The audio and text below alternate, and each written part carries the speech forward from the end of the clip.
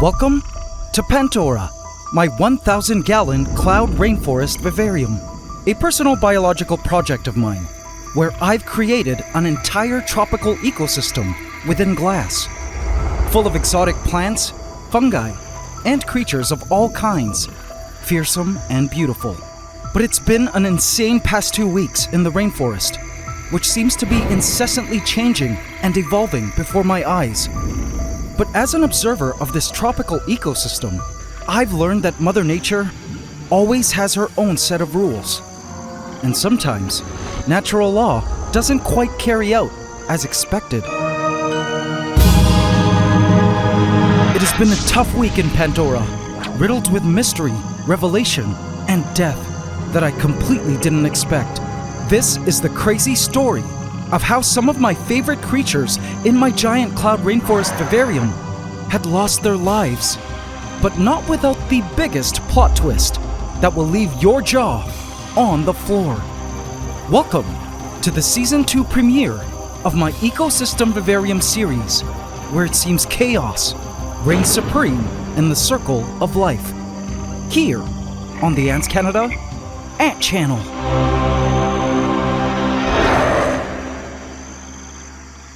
Please subscribe to my channel and hit the bell icon. Welcome to the AC fam. Enjoy. It was Pandora's age of Orchadia, and Lady Deathstrike, our resident giant huntsman spider, was hugging her second egg sac now. This egg sac was a bit of a surprise, because Lady Deathstrike had already given birth to an egg sac, which gave rise to a huge team of babies that I already released into Pantdora, who are now growing up in the forest, feeding on little insects.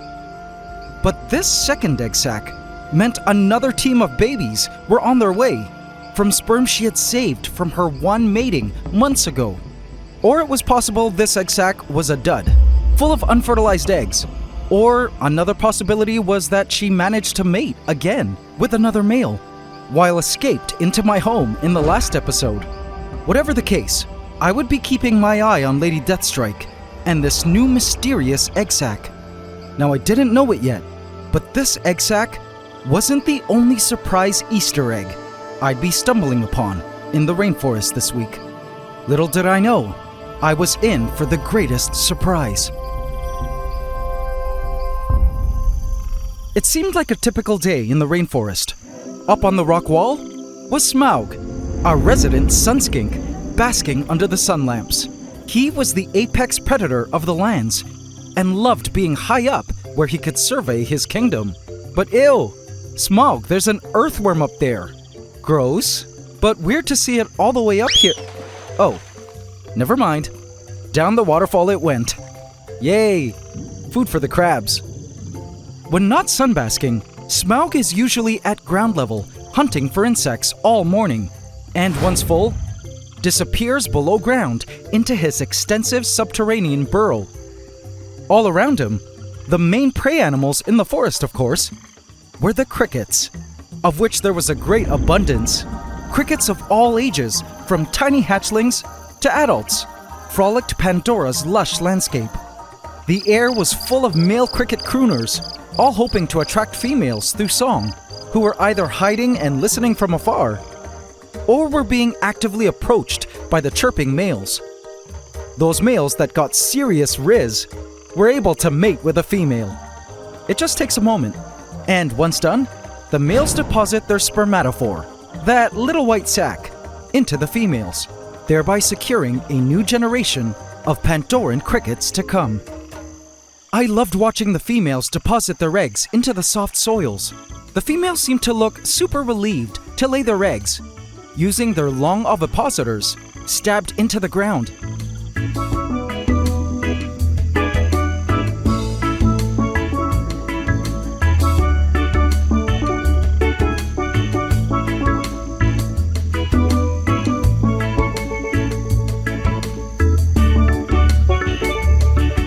The crickets were amazing at keeping plants trimmed, especially the mosses.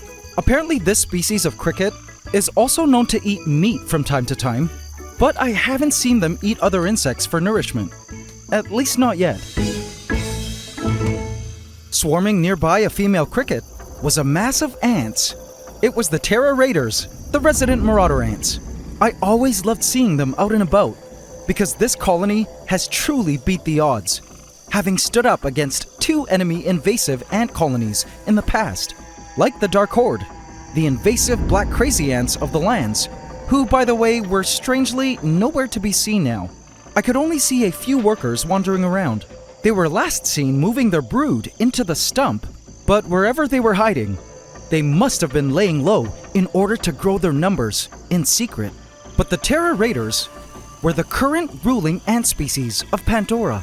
The interesting thing was that the marauders left the living crickets alone, but once the adult crickets expired to breathe their last breaths of air, the marauders were always the first on the scene to clean up, to take the dying insects home to their nest.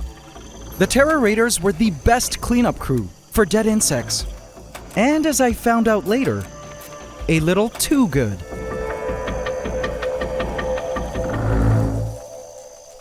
Rocksteady, our resident rhino beetle, was on the move, heading somewhere.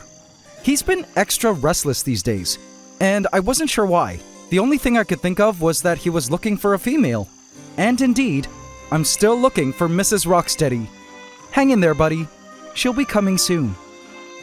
Up on the vine, I caught sight of our principal flyer in Pantdora, the pretty damselfly. And check out how she's been able to deal with the periodic rainstorms that blow through.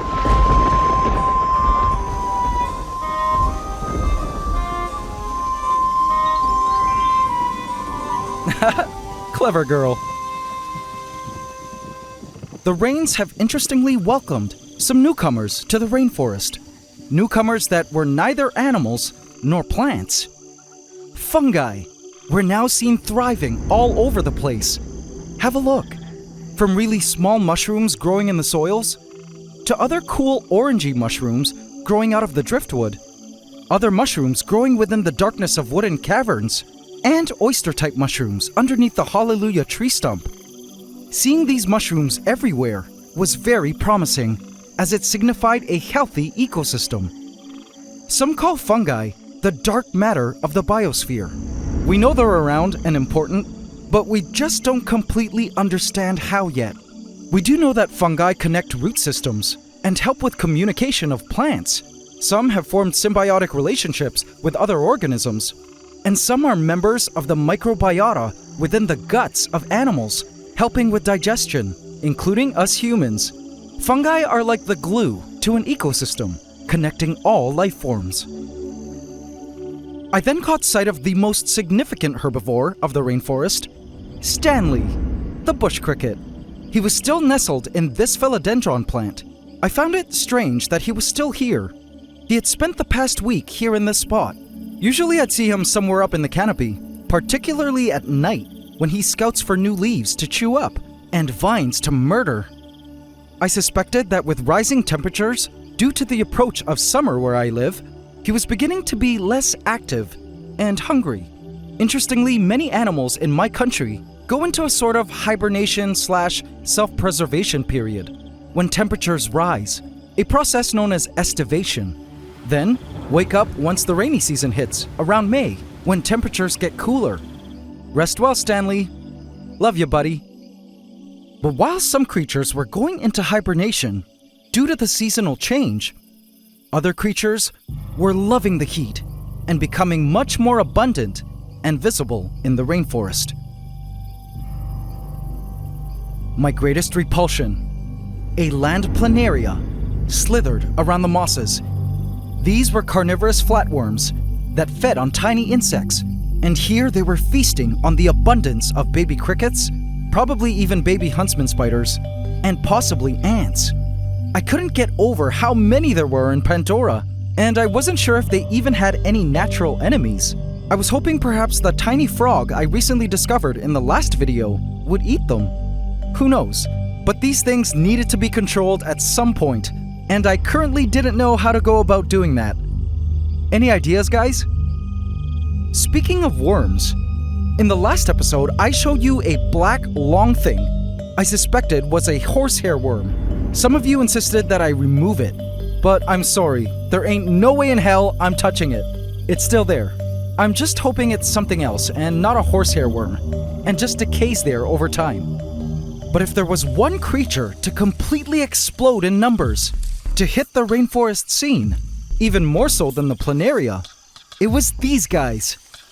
A millipede crawled like a robotic toy train along the rainforest floor in search of decaying material to feed on.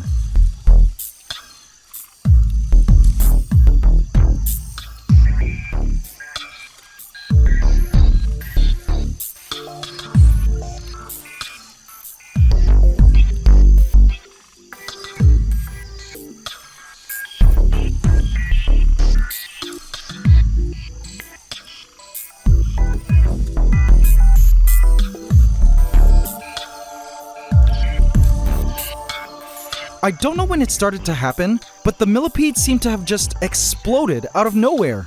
It blew my mind just how many millipedes there actually were in Pantdora now. What was once an infrequent sighting of these little millipedes was now a sighting no matter where you looked in the rainforest. I could see them mating, feeding on dead leaf litter on the forest floor, breaking down pieces of vine fallen from Stanley's past meals, even feeding on dying crickets. What's crazy is that, like the planaria, these millipedes don't have any natural predators. They're toxic, producing a ton of poisonous substances, including hydrochloric acid, hydrogen cyanide, various organic acids, and more. So nothing dares to eat them. Not frogs, not spiders, not even Smaug. So guess for now it was Pandora's Age of the Millipedes as well. I then caught sight of the Green Reaper, our praying mantis, who was hiding in the shadows of the driftwood. I was surprised to see how skinny she was, seeing as not too long ago, she was fat, having eaten a male mantis I tried to introduce her to, so they could mate. Guess she pooped him out already. Oh yeah, and guys, speaking of male mantises, I have some exciting news to share. Some of you may recall that I captured another mantis that I was hoping to be a male. A lot of you mentioned that based on videos, she looked like a female. Well, I ended up keeping her anyway, and I'm so glad I did, because the mantis had its final shed, and look at it now. It had wings, but what was most exciting was that it was much smaller than the Green Reaper, the same size as the male mantis I tried to introduce. I was so happy to know that it was a male, or at least it looked exactly like one to me, only it was green. But in this species of marbled mantis, they have two color morphs, a green and a grayish version. But before attempting to mate it with our female, I had to double check with my mantis expert friend first, and I sent him photos to check out. Meanwhile, I made sure the mantis was well fed, because if it was male, it would have a very huge and dangerous job ahead. I couldn't wait to find out the truth about its sex, so I could attempt mantis mating number 2. But little did I know, things weren't as simple as I thought, and a huge shock was in store for me very soon.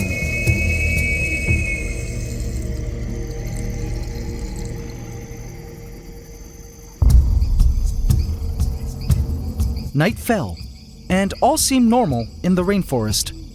So beautiful and spiritual.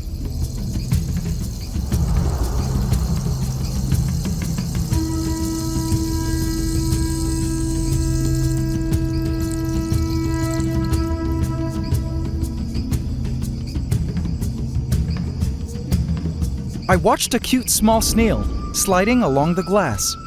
I always found snails to be hypnotic in the way they moved, so slowly and gracefully, seemingly carefree as they went about in search of plants to chew on.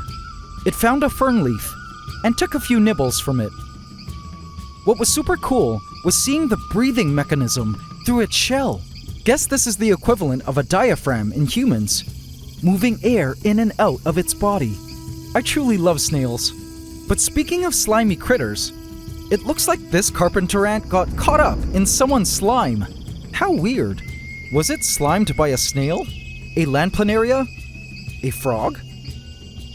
The tree frogs were also out on their regular hunt for food. One thing I found interesting was that Kermit here, a male tree frog, had his throat partially inflated. I wondered if before I stepped into the ant room, I had missed him singing. If this was the case, it meant that the approaching summers were also tree frog breeding season, and I knew we could possibly expect some frog eggs in the pond. Couldn't wait for that. It was then that I discovered a movement under the stump. It was a termite! How awesome! We have clear visual confirmation now that the termites are indeed still alive and okay. The termite patrolled the small mounds its colony was making beneath the stump. I wondered if these small mounds would eventually grow to massive termite mounds as the colony grew. We just have to see. But I was so happy to see our termites were still alive and well in Pantdora, as they were important players in our rainforest ecosystem.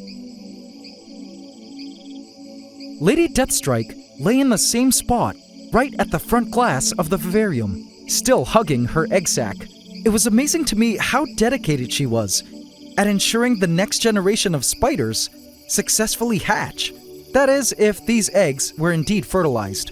What was weird was that through the moonlight glow, it looked as though the egg sac was hollow, but it was just probably because the eggs were still transparent at this point. Through this entire process, Lady Deathstrike would not be eating, only holding onto this egg sac and running away at any sign of danger. No matter what, she could not let go of this egg sac, and she would be 100% committed to its protection for the next few weeks until the spiderlings emerge, if ever. Only time would tell. Up high in the canopy, I smiled when I spotted Stanley.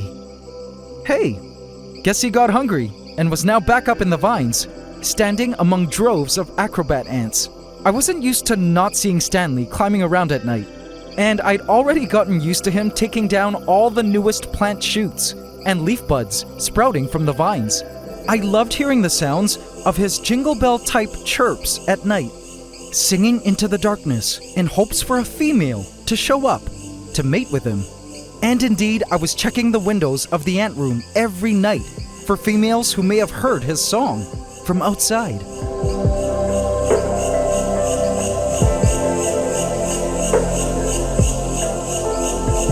I was determined to eventually find him a mate. But it seems Mother Nature had other plans for Stanley, because little did I know, this would be the very last night we would be graced with Stanley's plant controlling services in Pantdora.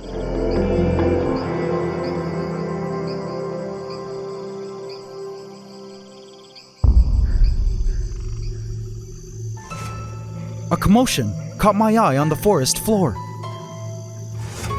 What is that? My heart dropped into my stomach when I realized what I was looking at. A cricket was eating something rather aggressively, and though it looked like a dead leaf, I knew it wasn't. A leg. No! Stanley! A Terrorator Ant Major and the cricket were fighting over the remains of Stanley, whose abdomen had been completely consumed. My heart broke, watching Stanley's half-eaten body being thrown around by the cricket. No, Stanley! This was not how I imagined him to go. I watched as the ants continued to battle with the cricket over Stanley's carcass. The cricket eventually dragged Stanley away from the ants so it could eat in peace. But that was when a male cricket, who at first wanted to sing to the eating female, decided to chase the female away and take full advantage of the feast. Poor Stanley. I don't know how exactly he died. Was he sick?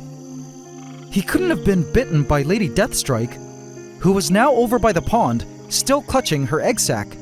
If she ate half of Stanley, she would have had to drop her egg sac. I don't think it was her. Could it have been Smaug, seeing as Stanley had been hanging out in Smaug's territory lately? Or could it have been the natural end to his life? So many unanswered questions, but it hurt to have to say goodbye to our manly Stanley this way. No. Stanley.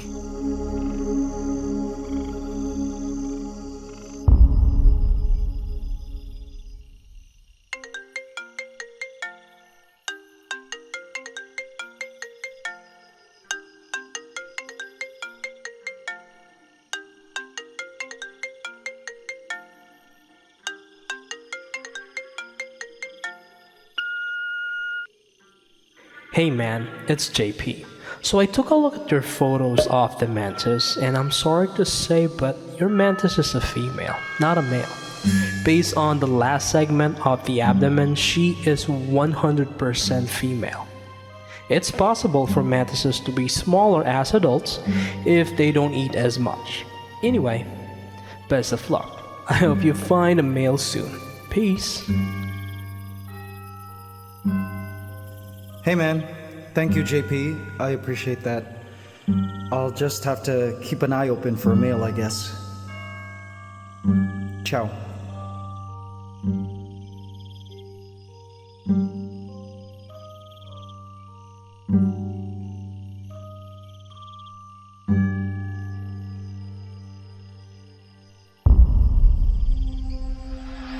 I checked the leaf litter to see if I could find any of Stanley's remains. All I could see was leaf litter now. But then, I spotted a peculiar shiny wing in the soil. Wait. No. The Green Reaper? I refused to believe it. This had to be a wing of a damselfly or something. I looked around, and as I found more and more pieces of praying mantis body parts, another wing, and a claw, I knew I had to face the truth. Our Green Reaper had also passed away. The fact that the body parts were scattered around could have meant that she was killed by Smaug or something, or that the crickets had simply tore her up and scattered her remains around the vicinity of her death. Or both. Could it have been a horsehair worm breaking out of her in the pond, then crawling onto land where she proceeded to die? The exact cause of death, once again, was unknown, and I was so sad that I couldn't say a proper goodbye, nor look at her alive one last time. With the loss of both Stanley and the Green Reaper, it was definitely a sad, sad week in Pantdora, and I broke down and cried.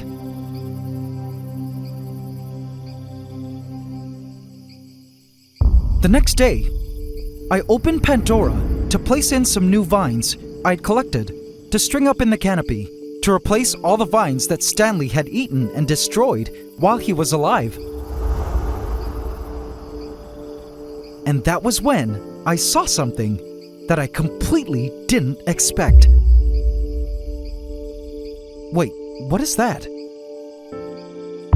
No way! An Ootheca! This was a mantis's egg sac. The Green Reaper's egg sac. OMG, our praying mantis had laid an Ootheca before she died.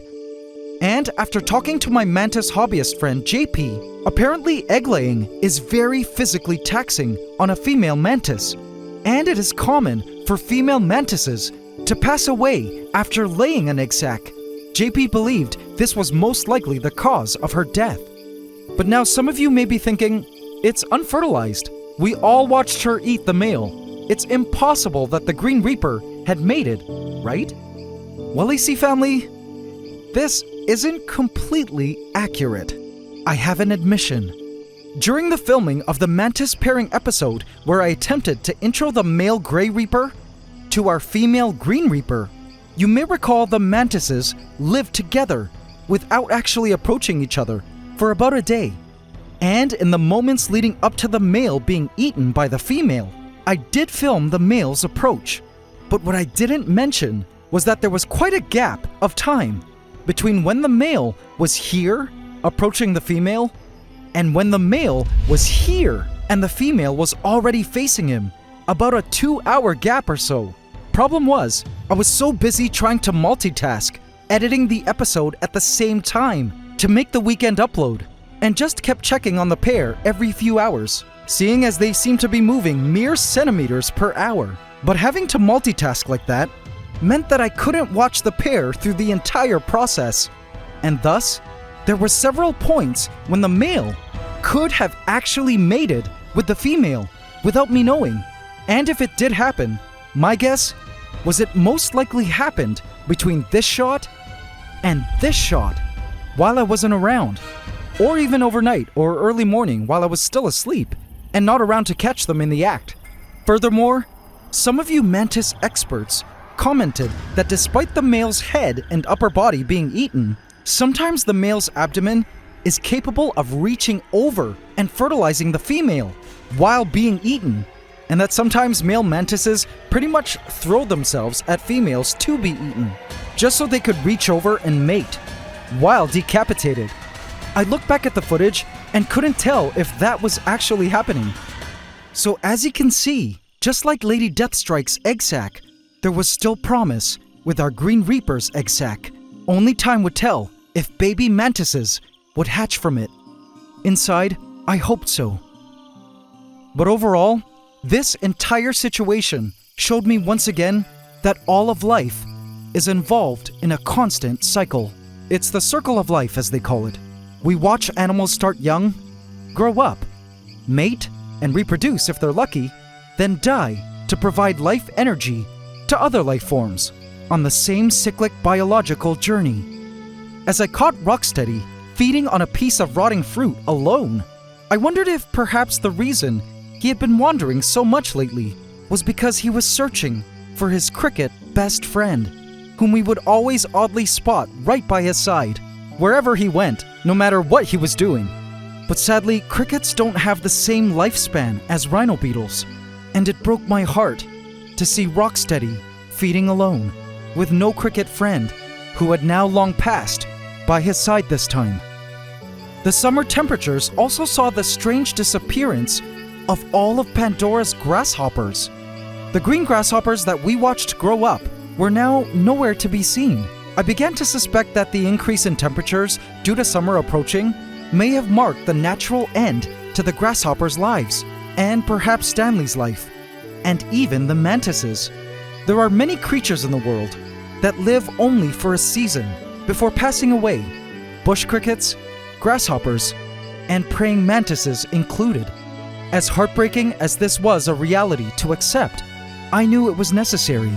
With no grasshoppers and Stanley around, now all the plants could flourish for the next few months before temperatures cool down again and such creatures start to make a comeback or grow into adulthood. New seasons bring new animals, which bring new ways for an ecosystem to cycle its nutrients. Life is never static. It's never owned by one creature or life form, but borrowed for a particular length of time, then given up, where it flows back to the system. The Knights of Pandora just won't be the same without Stanley's loud jingle bell chirps. But I know the sounds of jingle bells will be soon replaced with the calming chorus of tree frogs who will be entering their breeding season. I will also miss seeing our majestic mantis swaying in the wind, but hopefully we'll get to see tiny green and gray reapers scuttling around the rainforest, as well as a ton more huntsman spiders. In terms of the smaller, now confirmed female mantis, I released her into Pantdora to live out her remaining days within the Vivarium and take our Green Reaper's place in the rainforest. In no time, she captured a cricket and began to feast. Despite the tragic events, I knew life would simply go on in Pantdora. And as I was mourning the loss of our beloved critters, I took notice of how lush Pantdora still was after all this time. Different now from when we first began, but still ever beautiful, majestic, and alive. And it was then that I realized, you know what? All the creatures that come to die in Pantdora never actually leave our rainforest. They become the soil, the plants, and the vines. They become the creatures that eat them, the creatures that eat those creatures. They become the minerals in the groundwater, the gases in the air, and even live on in their offspring. Their spirits remain very much so alive in the rainforest forever, just in new energetic arrangements. Thank you, Stanley, Green Reaper, and Grasshoppers, for blessing us with the best of memories. Through you, millions of us around the world have gained some of the deepest of insights into nature and even ourselves.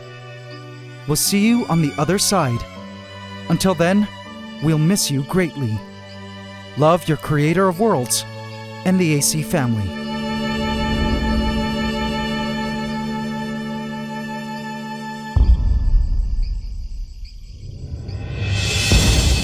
I spotted a swarm of ants on the forest floor.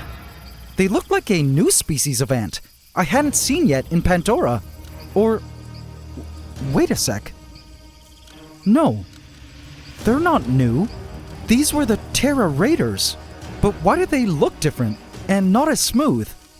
As I looked closer, that was when I realized what I was actually looking at. Oh no! Mites. Vote in my community tab to affect this story. Welcome to Pantdora, my 1,000-gallon cloud rainforest vivarium, a personal biological project of mine where I've created an entire tropical ecosystem within glass. It's undoubtedly been the most mind-boggling experience, watching the vivarium and all its living creatures live out their lives as they would in the wild. And so far, despite the never-ending highs and lows, the rainforest ecosystem within has been surprisingly stable.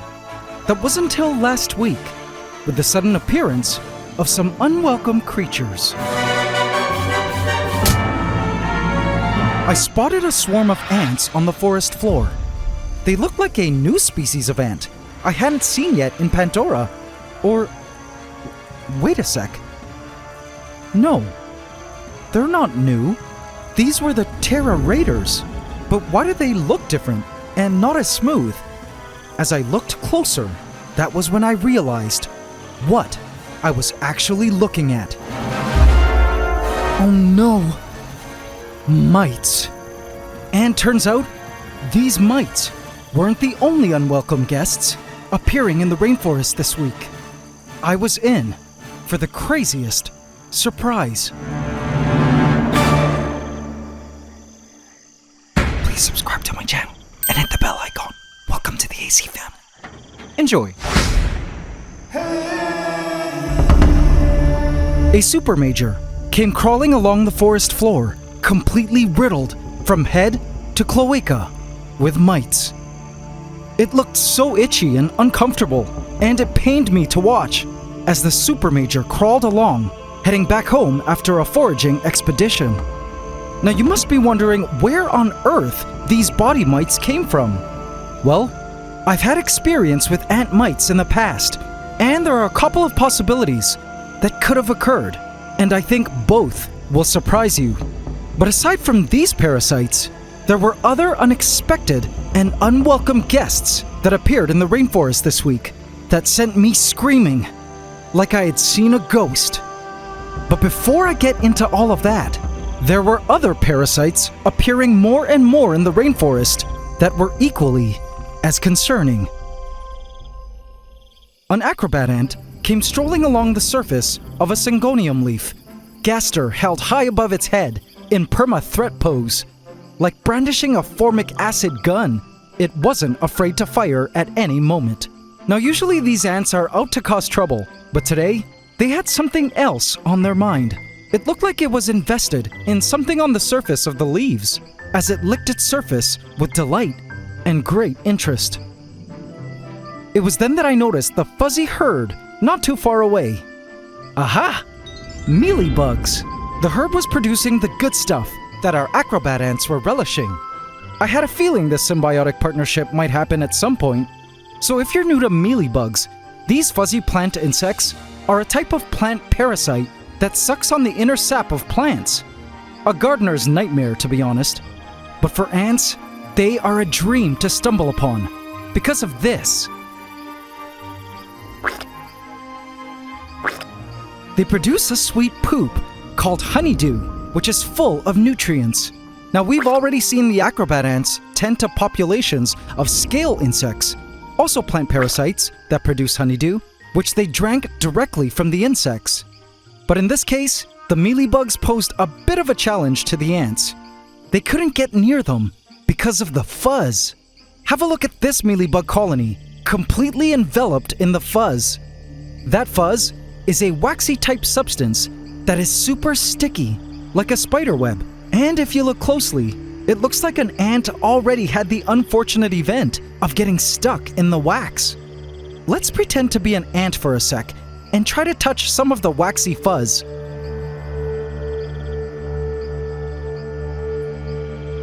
As you can see, it sticks directly onto the ends of my tweezers, and overall is an effective deterrent to keep other animals away from them.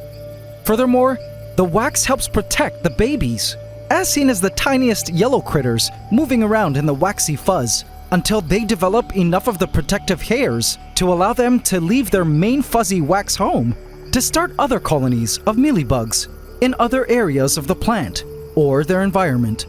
Here in Pantdora, they just appeared one day, having been transported by way of some plants I had planted in the Vivarium.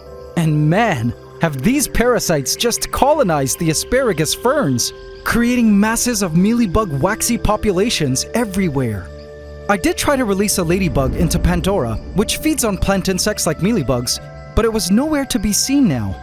It must have been eaten by something and died. But knowing they were producing ant food for the acrobat ants was promising, and cool to see this new symbiotic partnership between the mealybugs and the acrobat ants.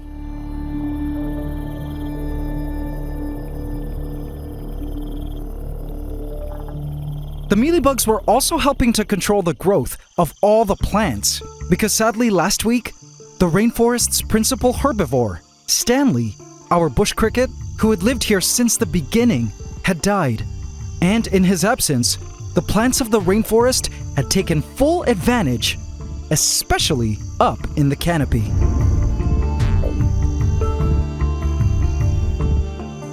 Our canopy at the top of our rainforest was now full of foliage, totally transforming the area.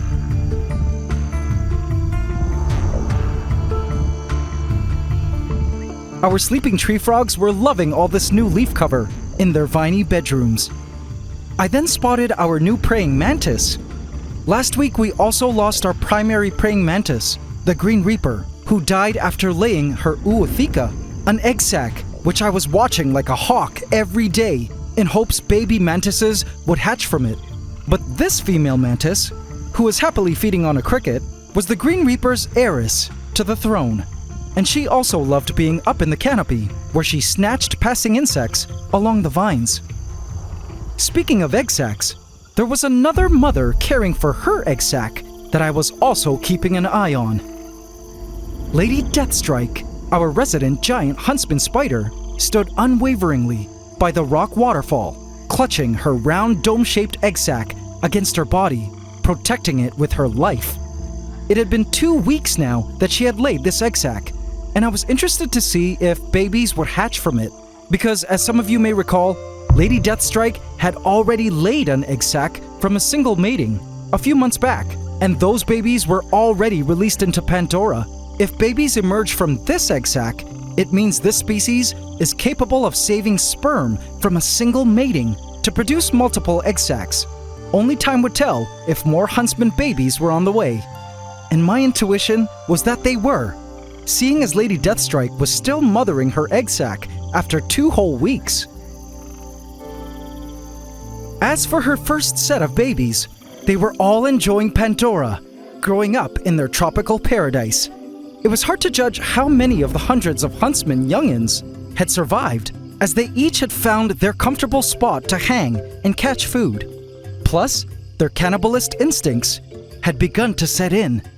It looked like this huntsman baby was feeding on a smaller huntsman baby. The huntsman rule of the rainforest was the more you eat, the bigger you get, and the less likely you will be eaten, even by your own siblings. A lot of you were worried that 400 or so huntsman babies might cause the total collapse of the ecosystem, but I knew that nature produces hundreds of spiderlings for a reason. The great majority don't make it to adulthood, and many fall victim to predators. Check out this spider that lost its legs, probably due to a predator trying to eat it. Better to lose a few legs that can grow back after a few sheds than your life, right? I could see evidence of the spiders growing through leftover shed skin left all around. In a nearby fern, I spotted another piece of shed skin. This might look like a dead roach, but nope, because if you look up there in the driftwood, you'll see who it belongs to. It's a dubia roach, still light-colored, as it hardened in its new skin. I always found this shedding process, known scientifically as ecdysis, amazing. Consider us humans for a moment. We humans don't need to shed like arthropods do because our skin cells are constantly renewing, then shedding and flaking off as we scratch, sweat, or go about our own business in life. But all arthropods, from insects to arachnids, have a hardened shell as skin, which is awesome for protection. But the drawback is it's not so stretchable and self-renewing like our skin. So all arthropods need to constantly shed as they grow. A new layer of exoskeleton develops underneath the exoskeleton, and they shed, exposing their new exoskeleton, which at first is soft and white. During this period that the insect is hardening, the new skin expands to the new size, larger than their old exoskeleton, and it develops melanin to darken in color. The development of melanin after each molt is actually why there are no albino insects, crustaceans, or arachnids. But this hardening period, known scientifically as tanning, is a dangerous time for the insects, as they can't really fend for themselves during this period and can easily fall victim to predators. So this roach is smart to crawl into this wooden crack like this. But now on the topic of arthropods transiting into new life stages as they grow, this brings me now to addressing the mites on our ants. Here's where things get interesting, guys. So in my experience with keeping ants, there are two kinds of ant body mites. Well, actually three, but for our purposes, these mites on the marauders are one of two of the following types. One, vampiric blood-sucking mites that eventually kill the ants, which I hope these mites aren't, because if they are, these ants will all be wiped out pretty quickly, maybe in a week. But these mites could also just be passengers. Yup, passengers, called phoretic mites, which are actually normal ground mites that feed on decaying material that have transformed into a sort of dormant life stage of mite that stick onto the bodies of insects when environmental conditions become unfavorable for the mites. Phoretic mites don't actually harm the host insects, they only hitch a ride. Good thing is, phoretic mites do transform back into ordinary mites once environmental conditions return to normal, thereby detaching from the host insects. The aim of these kinds of mites is that the host insects transport them to new favorable areas where they can fall off and live. If these were phoretic mites, I suspect that the sudden warmer temperatures, due to the approach of the new warmer season where I live, caused the mites to become phoretic body mites, and we're just waiting for the weather to cool down again. It's a cool adaptation if you ask me. So the big question was, were these the bad blood-sucking mites, or were they simply phoretic mites? Well, AC family, I had a plan to find out, and I'll show you how.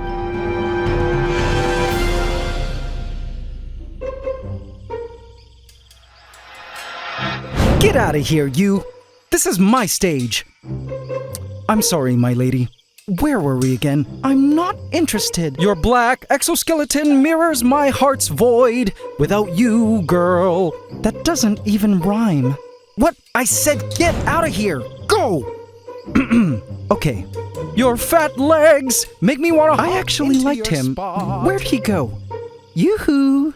The female had had enough and just wanted to relax, despite the male singing his not-so-flattering song to her. The male crickets have been non-stop wanting to breed, especially with the oncoming warmer temperatures. As a result, there were so many baby crickets wandering the lands now. But watch this baby cricket. It approached a clump of mealybugs, attracted to the smell of honeydew, and began to lick. Tasty. Now, do you see that light flickering in the back? That is the result of wind moving the blinds of my ant room. It started to grow windy in my area, and so I've begun to increase the frequency of the periodic winds that blow through Pantdora to mirror that detail in weather.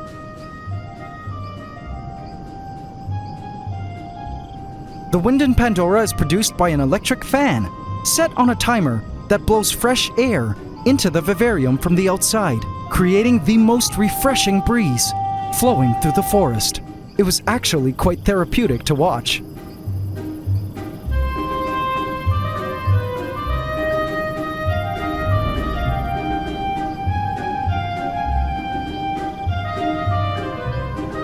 Even in the thickest of forests, there is movement of air, and many terrarium builders and keepers of animals forget to incorporate air movement and wind into their setups, which is important at moving oxygen around for the animals, carbon dioxide for the plants, keeping mold at bay, and relevant to our ant mite problem, lowering temperatures.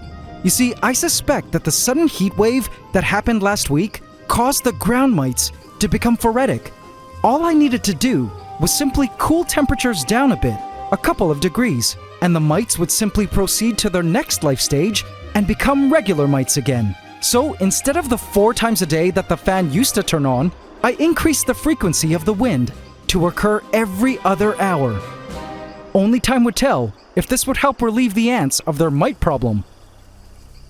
But another adjustment I made to the climate to help lower the temperatures was this. Rain. I loved watching it rain in Pantdora. There was just something so calming about watching storms roll through the rainforest. The waters were life-giving and cleansing, and it seemed almost spiritual every time Pandoran rains blew through.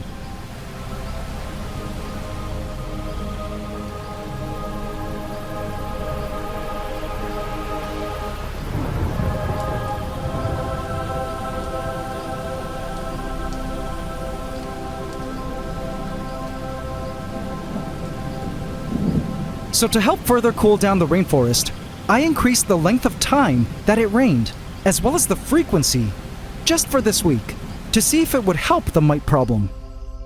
The rains ended, and as much as I enjoyed watching the rainforest during the storms, I also enjoyed watching life in the rainforest post-rains. A nomad took advantage of the loose soils and began nest construction, moving large pieces of dirt from below ground. I still don't know the exact species of these ants. Anyone care to take a stab? Millipedes, now the most abundant detritivore on the forest floor, emerged in droves due to the moisture. Have a look.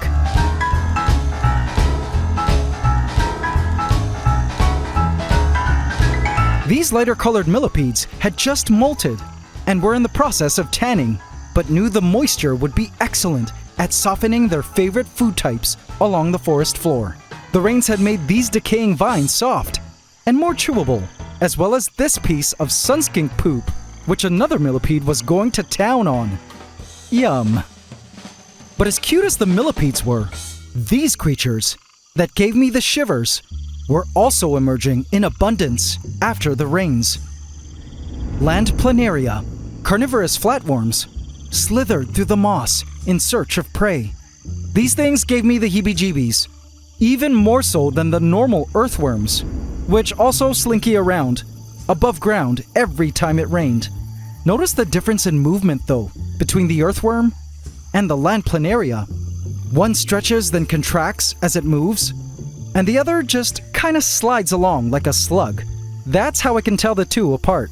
But to my surprise, the rains had caused a brand new creature I never imagined would be living in Pantdora to reveal itself for the very first time.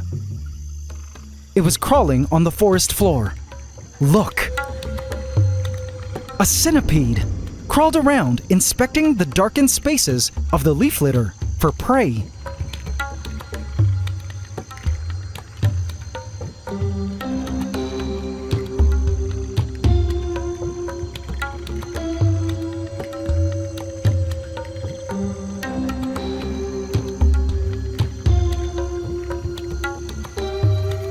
I couldn't believe we had a centipede in the rainforest. It must have been one of the many creatures introduced into the forest without me knowing, through the plants. And look, as it crawled under this leaf, it looked like it ran into another centipede. See the legs? Centipedes are significant predators in ecosystems, and I was so happy to see them in Pantdora. My question though was this a hatchling of a giant species of centipede? Or was it full grown? My guess was the former, seeing as they suddenly only appeared now, as if a bunch of them just hatched from eggs in soil. Anyways, I couldn't wait to tell. And if it was one of those giant centipedes, You better believe I would not be setting my foot into the vivarium forever, as they are highly venomous as adults. I hoped it would eat the planaria. The rains also brought joy and new life to the plants, especially the mosses. Have a look at how beautiful this species of moss is, as it captured beads of water that look like perfect giant glass balls.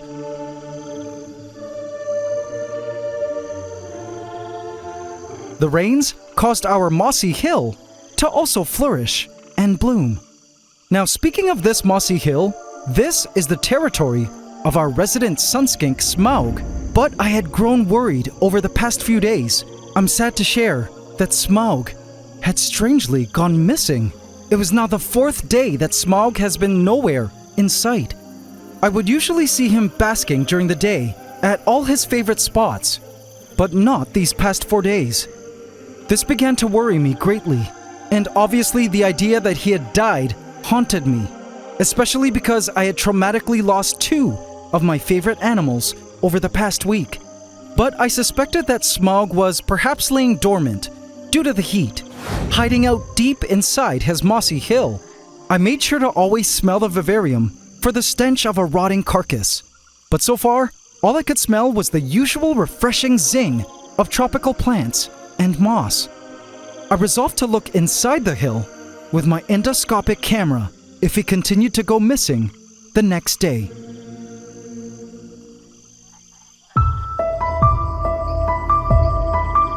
The nightly mists blew through Pantdora, hydrating the lands.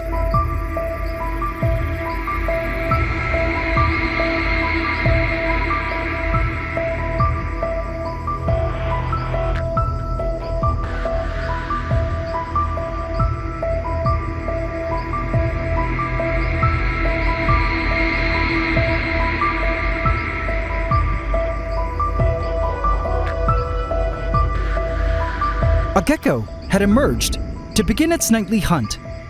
They were shy and elusive creatures. Our mantis was asleep up high in the canopy. Isopods had emerged to feed on decaying material all over the rainforest. The mite-infested supermajor was still wandering the forest floor. Up high in the canopy were the tree frogs, emerging to feed on insects. Here was Kermit, and up there was Miss Piggy. I loved seeing the frogs in their new lush canopy. By the way, it was World Frog Day a few days ago, so to all of you frog fans, happy World Frog Day. Frogs are some of the world's most underrated animals, in my opinion. I mean, consider the fact that they have such cool skin. It looks like Kermit here is shedding his skin tonight. See him vibrating and opening his mouth? Frogs shed their upper layers of skin by moving their bodies, then eating the skin afterwards for nourishment. Another cool thing about frog skin is it's super permeable. In fact, frogs don't need to drink water through their mouths. It's just absorbed through their skin, as well as nutrients and even oxygen molecules.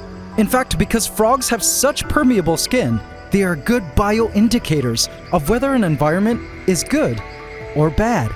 If an area is populated with lots of frogs, it indicates a good and safe environment. And Pantdora had 4 very healthy and happy froggies.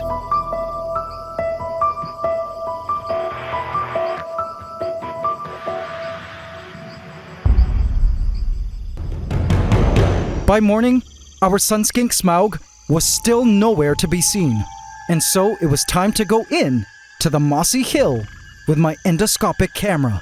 It was time to find out if our golden dragon of a skink had died or was asleep in his darkened cave. I went in with the camera probe. All right, where are you, my dragon? All I could see was soil and darkness.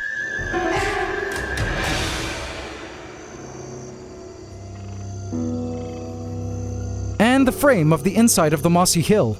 I continued to inspect all areas of the darkness I could access. To my disappointment, Smaug was nowhere to be seen. Had he buried himself into the soils? I began to grow extremely worried. Could he be behind the moss wall on the other end of the vivarium, where I spotted Rocksteady climbing? But just as I was about to look, I noticed a tiny head peeping out at me. "What are you doing?" Smaug inquired, from high up at the rock wall. "Smaug! There you are! I was looking everywhere for you!" I guess the bright light of the camera, probing his lair, spooked him out and caused him to flee through a back door.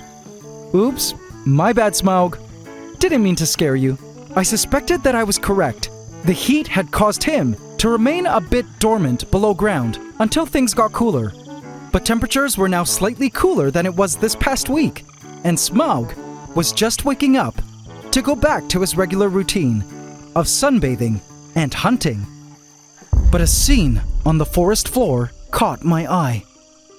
A dying cricket was being attacked by the supermajor we had been tracking all this time. But the sight broke my heart as I watched the ant clearly encumbered by the mites.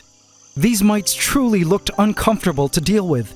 I suspect that both phoretic mites and parasitic mites really prefer to attach onto ants because once ants are adults, emerging from their pupal stage, they no longer shed their exoskeletons for the rest of their life as they remain the same size until their death, which was good news for the mites. Normally, this ant would be on its way back to the nest after finding this dying cricket to inform the colony of its new find.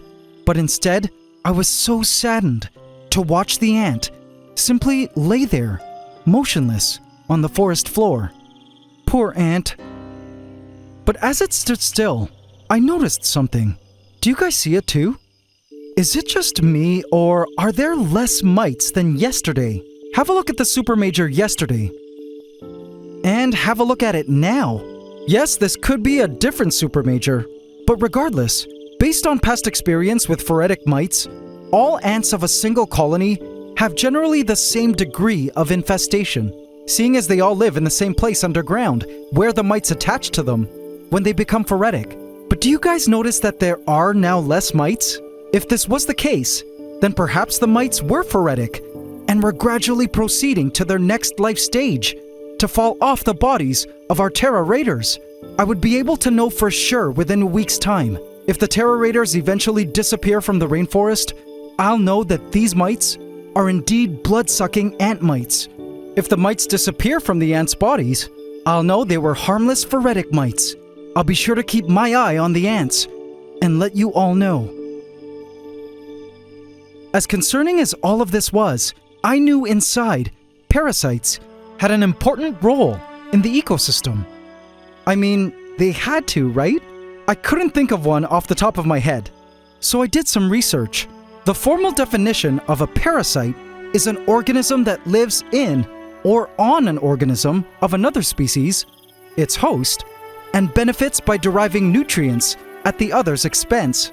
And then, upon further thought, I realized that parasitism is an important process in the evolution of life over a very long time. And here's why. Consider yourself. We humans are the result of a number of parasites going back to when we were just unicellular life living in the ocean.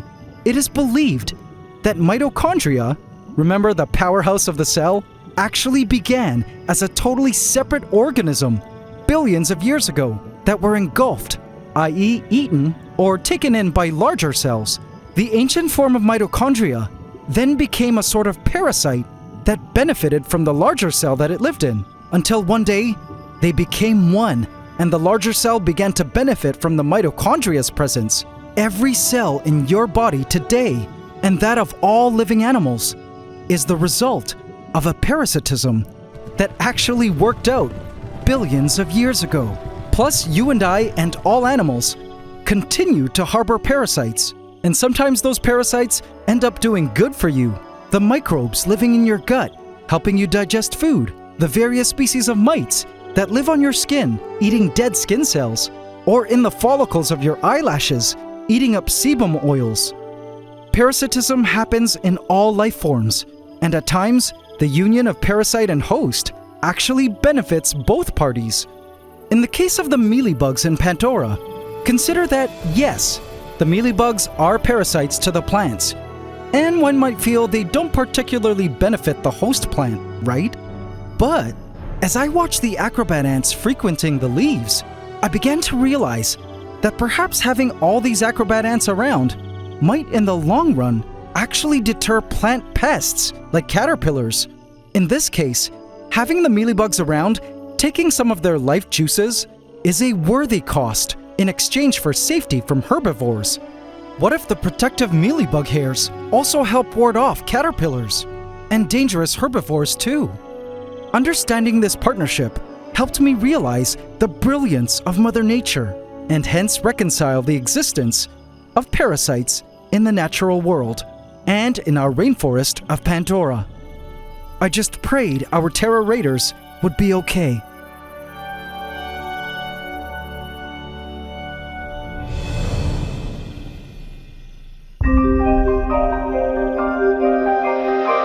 Despite the presence of parasites in the rainforest, one thing I was grateful for was the absence of invasives. I spotted a group of acrobat ants around a hole in the stump. Ah, it looks like the acrobat ants have set up a nest inside the hole. I was afraid the stump was being occupied by the invasive black crazy ants, named the Dark Horde, that were once a huge problem in the rainforest. Before we were able to cull their numbers down, I now only saw a few black crazy ant workers here and there. I knew the Dark Horde was nesting somewhere, working on bringing their numbers back up. Or maybe they were dying out now, being outcompeted by the acrobat ants. But for now, I was so relieved to see a Pantdora devoid of invasives. Finally, no black crazy ants, no fire ant. Wait, what is that? A ghost ant! How did a ghost ant get in here? Oh no! I'm afraid a new ant war has come. Vote in my community tab to affect this story. This is Pantdora, my 1,000-gallon cloud rainforest vivarium, home to a vast array of plants, fungi, and creatures, all interconnected in a delicate food web I've watched develop over the past 4 months. This tropical ecosystem within glass is a personal biological project and has been quite the eye-opening experience watching the lives of the plants and creatures unfold as they would in the wild. But one of the things I've learned through observing the natural world in such a controlled environment is that Mother Nature has a way of taking control into her own hands and allowing chaos to steer the ship. I was shocked when last week I spotted this intruder inside the vivarium. Wait, what is that? A ghost ant! How did a ghost ant get in here? Oh no! I'm afraid a new ant war has come.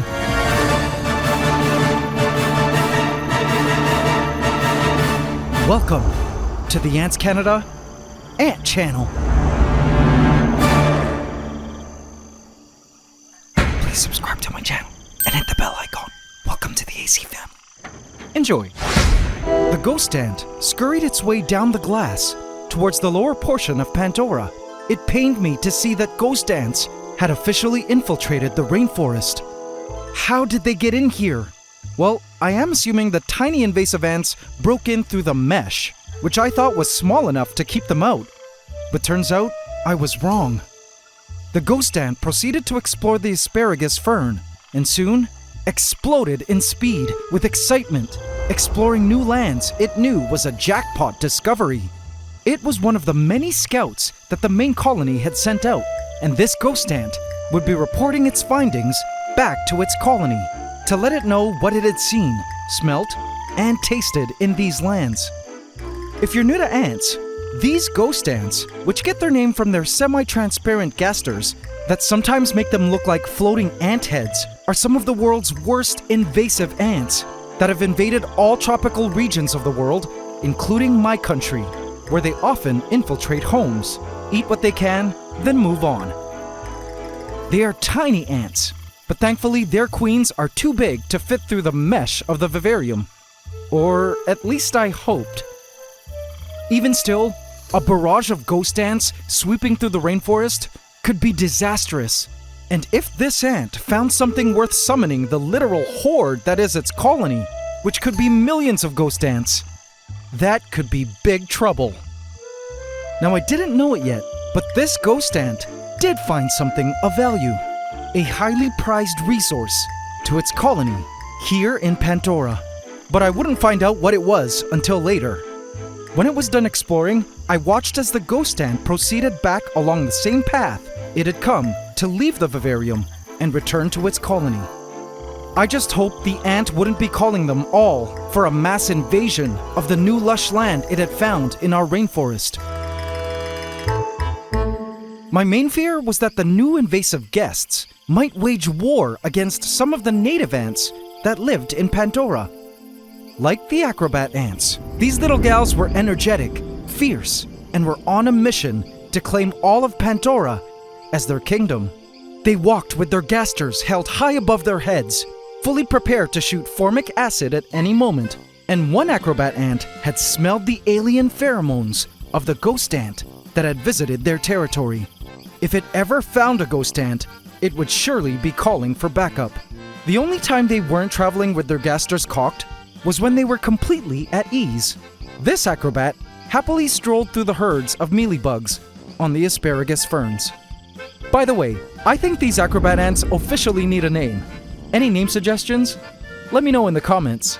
They were busy now setting up camp in their newest nest location, within the Hallelujah tree stump. The babies have been moved! The queen's secure! The ants announced as they wandered the opening to their new nest.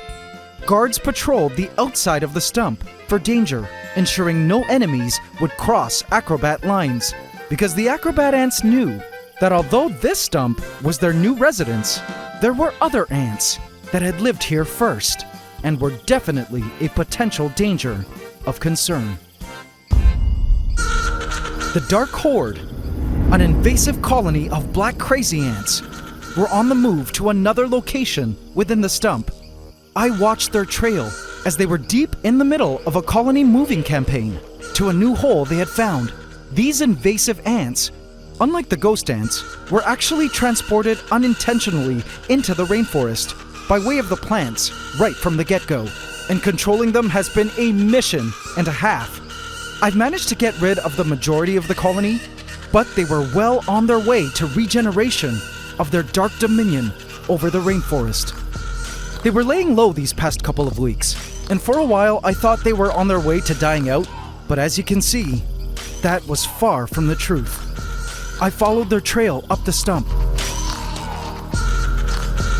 They were coming from the other side of the stump and moving to a location closer to the acrobat ants. And this queen was in the middle of laying an egg during the move. I knew there were many more queens already in the hole, and many more being created. My guess was the Dark Horde was trying to box the acrobat ants out, a process called displacement. And from the looks of things, it seemed the Dark Horde was starting to get mighty cocky, knowing their numbers were increasing by the day. But while tensions were rising between the Dark Horde and the acrobats, at ground level, another rather new ant empire was quietly rising to power.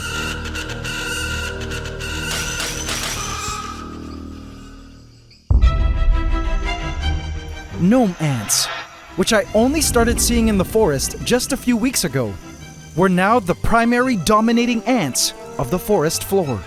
They had seized a young huntsman spider and were taking their prized catch home to their nest. I loved watching them coordinate transporting such a massive kill.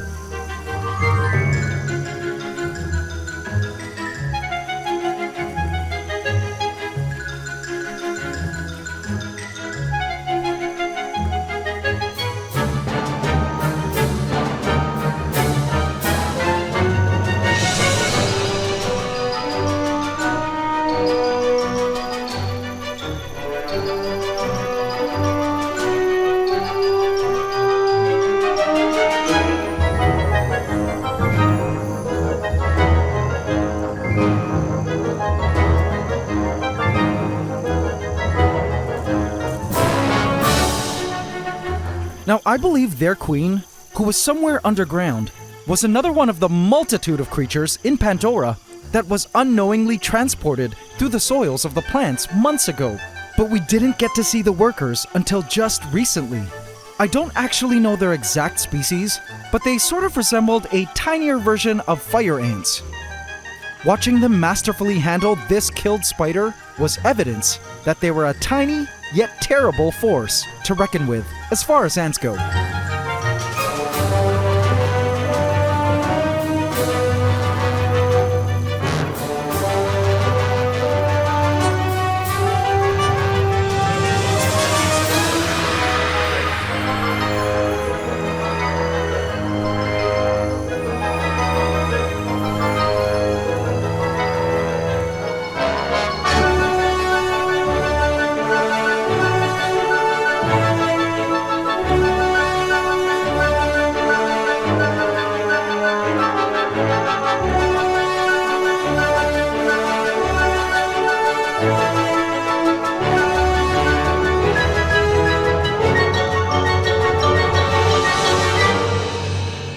The gnome ants proceeded to lift the spider up along a stick and into a hidden location where they were nested.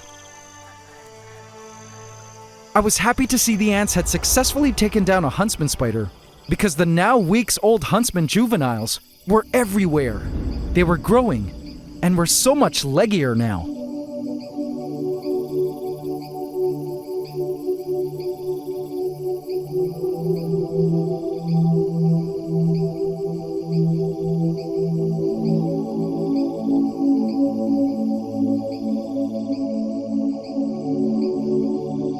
I found this scene rather peculiar. This spider appeared to be eating its own silk. Why would it be doing this? Any spider experts out there care to guess why it would be eating its own silk? Guess it was taking the term food web quite literally. Okay, bad pun. These juvenile spiders were the first set of young to Our Lady Deathstrike, their giant huntsman mother, who was last seen cradling her second egg sac at a location up high in the canopy. She's been moving around every now and then throughout this egg sac incubation period. The day before, she was here, right next to the side mesh over the pond. But strangely, over the past few days, she was nowhere to be found in Pantdora. I wondered where she could be hiding, especially because if my calculations were correct, the egg sac was scheduled to hatch any day now, assuming it was fertilized. I say assuming because she only made it once, months ago, which resulted in the last generation of huntsmen in the forest. But I still wasn't sure if baby huntsmen were going to hatch from this new egg sac. And I was hoping to catch the babies emerging, like I did with the last egg sac. I hoped I would spot her soon and find out if the egg sac had baby huntsmen. Turns out, I would get the answer to that question very soon. But not in a way I ever expected. I was in for a great surprise. I shouted when I spotted an unassuming budding growth on one of the driftwood pieces. Yay! AC family, you guys will love what this little tiny mushroom bud will turn into. I'm familiar with it because I've been seeing these mushrooms grow from the driftwood more and more, and I'm always stunned at how gorgeous it looks at its full development. Not to mention how fast it reaches full form. You'll see just how fast as we keep checking in on it throughout this video. And perhaps some of you mushroom experts can identify it when it's full grown and we can peep at its gills. As we've been seeing, fungi are omnipresent in the rainforest, which signifies a healthy ecosystem. Check out this weird spiky looking mushroom, sprouting from some earthworm cast. The plants of the rainforest have been thriving, as usual, but perhaps the most impressive recent growth has been up high in the canopy. Have a look.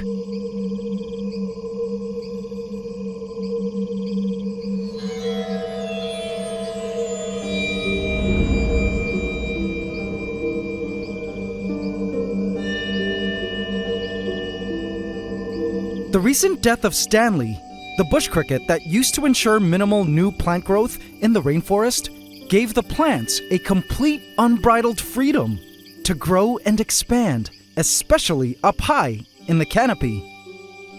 The upper portions of the rainforest now took on a new, true jungle vibe with all the new asparagus fern growth. It was so beautiful. Even the vines themselves were sending out new leaves and tendrils to greet the energizing sunlight. But my plant trance was suddenly interrupted by a movement in the asparagus ferns. The ghost ant was back, and this time, it brought a friend. 2 ghost ants were now inspecting the foliage of the asparagus ferns. Okay, sis, you ate with this place. Isn't it giving? Bet Queen. It's giving high-key bougie Asian meets Gemini. They discussed, like the Gen Gs that they were. But do you really think the colony will love this place? Yes, and I'll show you why, sis. Turns out the ghost ants had finally found something truly valuable in Pantdora, from which their colony would greatly benefit. Night always brings surprises in the rainforest, and this night had a special surprise for me to discover among the team of nighttime creatures. An unknown flying insect. A cricket moving through the vertical moss wall.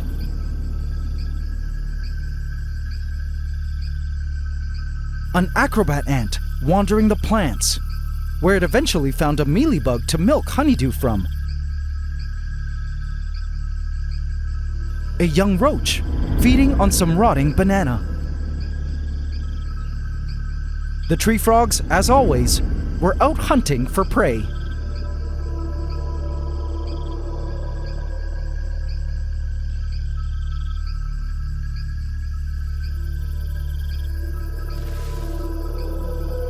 The geckos had also emerged.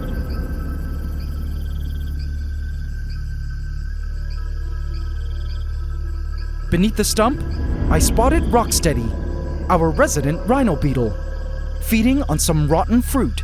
I also spotted a carpenter ant filling up, then disappearing into the darkness. But what I spotted next was truly magical. I scanned the termite mounds, which were growing little by little in this area beneath the stump, and when I shone a light deeper into the cave, I smiled.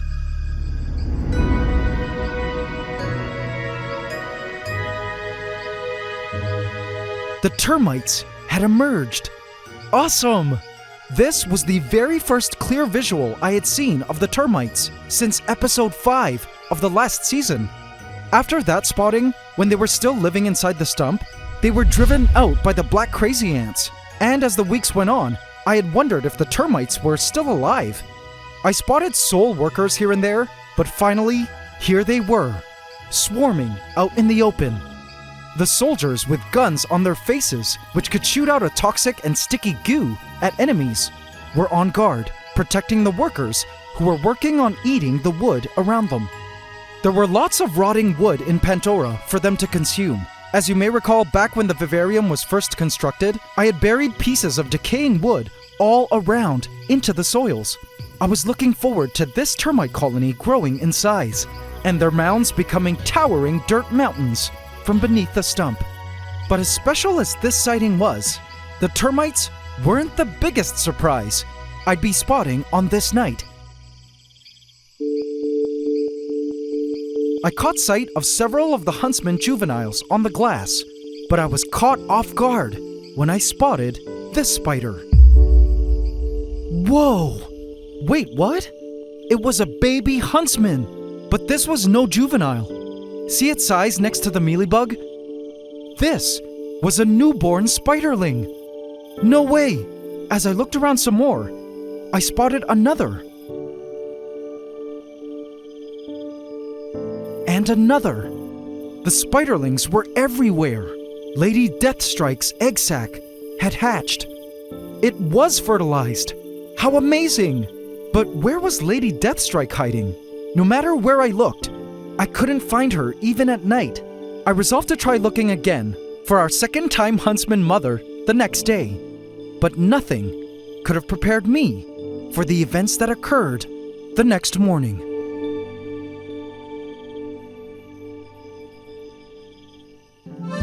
The next morning, the mushroom had already grown so much in size.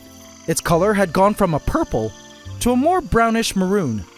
This is what the mushroom looked like from beneath. Any mushroom experts care to give a species ID? Is it edible? Or, magic? Asking for a friend. I watched a newly emerged adult leafhopper moving around with its new wings. Whoopee! I love my new wings. I love 'em, I love 'em, I love 'em, it said as it rubbed them through its hind legs and stretched them out to get the blood pumping through them. This leafhopper, again, was one of those random creatures that I don't know how ended up in the vivarium, but that I could only assume was transported by way of plants, soil, or decor. Perhaps as an egg. It was a cute little leafhopper with rainbow iridescent wings, which it couldn't wait to use. And when the time came to fly, it flew to heaven as it was caught by a huntsman juvenile and had died in an instant. Poor leafhopper. The huntsmen were very skilled hunters. Now that it was daytime, I could see more newborn huntsman spiderlings all around. By the color of their abdomens, I noticed that some had managed to catch their first meal overnight. Some already had missing legs and had to learn the hard way that the rainforest was full of dangers at every turn. I watched one spiderling just sitting there when suddenly, Get out of here! I said out of here! This is our turf now! Out! I was shocked to witness that the baby had fallen right into the jaws of its older sibling. But this baby huntsman had joined its mother. For scanning the forest floor, I finally spotted Our Lady Deathstrike.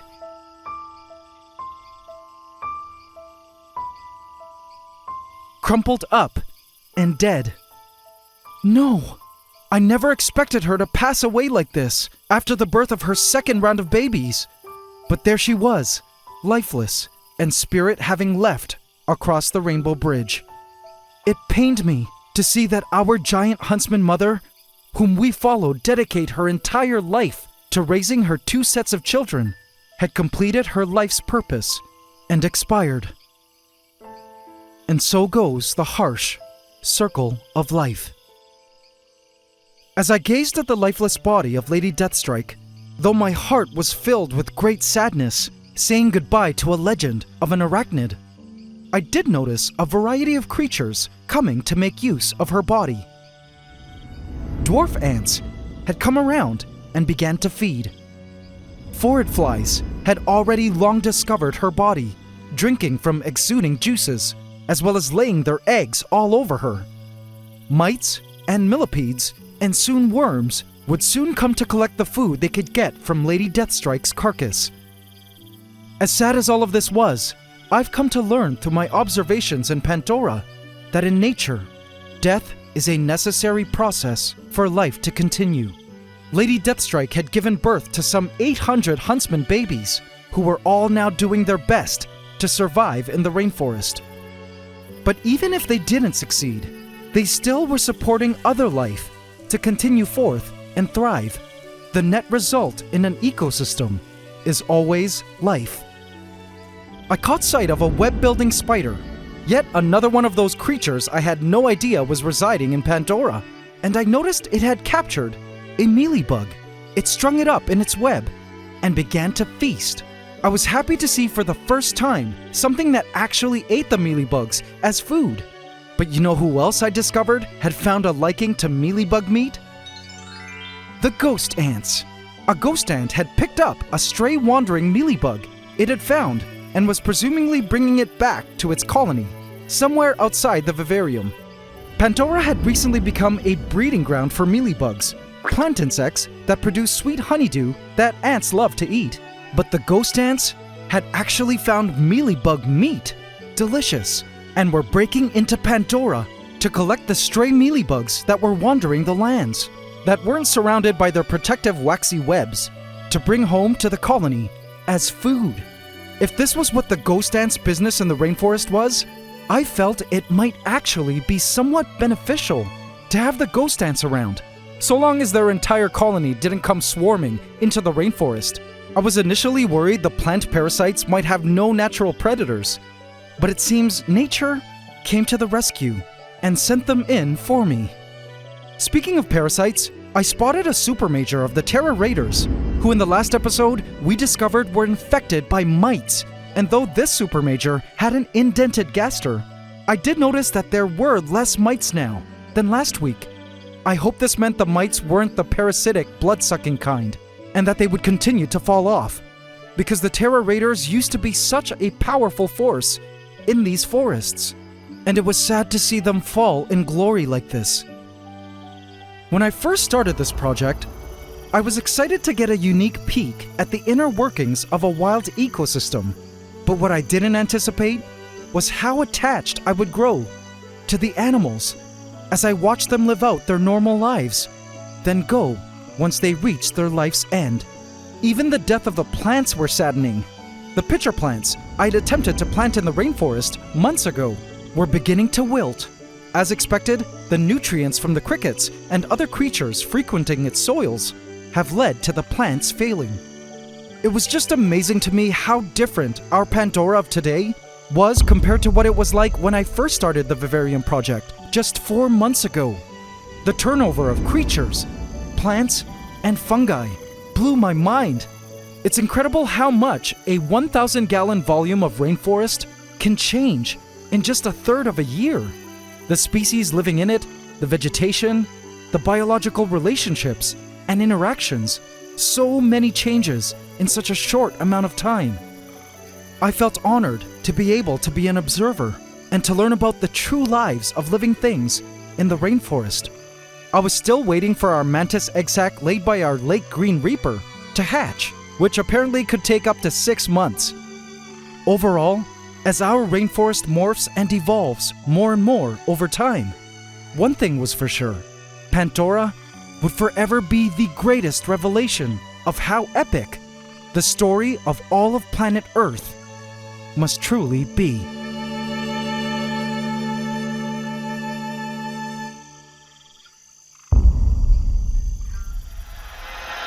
But AC family, so many of the creatures of the rainforest have had the opportunity to pass their genes onto the next generation, from Lady Deathstrike to the Green Reaper, the crickets, millipedes, and land planaria. But for the longest time, I've been hoping to find a mate for another very beloved creature in the forest. And today, I had some great news for our resident golden dragon.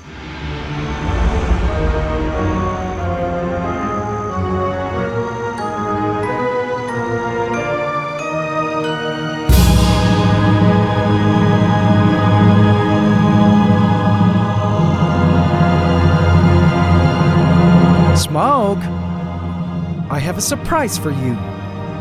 Hello, Daenerys. Welcome to the Ant Room. It's time. Behold, Pantdora.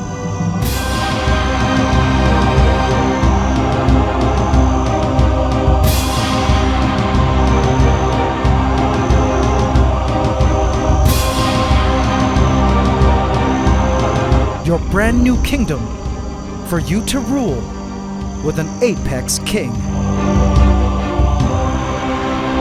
Be free.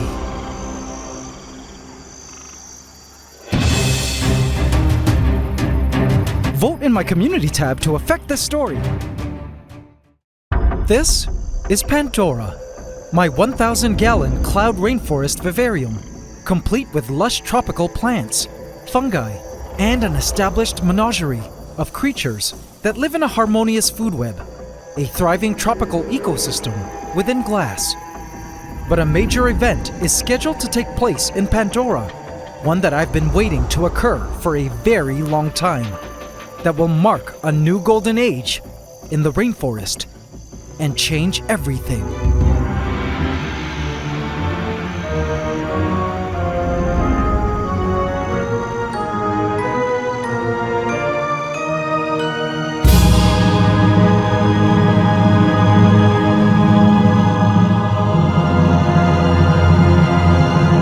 Smaug, I have a surprise for you. Hello, Daenerys. Welcome to the Ant Room. It's time. Come with me. Behold, Pantdora.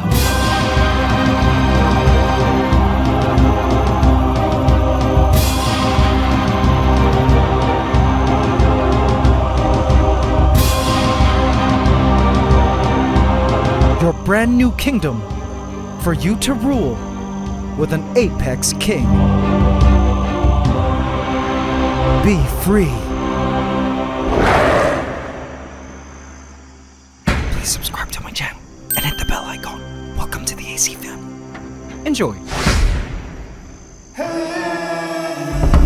Before Daenerys was even placed inside, Smaug immediately made his way down the rock wall at first sight of Daenerys and moved closer to have a better look at her. Is it true? Smaug said. Another one like me? Hi. Hey. Do you come here often? I mean, clearly you don't. Actually, I'll be right back. I have to grab something. Bye. Looks like someone got nervous and tongue-tied. I placed the rock platform which contained Daenerys, our new Sun Skink, onto a hill in Pantdora, then removed the rock cover as she was officially released into her new kingdom. Okay, she said to herself. Now that was a plot twist I didn't expect. I think she was surprised she wasn't harmed or eaten and took the time to absorb the new world around her. What is this place? Soon, her instincts kicked in, and she began to move to seek cover, at least for now. She crawled underneath the rock platform until she was ready to begin exploring, which would be soon. But what would surprise me the most about her introduction was how quickly she would be making herself at home, and how strange her relationship with Smaug would unfold. Speaking of awkward pairings, the crickets were always a hoot to watch. My lady, I will sing you a song. Please don't, the female asserted, as she cleaned her ovipositor. She had heard enough from him and his odd raps that failed to woo her. Come with me and you will see. I'ma make you preggy. Please don't. If I was your lover, you'll be a mother to a ton of sisters and brothers. Please never say that again. The male was kinda desperate, as strangely the warmer temperatures in the forest over the past month have led to the females not wanting to mate as much, leading to less crickets being around and slimmer pickings for the males. You're a hot mama, and I really wanna. Yeah, I really wanna go home. Good luck, man. You're my lady, have my babies, maybe? As funny as this scene was, I wondered if the heat would continue to negatively affect the cricket population, to the point where there were no more crickets in the forest, which was a bad thing, seeing as they were food to so many creatures. One population that the warmer season wasn't affecting, though, was that of the millipedes, which were seen everywhere along the forest floor. This was truly the glory days of Pandora's millipedes.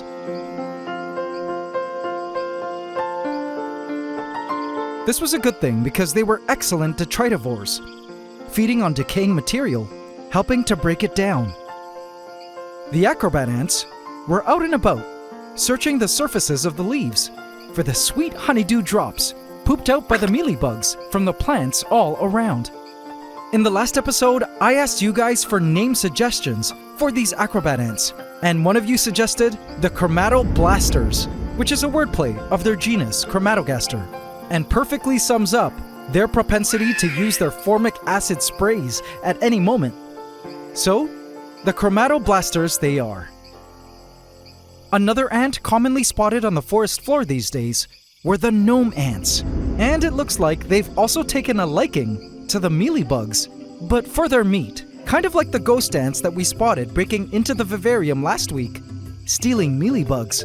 In terms of the other ants residing in Pantdora, I actually haven't seen much. The Dark Horde, a regenerating super colony of invasive black crazy ants, was spotted last week, but they've gone into hiding somewhere. And well, the Terror Raiders, our once omnipresent marauder ants, who are lately dealing with a mite infestation, had also gone MIA. I spotted Rocksteady, our resident rhino beetle, escaping the heat by tucking himself into a moist spot in the rocks, where he would rest until his emergence at nighttime. Speaking of nighttime creatures, out early in broad daylight were the geckos. I wasn't sure why the geckos had emerged during the day, but my guess was to catch some extra food, seeing as insects like crickets were a bit more scarce at the moment due to the heat. But for now, the lizard still looked fat and healthy. And speaking of healthy, I spotted something waiting patiently in ambush. Camouflaged against the driftwood, a juvenile huntsman spider. This was the first generation of huntsman spiders, born several weeks ago from their mother, Lady Deathstrike, who sadly lost her life last week. This first gen of huntsmen, though, were starting to get big. And strangely, some were dark-colored, preferring to station themselves against darker backdrops, while others were lighter and preferred hanging out in lighter-colored areas of the forest.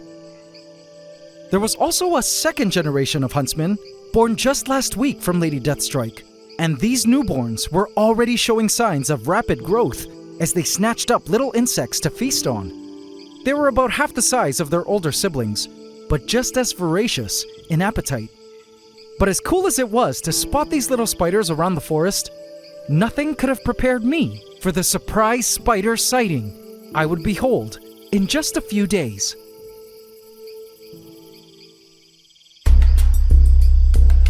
But suddenly, a movement caught my eye.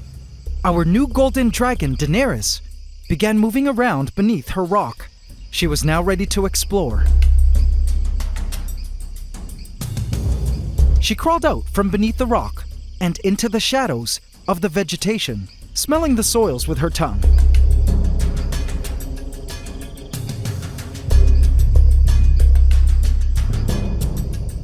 Then surprisingly, tasted something. Perhaps an isopod or other soil creature. And again, tasted something more. She continued on with her expedition. She used her very effective sense of smell, using her tongue to sniff out prey that she could smell was all around her, hiding. A chromatoblaster ant was issuing death threats if the lizard didn't leave immediately. Away, you beast! I shall obliterate you with formic acid! Do you want this? Daenerys could kind of hear something squeaking, but assumed it was just her ears ringing. She moved on.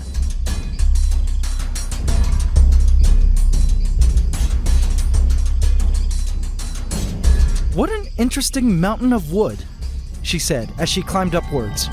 She then found a hole in the Hallelujah tree stump, and after discovering it was empty, continued her way up the stump.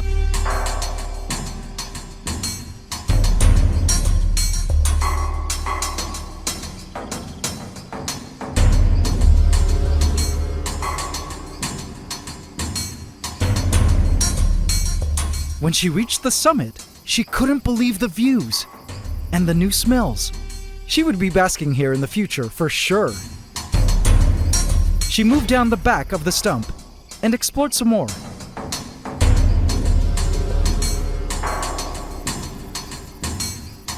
There was just so much to see, and as she perched at the top of the tree stump, she looked down upon the Pandoran lands below and marveled at her new kingdom.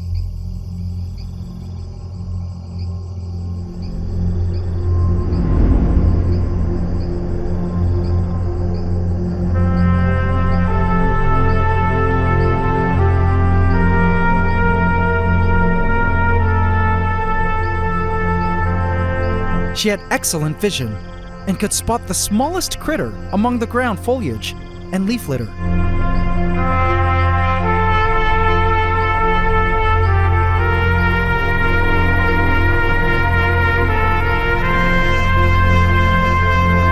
"Wow!" she said as she looked up at the canopy above her.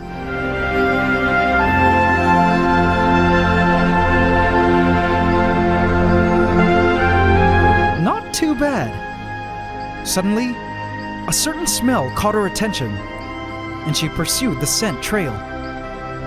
Eventually, she disappeared somewhere behind the stump, but when she would emerge, you guys will truly love what she ended up finding. "I'm getting closer. I can smell it. Where are ya?" Speaking of the foliage, I was happy to see that despite the rising temperatures, the plants were thriving. The garden of tropical foliage was like Mother Nature's artwork, a stunning botanical mosaic. Have a look.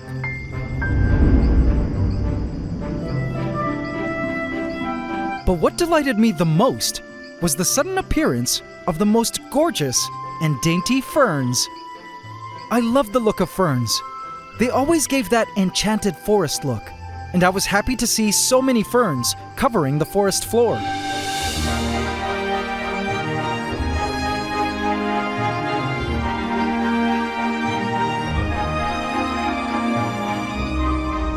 But my plant trance was abruptly interrupted by a commotion over at the stump. Gotcha!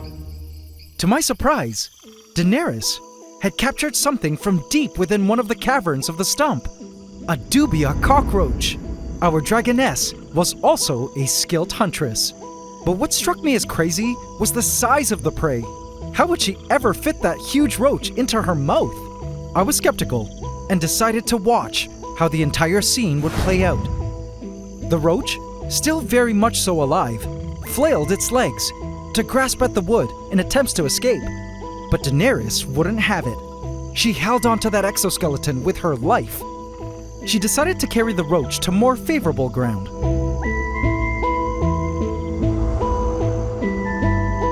I swear, I'd seen this scene in one of the Jurassic Park movies.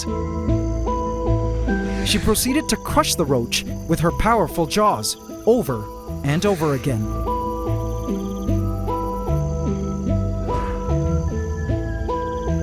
And even dropped the roach to grab it and further crush it at its more vulnerable underside. Our she-dragon knew exactly what she was doing. Eating difficult-to-eat prey like this was something these Sun Skinks do in the wild, and they had the instinctual skills needed to deal with consuming prey with tough shells and exoskeletons. I swear she was a little dinosaur, and I watched as she continued to crush the roach until it was satisfactorily dead. When the roach had been killed and the struggling stopped, she began to consume the roach. Now this I wanted to see.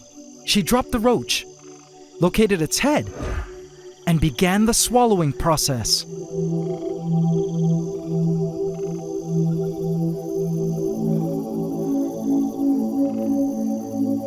Her powerful jaw and inner mouth muscles squeezed the roach so it would fit into her mouth.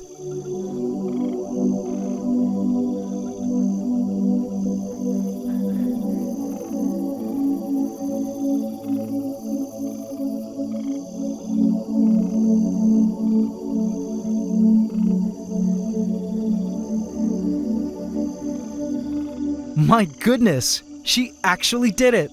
I was skeptical, but she swallowed that whole roach.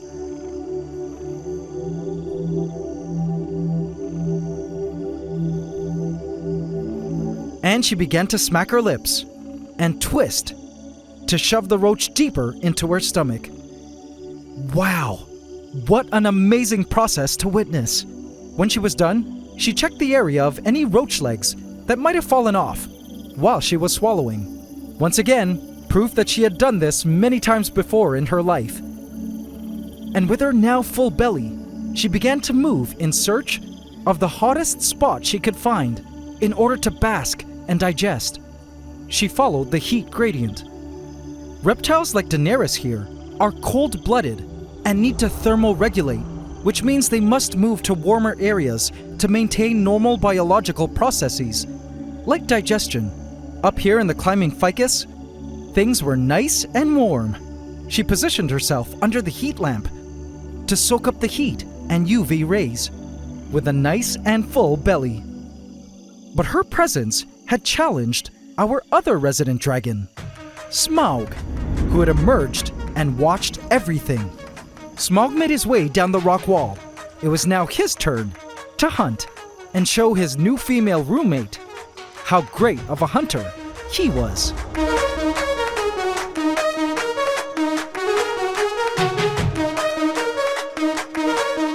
All right, I could do this. I couldn't get over how much of a big boy Smaug was. He surely had been eating a ton of prey insects. And I suspect even Lady Deathstrike's dead body, which was now gone from where it was before. He began to inspect the surrounding foliage and entered the darkness of the driftwood. Daenerys watched from the heights of the moss wall. He moved to check behind the driftwood and had a taste of some gross mushroom spores. Okay, moving on. He could smell prey all around, mostly roaches, hiding in secret shadowy caverns. He managed to get a mouthful of wood fibers, perhaps from striking at prey and missing. Gross. He eventually made his way closer to the moss wall, and in an instant, Daenerys dashed away and was nowhere to be seen. What a strange dragon interaction, and not what I expected at all. Night fell in the rainforest, and as always, the spiritual mists blew through the lands like the most beautiful veil of moisture. The mists were like the spirits of creatures from Pandora's past, reincarnating in the element of water, to dance again in their old rainforest stomping grounds. I was spellbound by the beauty of the rainforest on this particular night.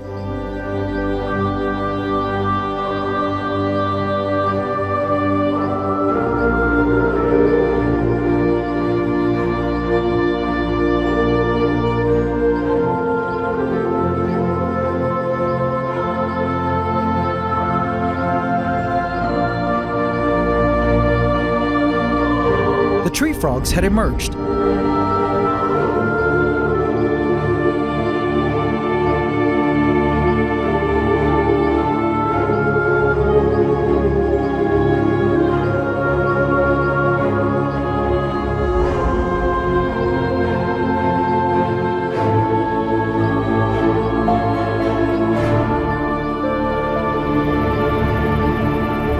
Isopods were awake, feeding on decaying material within the topsoil.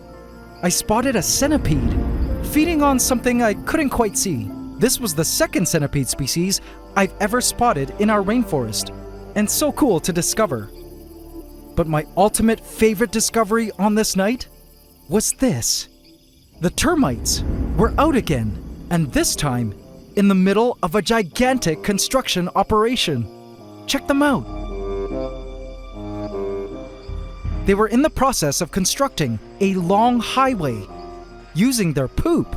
It was insane to see this many termites out in the open like this. They had already completed certain parts of the poop highway, which acts as a protective covering so the termites could move safely above ground to various places and feeding areas under the wood. There were two castes of termites here on site, those that were doing the work of laying out the poop bricks of the tunnel, and the soldiers who had guns on their faces to protect the busy workers, ready to squirt out an intoxicating goo at enemies like ants and spiders. This was the biggest swarm of these termites I've ever spotted in our rainforest, and it was all just amazing to me that they were unintentionally introduced into these lands by way of the stump. It meant that there was a massive queen and a king living somewhere in the soils, growing the colony bigger and bigger. You could already see the digested wood and soil they had consumed through their semi-transparent bodies. And a cool thing about termites is that they are actually related to roaches, and their colonies are comprised of both male and female workers. Unlike ants, bees, and wasps, where almost all the colony are female, their small termite mounds were gradually growing in size and connected to this new poop highway they were building. I couldn't wait to see when it was completed, but as good as seeing the termites alive and well in our rainforest was, I wasn't ready for the heartbreaking thing I discovered the next morning.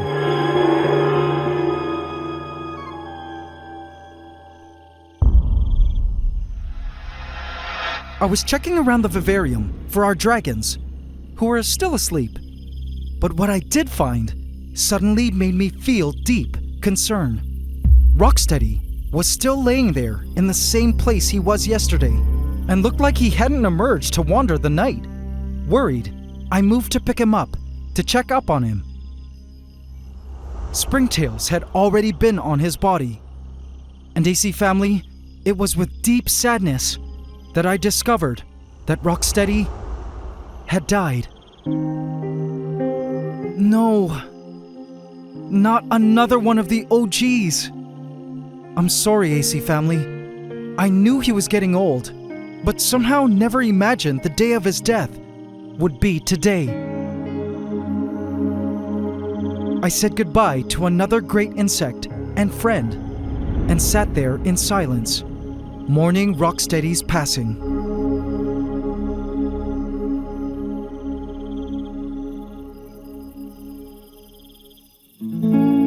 Where I live, the daily temperatures are now scorching hot.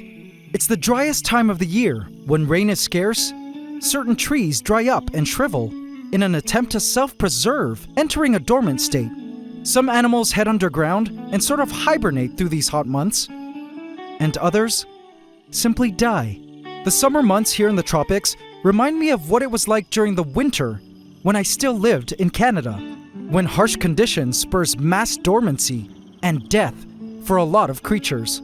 As I gazed at Rocksteady's lifeless body, as much as I knew I would miss seeing him wandering the rainforest, I knew he was somewhere in insect paradise now, reunited once again with his cricket best friend, like old times, laughing and telling jokes of life in Pantdora, while gorging on an endless supply of rotting mangoes. Perhaps he had a pretty girlfriend up there too. I imagined his spirit was now part of the nightly mists bathing the lands, his forever Earth home. Pantdora, being a cloud rainforest at higher elevation, is kept a few degrees cooler and gets more rain than that of the forest outside my home. But even still, the heat has had an impact on the life within the vivarium. Though some creatures were clearly thriving in these temperatures, the rainforest has otherwise become somewhat of a dormant zone now, with seemingly less biological activity than, say, January, when it was much cooler. I still had hope, though, that come rainy season several weeks from now, when temperatures start to cool down again due to constant rains, the animals would once again come to thrive, and new baby insects would emerge from eggs to greet the favorable weather. Admittedly, aside from a few nomads and chromatoblasters here and there, it was so weird to see such low ant activity in Pantdora, with the once dominant Terra Raiders now nowhere to be seen. I had hoped they would emerge someday soon, so I could just write their disappearance off as the ants just waiting out the heat and not falling victim to mites. We'll have to see. Same goes for other ants that disappeared, like the giant trapjaw queen that was released here since the Gaia event, when I first populated this rainforest with creatures. I hope to still see some giant trapjaws foraging the forest floor. Perhaps come rainy season, I'll have to schedule a second Gaia event.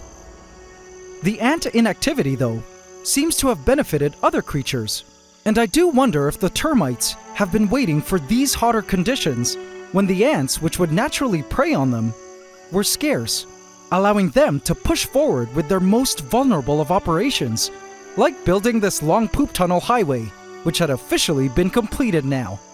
Nature has a funny way of ensuring all her creatures have a chance to thrive. As for our dragons, the two lizards surprisingly never did come face to face, and seemed to sort of stay out of each other's way. When Daenerys was basking up on the moss wall, Smaug was basking on his rock wall. When Daenerys was basking at the tree stump summit, Smaug was basking on the lower driftwood. And when Daenerys was on the lower driftwood, Smaug was right below her.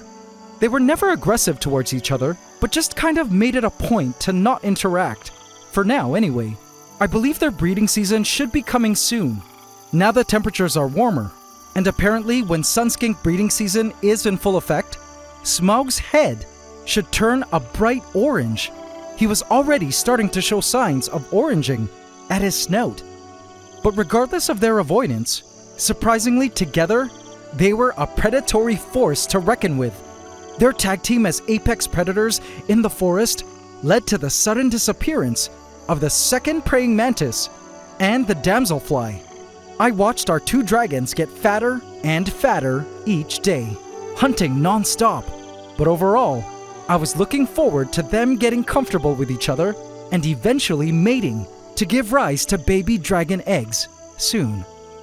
Meanwhile, I was reminded this week of the quote I once read.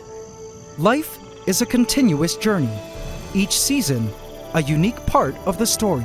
When I was still living in Canada, it used to depress me to see all the creatures dying out and hibernating away by fall in preparation for the harsh winter snows. But I eventually realized that the process of how life deals with the seasons is actually quite amazing. Whether it be in the tropics or in temperate regions, all life has evolved solutions to deal with adversity. Some creatures time their breeding cycles to ensure the tough eggs are laid to endure the coldest winters or the hottest summers. Hibernating ants develop an antifreeze in their blood to keep their blood from crystallizing during the winter. Animals in extreme heat have cooling mechanisms when they go dormant while waiting for cooler temperatures. I realized that this harsh hot season is part of Pandora's incredible, winding story, which sometimes includes the passing of animals that were part of the season past. I found peace in accepting this, and I couldn't wait to see what was ahead in Pandora's mind-blowing story.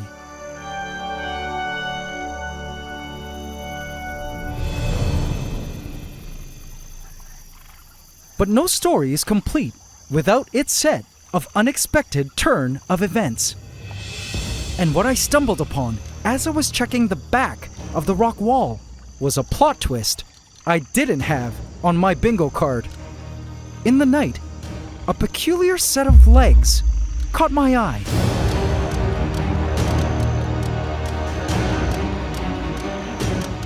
What?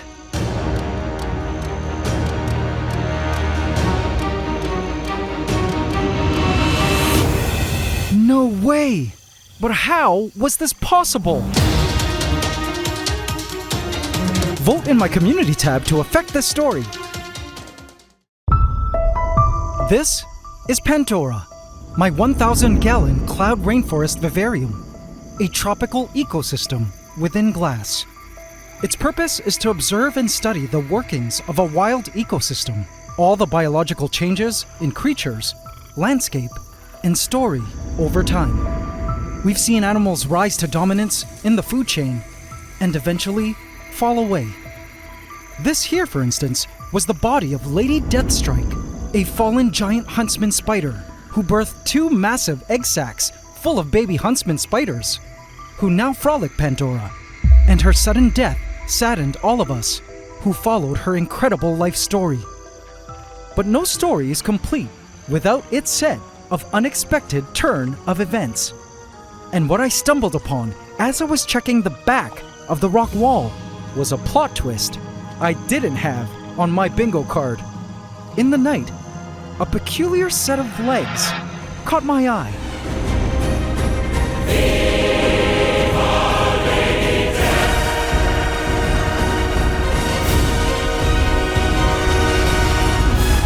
What?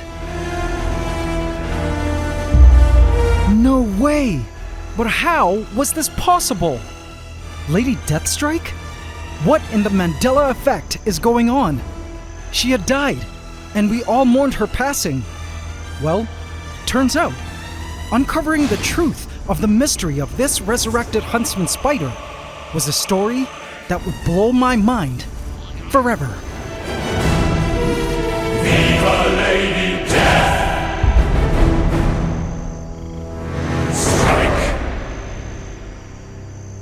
Please subscribe to my channel and hit the bell icon. Welcome to the AC fam. Enjoy. Wait, how was this possible? I had to backtrack and cover all possible explanations as to how this giant huntsman, our Lady Deathstrike, was alive. Or was this even Lady Deathstrike? I'll tell you what I think happened here, as well as address what some of your theories were. But first, let's go over the history real quick. Lady Deathstrike was an adult huntsman spider whom I mated with a male huntsman who later birthed an egg sac that she protected for several weeks until it hatched. Then I released her babies first, then eventually allowed her to come out on her own. Then, that day, I discovered the whole open door disaster, where I left the door of my ant room open and my dog came in and opened the doors, which were only held together at the time by magnets. And in a panic, I had to take total inventory of the animals within the vivarium. Luckily, only one frog, Kermit, got out and actually showed up to be let in, while Lady Deathstrike was nowhere to be found for days, which to me meant she was in my home. Then, by some miracle, I found her one morning, caught her, and placed her back into the vivarium, where she went on to lay another egg sac, and then eventually die. Or did she?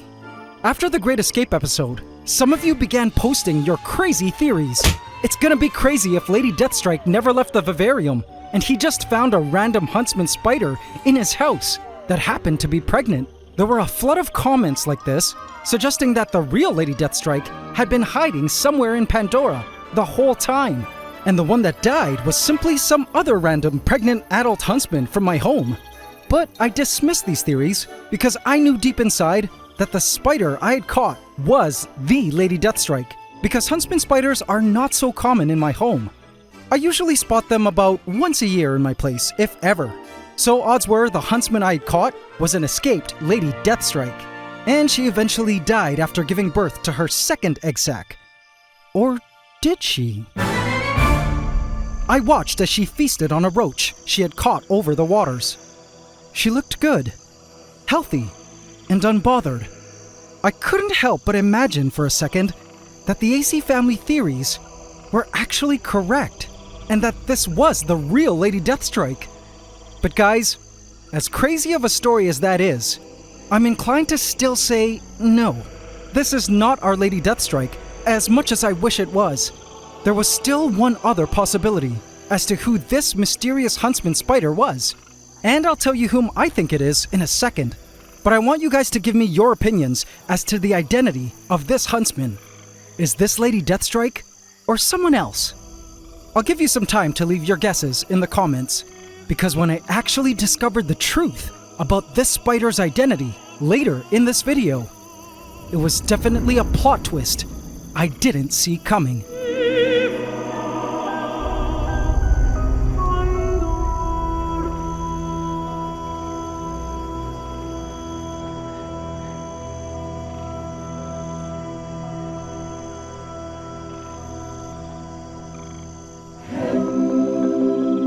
By morning, our King Golden Dragon Smaug, the resident male Sun Skink, emerged to greet the fresh morning air. He stepped out of his shadowy den with pride and great handsomeness. But there was just one problem about this day. He was no longer free to enjoy his kingdom, which he now had to get used to sharing, for a new queen was currently basking in his favorite rock throne. Under the sunning lamps, enjoying the heat, was Daenerys, the new Sun Skink female, who was just introduced into Pantdora. Daenerys loved basking in this new sunning spot up on the rock wall. It had a great view, a refreshing mist from the waterfall, and was directly under the UV and heat lamps, both of which these Sun Skinks need to be healthy. Daenerys had tried basking in every other place in the rainforest, but this was by far the best. She looked down at Smaug, who refused to join her. Daenerys, unfazed, suddenly turned around so she could reposition herself to expose the other side of her body to the UV and the lower half to the heat. She was really loving this throne and settling in nicely into Pantdora. When she was properly heated up, she descended down into the lowlands to begin her daily hunt.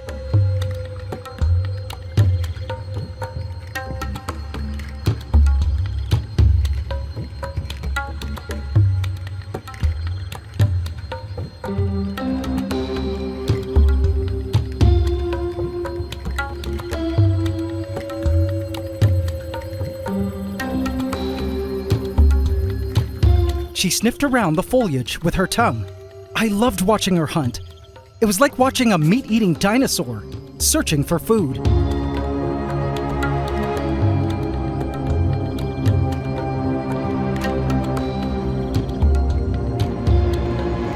As she got to the driftwood, Smaug was gone. I don't understand why he was so shy of her.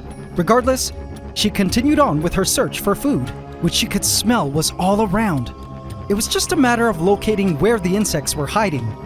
She inspected under the leaf litter and searched every possible shadowy place, pit, nook, and cranny. She eventually climbed the driftwood and paused for a moment to take a break. Smaug was back hanging out on his platform as Daenerys moved on into the thick moss to continue on with her search for prey. I hoped these two lizards would come face to face soon. And little did I know, these two lizards would soon surprise me. Now, as thorough as Daenerys was, when hunting, there were several ways in which Mother Nature had given certain prey creatures the skills to evade such predators and survive in a rainforest full of predators wanting to eat them. A movement in the soil caught my eye, in an area that Daenerys had previously snooped around. Do you see it? It's something that would have made a tasty morsel for a Sun Skink had it been discovered, but thankfully, the creature had the perfect disguise. I spotted a long wormy head poke out and drag a peculiar flat piece with it. That was when I knew exactly what it was. A bagworm used its great strength to pull its huge home, made from debris it had collected from the forest floor along with it. With this flat home, the bagworm could be safely protected from ants and other predators that might make a meal out of it. It must have hatched from an egg and grew up in Pantdora, completely under my radar, which is crazy because it blows my mind that I'm still discovering new and random creatures in Pantdora several months in. This is the larval stage of a species of moth, but while it's still a caterpillar, it crawls around looking for food, namely plant matter, and sticks debris together using silk to form its protective home as it grows. It looks like this bagworm has collected quite an interesting array of specks and grains of randomness that creates such an attractive artwork piece, wouldn't you say? This bagworm is an artiste and also a skilled architect, because look, as soon as it sensed my camera, it shot inside and emerged through a secret back door and began to move in the opposite direction. How cool! I wondered if any of the constituents of the home were organic, and if so, what it did to ensure it didn't mold or attract detritivores who might want to feed on it. If I were to guess, much of this bagworm's home was made from pieces of exoskeleton, from dead insects, tiny bits of sand, bark, and dirt. But that's just my guess. How about you guys? For those prey insects that lacked such ingenious building skills as the bagworm, nature had equipped them with strong armored bodies to protect them from predation. Like this snail. I watched it slide along the forest floor, worry-free. I don't think the Sun Skinks bother them, due to their shells. I also spotted this random beetle. Not sure of its species, but it's my first time to see it. Beetles with their tough shells are often ignored by predators due to their indigestibility. Rocksteady, our resident rhino beetle, who recently reached the end of his life, was completely left alone by predators when he was alive. I missed him so much. But don't worry, AC family, I have a plan for an upcoming episode, so stay tuned and make sure you're subscribed. But for the soft-bodied insects, there were actually many places in the rainforest that were supreme hiding spots that, once found, offered a perfect refuge from the predators. Behind the moss wall was a roach, but not just any roach. This giant was an OG, introduced into the rainforest since the first Gaia event when I populated the lands with creatures. It's a Madagascar hissing cockroach, which has to this day managed to evade predation and my camera by spending most of its time behind the moss wall, only emerging into the open at night to feed. Below some dried moss, I spotted another roach, a lat roach, in deep rest. It also was safe from predators here and would be emerging in the night to look for food. I also spotted another lat roach that had just shed its skin and was safe tanning in its darkened burrow below ground. But speaking of molting, this perfectly segues into another theory some of you guys proposed regarding our mysterious huntsman. Plot twist of plot twists. that was just Lady Deathstrike's shed the whole time. The fact that her body disappeared sometime afterwards could have supported this theory. But as cool as that theory is, I'm afraid it is not true. When a huntsman sheds its skin, the exoskeleton left behind is translucent and whitish. There was no such empty skeleton anywhere. Sadly, the dead huntsman we found was indeed dead, and I believe one of our dragons ate her remains. There was still another possibility, and I would soon find an important clue that would help point me to the truth about the mystery huntsman spider later that night. But guys, there's something new about Pantdora that I have to talk about. The rainforest that used to smell like fresh plants and humidity now stinks. Behold, the official bathroom of the Sun Skinks. Our golden dragons have chosen this rock shelf over the pond as their official toilet. And the lizards have decided to leave their huge piles of dung all over the place here. Some creatures, like this millipede, feast on their poop, and some of the poop actually ends up rolling onto the moss floor, where it gets eaten up by the abundance of soil creatures, like springtails and mites. Now guys, check out how beautiful this cycling of nutrients is. The little edible bits from the lizard poop get eaten up by the soil creatures, who then themselves poop, which happens to be extremely nutrient-rich for the plants of the forest floor, along with the earthworm casts that create even more fertilizer for the plants. The rainforest's plant life has been thriving. Now all you plant lovers, let's nerd out together now, shall we? Here are some of my favorite ground cover plants. Check out this pink syngonium, our lemon lime philodendron, and golden pothos. The plants are totally loving all the nutrient-rich soils resulting from the Pandoran creatures pooping in it. But the cycle of nutrients don't end there. There's more. The vines, who also set their roots down into the soils, are thriving. And as I looked closer into this vine leaf collection, I noticed some acrobat ants, preoccupied. These are the chromatoblasters.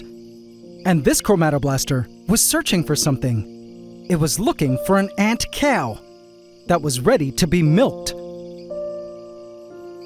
These healthy vine leaves were actually green pastures for the ants' cattle, the mealybugs, who were feeding from the plant's nutritious sap. This ant had found a mealybug that was ready to be milked. It strokes the mealybug, which causes the mealybug to poop out a sweet byproduct called honeydew, which is a valuable food source for the ants. It's just amazing to me how nutrients travel from lizard to soil creatures, to the plants, to the mealybugs, and to the ants. And this is only one nutrient pathway. There are actually multiple pathways that nutrients travel through an ecosystem. The food web is truly a marvel of Mother Nature. And that was when I spotted some other ants making use of the chromatoblaster's leftovers. Members of the Dark Horde, invasive black crazy ants, were also busy harvesting any drops of honeydew they could find from the surfaces of plants that were squirted out by the mealybugs. Though I did a good job at eradicating most of their numbers in the past, I knew it was only a matter of time before they would bounce back. Black crazy ants are some of the world's most concerning and successful invaders, for a reason. I didn't know where they were nesting, but I was surely keeping an eye on them. Another invasive ant, ghost ants, were still sending in workers from outside the Vivarium into Pantdora, stealing mealybugs, which was okay, so long as the ants didn't decide to invade the Vivarium.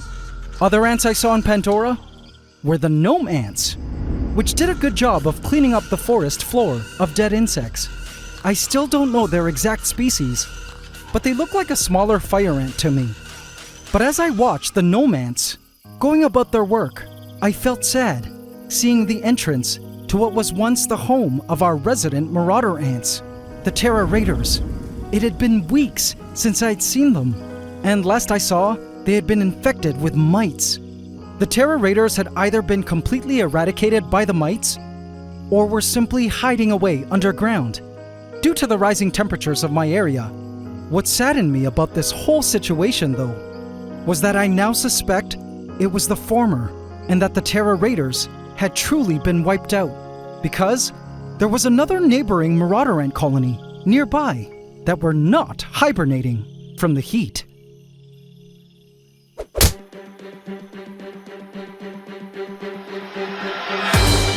The Leviathans, my massive marauder ant colony, on their sea dragon ant farm, were out in full force, collecting their daily superworms. Majors and even super majors were on site, ready to battle any outside creature that might decide to steal their booty. The chopped up superworms, still capable of movement, tried to crawl away to no avail. They were now food for the colony, which was healthy, strong, and hungry. I watched wide-eyed every time the Leviathans fed. The sight of the ants rushing in to drag the superworms back to their lair is nothing short of awesome. Have a look.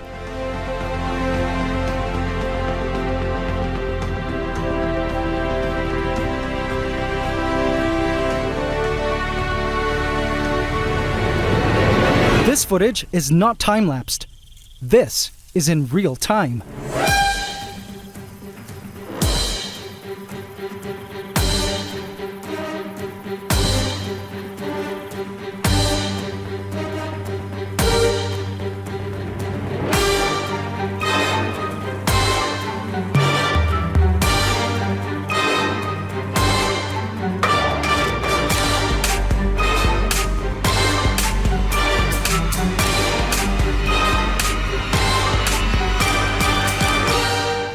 There is no messing with a full-grown, hungry colony like the Leviathans, who are doing so well. But as you can see, these marauders haven't decided to hibernate, despite temperatures soaring, which makes me think our Terra Raiders might actually be gone for good. Inside, I hope not, but we would just have to see come the start of rainy season next month, when temperatures cool off a bit where I live. Meanwhile, I've scheduled a cooling event this week, and temperatures are much cooler now in Pantdora than they are outside my home. Let's hope the Terra Raiders bounce back. But speaking about other members of the ant room that a lot of you have been asking about, our Crimson Knights, the fire ants, are doing well and also eat a lot. They of course love the heat. I'm hoping they don't have a nuptial flight in my ant room this year, as that would be really bad. And I don't have a plan for containing them. I also have another great update. Suga, my rescued sugar glider, with his little nub of a foot, was awaiting his superworm treat, which I give him every evening. He munched on it happily like candy. But as some of you already know, he also has a companion. See her head? Honey, his wife, poked her head out, ready to accept her superworm treat. She crawled out of her pouch slowly. She is a special color phase known as a white face. She smelled Suga's superworm.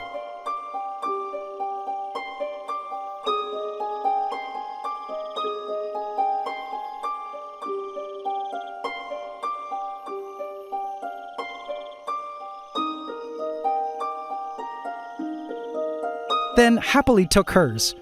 Now these two marsupials have been trying to have a family for the longest time. And AC family, I have the coolest update on their status. Let me give Honey another superworm and grab their pouch.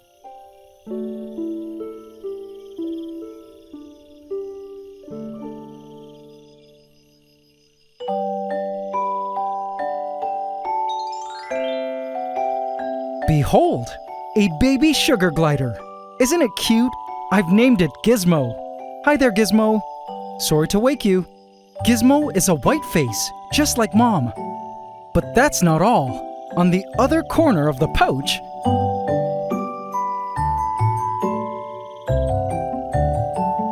is another little rascal, also a white face. I call him Ewok. Coochie coochie coo. Now these sugar gliders are very interesting marsupials, which means, like kangaroos and koalas, babies are born as little naked pink gummy bear type thingies, which crawl into the mom's pouch which you can see is that gaping hole, and develop further in there until they eventually emerge from the pouch. The babies have emerged and can no longer fit inside the pouch, but they still feed from their mom's milk, from her nipples which are inside the pouch.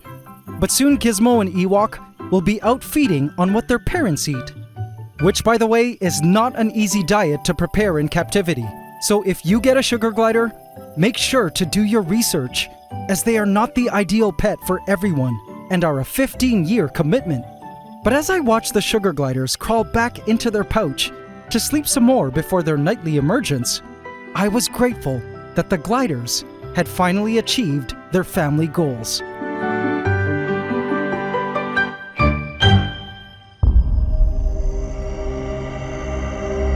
Night fell in Pantdora, and the nocturnal mists covered the forest.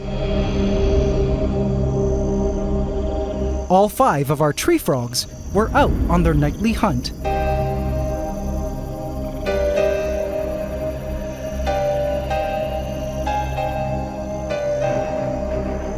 On this night, there seemed to be an abundance of roaches on the prowl, particularly the lat roaches.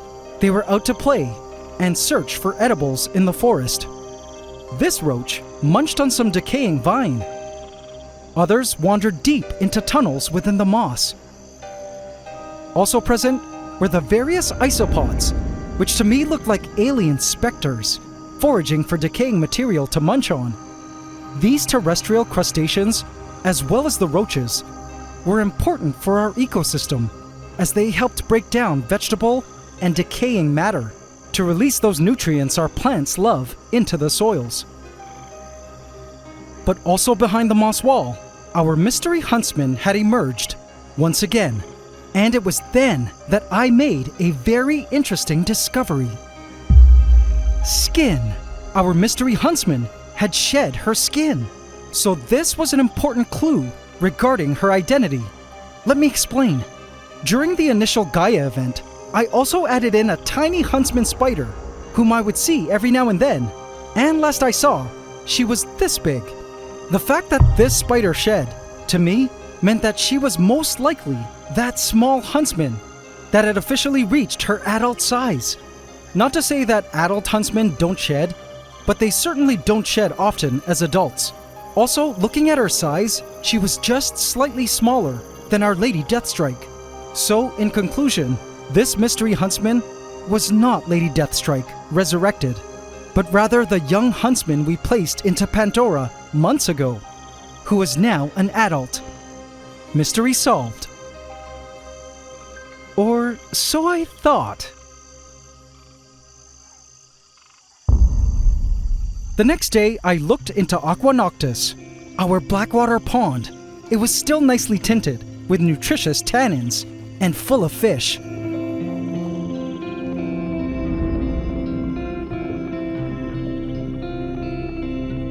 There were also plenty of snails.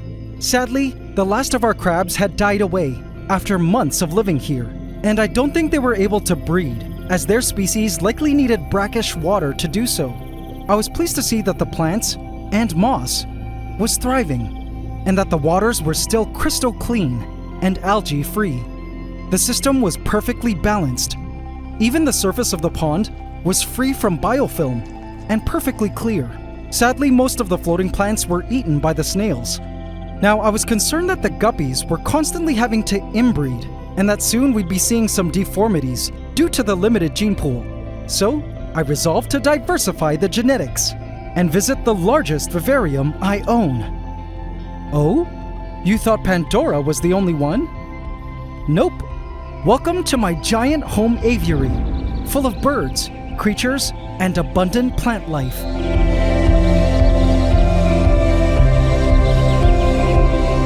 At the center, I have a neat waterfall and pond, and within it live some snails and guppies. I scooped them up. I also collected some floating plants.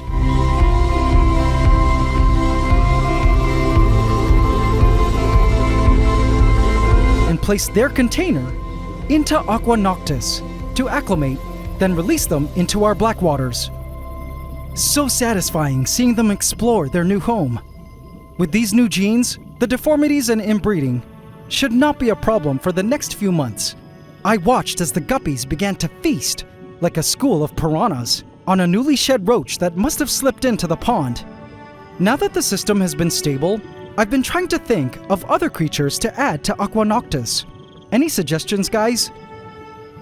In terms of the floating plants, to keep them away from the snails, I decided to plant them up high on the rock wall, where they could still benefit from filtering the water of nitrates.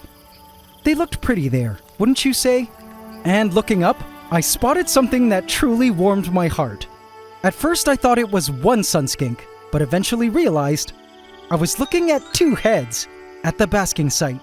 Both our sun skinks were basking now at the same place. At first I thought Smaug was hogging the heat lamp, all to himself, and Daenerys was totally scared. But as the lizards began to move, the interaction surprised me. Smaug puffed up, asserting his dominance. Daenerys responded with submissive body language. And then to my surprise, instead of aggression, Smaug moved aside, signaling to Daenerys that it was her turn to bask on the hot side, while Smaug situated beneath the UV lamp side. Aw, how cute! Our sunskinks were officially a pair. I was happy to see our dragons getting along well. It seemed the rainforest as a whole is still on its signature winding journey of change. And though some of these changes are sad to us human observers, for Mother Nature, it's all part of her process, which I believe is inherently good. The rainforest as a whole is still thriving, and I mean, look at it, with lush plant life and new life springing forth from the soils, revealing more and more of the forest's secrets at every turn. There was still so much to look forward to in Pantdora, like whether or not this mantis egg sac will hatch, or whether the Terra Raiders will make a return come rainy season, hopefully before the Dark Horde does.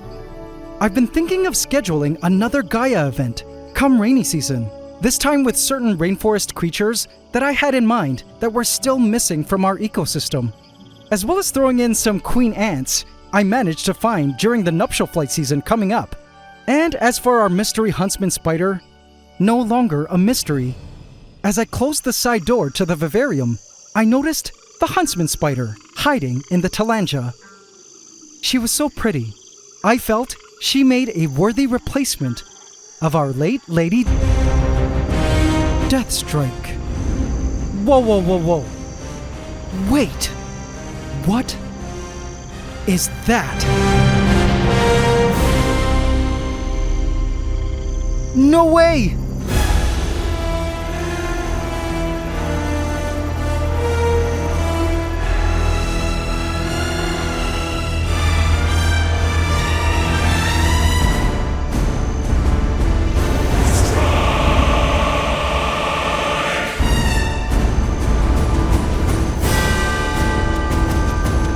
You were right!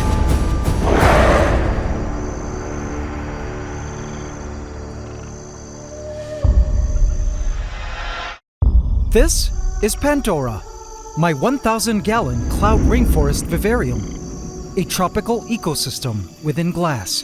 Its purpose is to observe and study the workings of a wild ecosystem, particularly that of a lush and humid montane jungle, documenting its epic stories along the way. But Pantdora is about to get a whole lot bigger. The idea of creating a second giant vivarium, an ecological extension to Pantdora, connected by a glass bridge, has been creeping into my consciousness. And so, I've begun the research by visiting different biomes, a tropical cave, a misty swamp, a lowland rainforest, a treetop canopy, and grassy plains to find out what kinds of life exist in each, and decide what biome type and beasts I'd like to house for our second giant ecosystem vivarium. Welcome to Season 2, Episode 5 of my Ecosystem Vivarium series, where we attempt to recreate a slice of Mother Nature within glass. Here on the AntsCanada Ant Channel.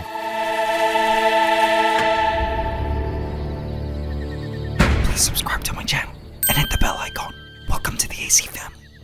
Enjoy. I began my search for our next vivarium by flying to the tropical Southeast Asian island of Borneo.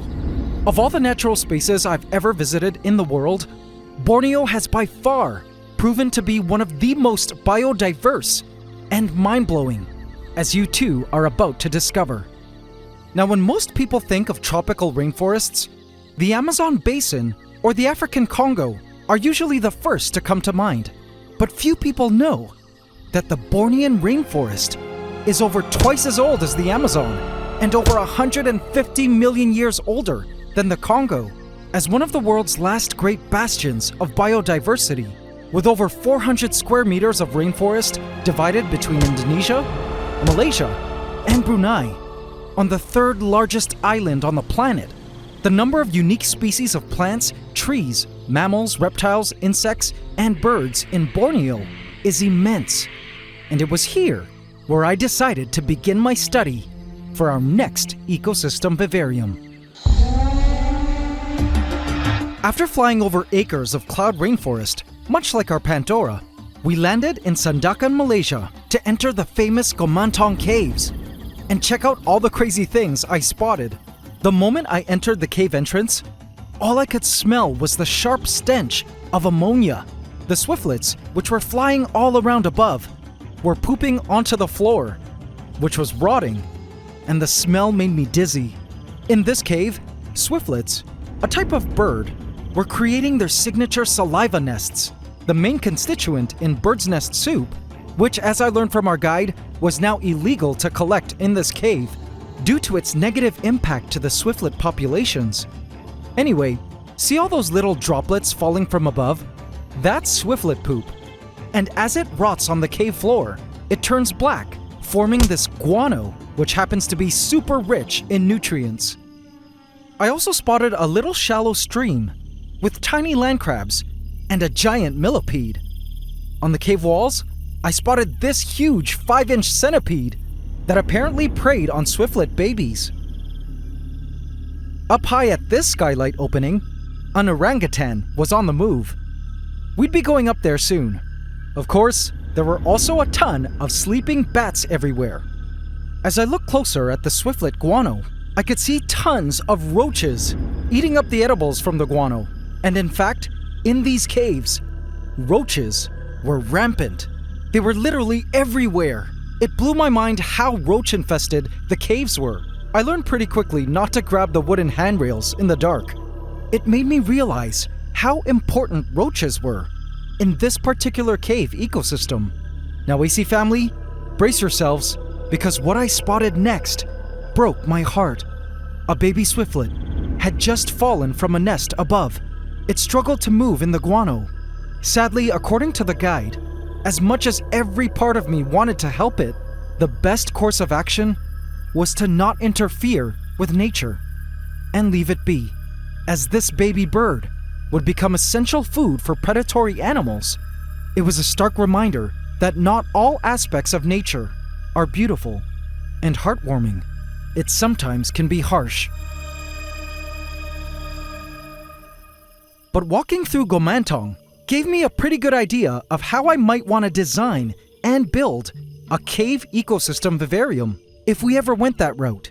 The cave environment was cooler, super humid, with some water trickling around everywhere, a ton of insects and predators, and not too many plants.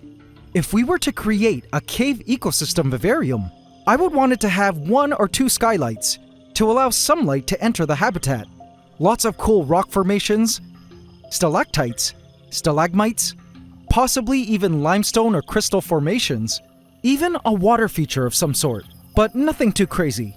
If we were to add plants, they would probably have to be at the cave openings, if ever. But for me, the true beauty of caves is the hardscape, i.e. the formations of the rocks, and all the neat spaces and niches the animals living in the cave could occupy. I imagine the incredible cave ambiance possibilities in my mind. Can you guys imagine a cave ecosystem within a massive tank? In terms of creatures, we could house some pretty neat animals. Crabs, giant centipedes, cave-dwelling newts and toads would work. I know a handful of ant species that would also love a cave environment.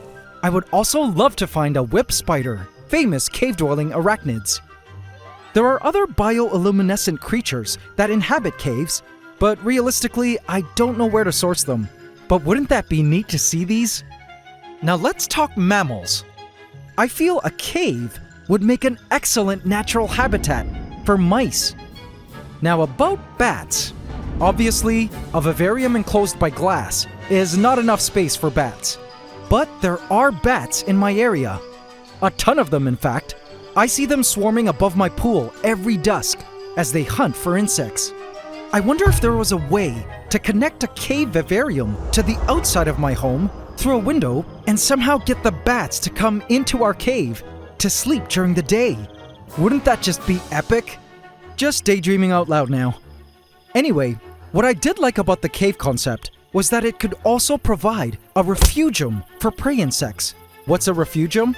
Well, it's like an area that animals could seek refuge, hide away, and/or breed, protected from unfavorable conditions or from predators. A cave with an abundance of secret crevices and tunnels would be a perfect refugium for prey animals, like roaches and crickets, that could hide from predators and keep proliferating in a cooler space.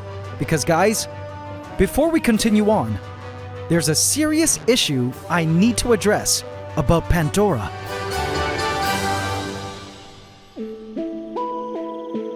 It's been hot, scorching hot in my area, and Pandora's ambient temperatures are designed to be 3 or 4 degrees Celsius lower than outside temperatures where I live. By the way, in case you're new, I'm now living in the Southeast Asian tropics, where it's currently the hottest month of our year. Have a look at the tropical forest in my yard. This past week, it got to a whopping 47 degrees Celsius, which is 116.6 Fahrenheit. Super hot. And it has led to much of the vegetation drying up. This forest, at every part of the year, is lush, green, and dense. But every summertime, it turns into a dried up, dead, and sparse woodland. This here is usually a trickling creek, but now it's a dried up pathway of clay. Even the bamboo has shed its leaves to self-preserve amidst the heat. In the same way that winter is the dead season in temperate regions, where I'm from, the summers are the most unfavorable time for life. It hadn't rained in my area for what has seemed like months now, but I knew the rainy season was just a few weeks away, and with it would come cooler temperatures again in the ant room. The ant room is actually equipped with climate control, and I could very easily set the ant room to be at any stable temperature I want. But I haven't been doing this, because this would be just me affecting the ecosystem in a way that didn't follow the natural flow of the seasons. And I wanted to see how the seasons affected things. So far, I've noticed that some of our asparagus ferns have dried up, the mosses weren't as abundant, and a lot of the animals have gone into estivation, hiding deep underground to escape the heat, while others, like our once abundant crickets, have stopped breeding altogether and have since disappeared from our rainforest.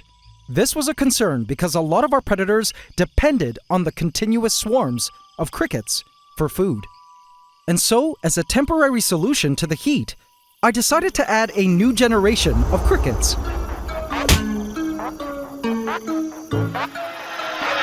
Sadly, due to the heat, some crickets had died during transport. But the crickets that did survive immediately began to integrate into Pantdora. They swept across the forest floor and began munching on vegetation, ferns, dead mosses, and decaying materials. With the crickets being absent in the rainforest for some time, the plants had greatly overgrown, so I was happy to see them doing their great work at feeding on the veg. Gravid females immediately began to lay their eggs into the soft soils. But as for the dead crickets, the stench of the carcasses brought some other creatures out of hiding. Roaches. Just like we saw in Gomantong, the roaches had come to do their handy work and feast. They were not about to allow these decaying crickets to go to waste, nor allow the soil creatures to take them. Gnome ants also appeared on the scene to feed on the crickets, but it looked like they were going to wait to simply collect the leftover body parts discarded by the roaches. The roaches themselves were so savage as they devoured the dead crickets cum gusto. Some roaches were so eager, they began to squabble and fight over the dead crickets, like hungry, flesh-drunken hyenas over wildebeest cadavers.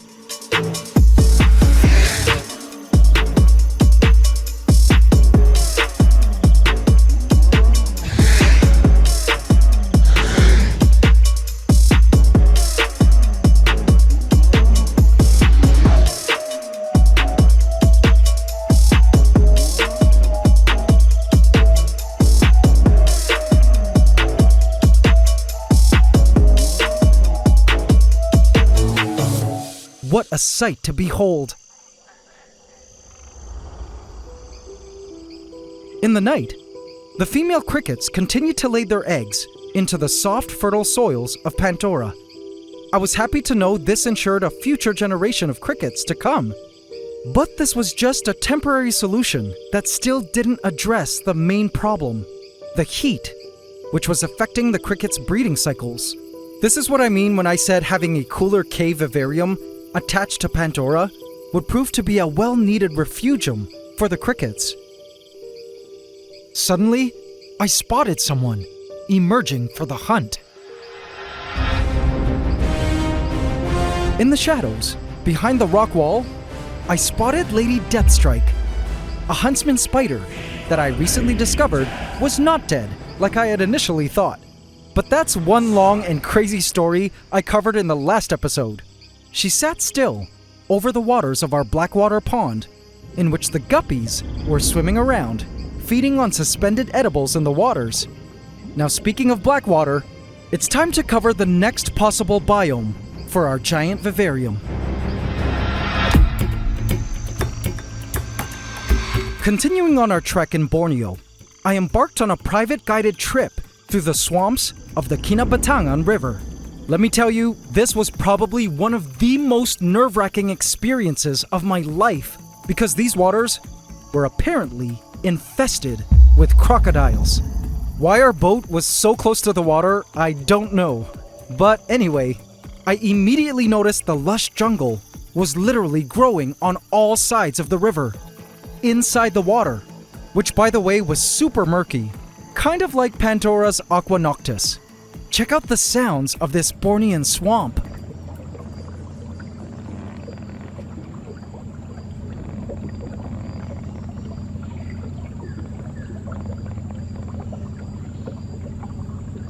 We spotted long-tailed macaque monkeys in the trees. And check out how beautiful this new morning sun looked across the waters. For a while, I almost forgot there were crocs in these waters and sat back to enjoy the swampy ambiance. Come enjoy it with me. Eventually, a huge mist covered the river, which apparently made things a bit dangerous for us. So we turned on the motor and moved on to another location. That was when we turned into an inlet, which suddenly made me feel like we were in prehistoric times. It was literally like we had entered Jurassic Park, and it was super spooky. The whole time, I made sure to look around us for crocs. We were also told that this was the elusive pygmy elephant territory, and spotting them was like spotting a unicorn. So I looked out for them as well. But suddenly, we hit a clogging of dead leaves and branches, and my heart began to race.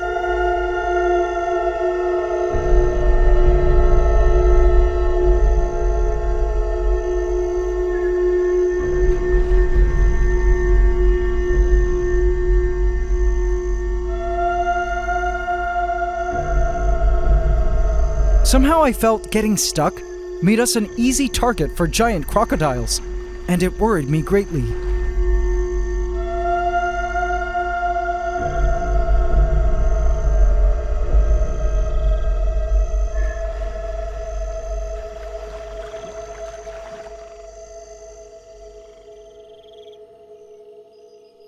Eventually, we managed to push through the clogging and entered the most incredible inlet, where once again, there was this amazing degree of tranquility and a hybrid feeling of eerie placidity that was both calming and spooky all at once.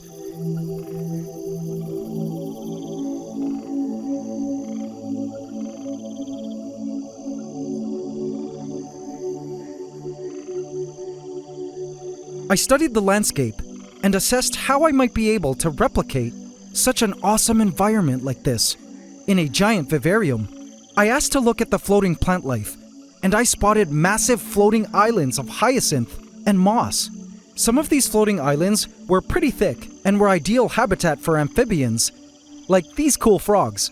Heading back, I was sad that the team and I didn't spot any pygmy elephants on this day, but I was kind of glad we didn't spot any crocs, as some guy had apparently lost an arm the week before while doing his laundry in the river. I was quite happy to head back to our camp. So let's talk about swamps. I've had lots of experience with creating aquatic systems in the past, but I knew if we chose to do something that was largely aquatic, it would require above average maintenance, i.e. filters, possibly fertilizers and CO2 canisters, which is kind of against the concept of creating an ecosystem. But even in a massive tank, it still isn't enough space to create the self-regulating conditions of a wild swamp. In the wild, for instance, naturally dissolved CO2, which is needed by the aquatic plants, comes from ancient decayed vegetation deep in the ground. There was no way to provide such a system in a tank, other than through CO2 canisters.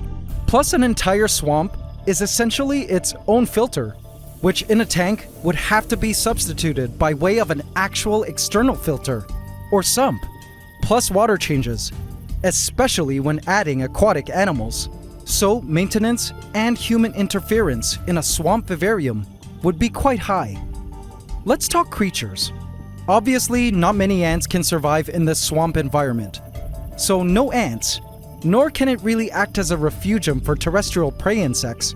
A swamp ecosystem would be mostly fish, aquatic snails, aquatic insects, pretty much the things in Aqua Noctis now, and perhaps, just like in the Kinabatangan River, crocodilians. Guys, this is a dwarf caiman, and though they're called dwarf, make no mistake, there is nothing dwarf about them, as they grow up to 5 or 6 feet in length at full size. But as a baby, a dwarf caiman could be housed in our swamp ecosystem. They grow about 4 or 5 inches per year, which means we could house a baby caiman for a while in the vivarium before it would need to be relocated to my 60-foot outdoor pond and sunken garden. One thing to consider though is that a caiman feeds on insects, fish, amphibians, and anything else it can fit into its mouth.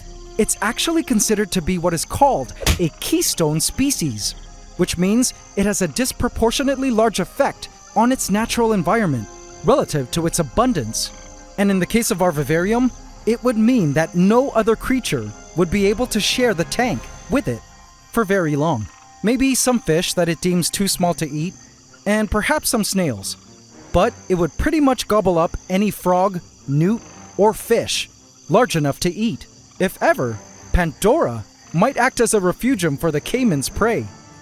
But if we didn't house a dwarf caiman, we could possibly go with aquaphilic lizards, like Chinese water dragons, which are super cute, aquatic snakes that prey on fish and frogs, or even turtles as an alternative. Oh, and by the way, a snapping turtle is pretty much in the same boat as a caiman, I'm afraid. So what do you guys think about a swamp ecosystem vivarium?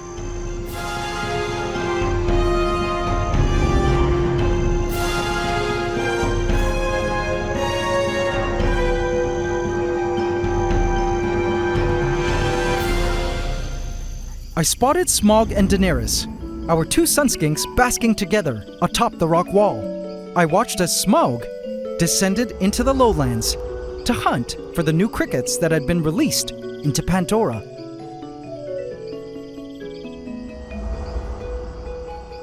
Daenerys watched quietly from above. Unlike much of the other hibernating Pandoran creatures, these sun skinks loved the heat. In fact, their species was pretty versatile, inhabiting both montane cloud rainforests, like Pantdora, as well as the hotter lowland rainforests. Which bring me now to our third possible biome for Vivarium. Exploring the lowland rainforests of Borneo was something I was excited about, again because it was an ancient natural space, 140 million years old ancient, making the lowland Bornean rainforest one of the oldest in the world. The lowland Bornean rainforest is home to over 15,000 species of flowering plants, 3,000 species of trees, 221 species of terrestrial animals, and 420 species of birds. But the forest was full of danger. Check out this Nibong palm tree, covered in spikes that, if spiked, cause a human to go numb, and the only way to heal from it is through surgery. I had to be careful in these unfriendly wild forests. I immediately spotted sun skinks in the leaf litter. Little smogs and dens running around. The insects were mind-blowing. There were a ton of ants, including this giant forest ant. Look at how huge it was. On a tree, these cool lantern bugs were hanging out, trying to blend in. We also came across this cool trail of termites, swarming in broad daylight. At first I thought the termites were foraging for food, but as I looked closer, they were carrying little babies, which probably meant they were relocating nests, or perhaps a nomadic species of termite. I didn't know. We used a blacklight to spot a huge forest scorpion hiding in a log. In this murky pond, I spotted a mudskipper trying to hide from my camera. The forest was also full of mushrooms for days. Now this was super cool. Looking into this telescope, I spotted the entrance to a hive of stingless bees. Yup, bees that lack a stinger. In Southeast Asia and parts of South America, there exist species of bees that don't have stingers, and to me seem more like flying ants. I actually just installed a few stingless beehives this week on my own property for the pollination of my fruits and veggies, but also for their delicious honey. The locals allowed me to sample the honey harvested from these stingless bees, and I find tastes tangy and is more syrupy than traditional honeybee honey. The stingless bees themselves are top pollinators in the rainforests in which they live.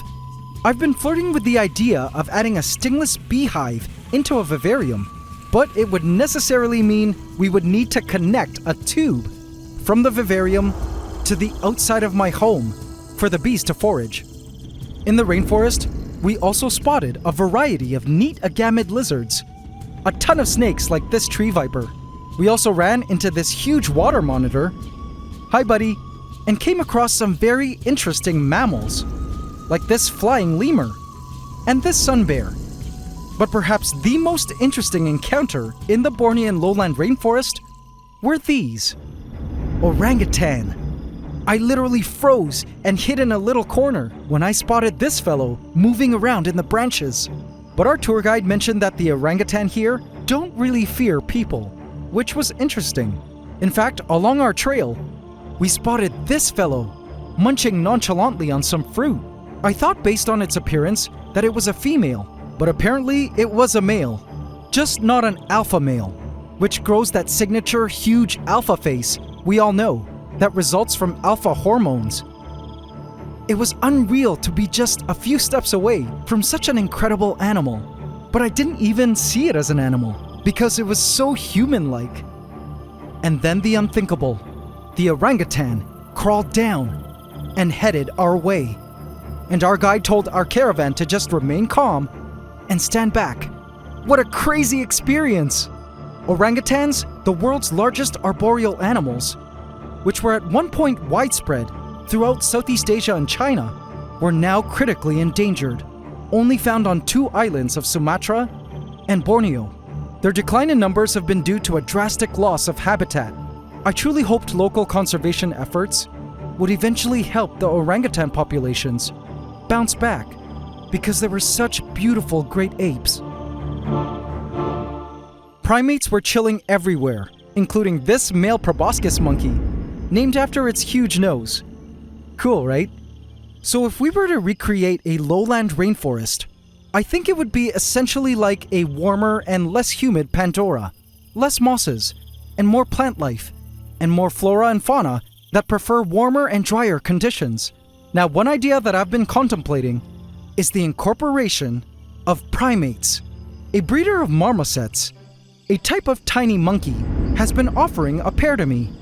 These marmosets are not wild-caught, but are captive-bred pets, and I've been researching their care for years now. The minimum enclosure size requirement for a pair of marmosets is allegedly 6 feet tall by 3 feet deep by 6 feet wide. This already means that Pantdora is larger than the minimum required space for a pair of marmosets. But you guys already know, we don't do minimum here on this channel. Behold, my giant 3-story aviary, which currently houses a variety of songbirds, and the space is naturally landscaped with trees, vines, and branches. So one option I could do is house a pair of marmosets in my giant 3-story home aviary, full-time, and on the days I film, release them for playtime into our vivarium. Kind of like an ecosystem event, where a pair of marmosets descend into our plot of lowland rainforest to interact with the ecosystem and do their thing. This of course would require me to tame the marmosets to come down to me when it's time for vivarium playtime. We'll see. Primates are an important player in ecosystems as they're significant frugivores, which means they eat fruit and thereby assist in the distribution of seeds of plants and trees. They also eat plenty of insects and small creatures, and I think it might be interesting to learn more about them. Anyway, let me know what you guys think. The vines of Pantdora have begun to bloom so beautifully, and the stunning look of their dainty buds and tendrils made the canopy of Pantdora look awesome. It was then that I spotted a movement in the canopy's ferns. It was a carpenter ant. Awesome! The carpenter ants, which usually forage at night, had decided to wake up early to forage the canopy for food. The carpenter ants were on a very special mission here. They were licking up sweet honeydew extruded by the mealybugs, which were squirting it everywhere. It's no wonder in Australia, these ants are known as sugar ants, as they definitely have a sweet tooth. Carpenter ants belong to a very widespread and diverse genus of ant called Camponotus, and these ants here are a species of tropical carpenter ant that I introduced into Pantdora some time ago. I was happy to see them still around and doing well. It seems these carpenter ants have formed a truce with the usually war-thirsty acrobat ants, the chromatoblasters, which were also foraging the ferns for the exact same reason. I was also quite happy and amazed to see how much life and action was going on in the Pandoran canopy. Which brings me now to our 4th biome. From the lowland rainforest, we climbed a cool set of stairs to this awesome walkway up high in the rainforest canopy. And you would think that there wouldn't be as much action up here, but I was surprised by some of the creatures we spotted up in the treetops. First of all, the craziest massive leaves were all around us. We spotted some wild figs. Yes, the fruit found on charcuterie boards paired with wine. I spotted some cool ants, like the spiny ant. And check this out. A giant centipede that at first I found cool, but it suddenly jumped at my face. And thus was born a newfound personal phobia of centipedes. There were a ton of spiders up here, including this beautiful jumping spider.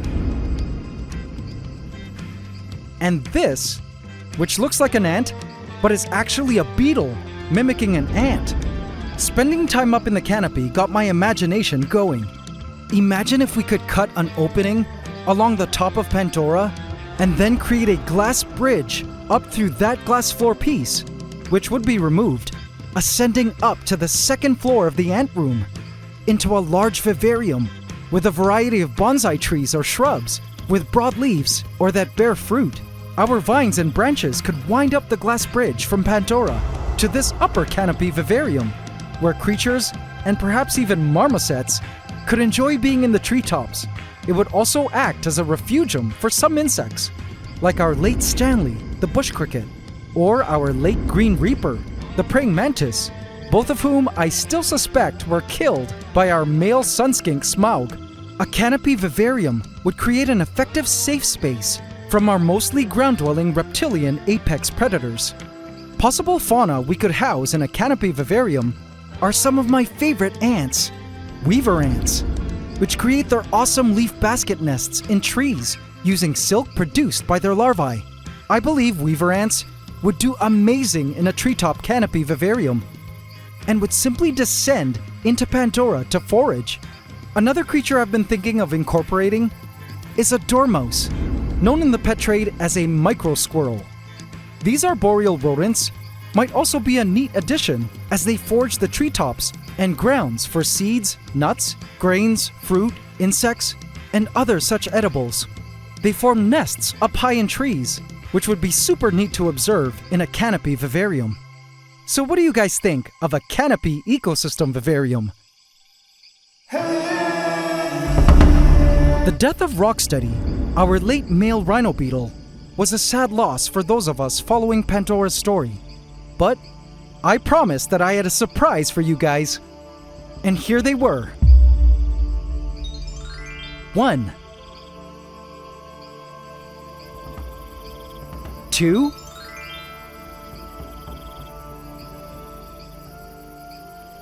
and 3. The hot season had caused an abundance of these coconut rhino beetles in my area, a different species from what Rocksteady was, with smaller horns and a more indented exoskeleton. But all 3 coconut rhino beetles that I managed to find were males. I was still in the process of looking for a female, so we could really appreciate their rhino beetle behaviors and hopefully catch the males wrestling for territory and breeding rights. The rhino beetles immediately took to ground and burrowed. Though nobody could replace our Rocksteady, these coconut rhino beetles were an interesting new addition to our rainforest.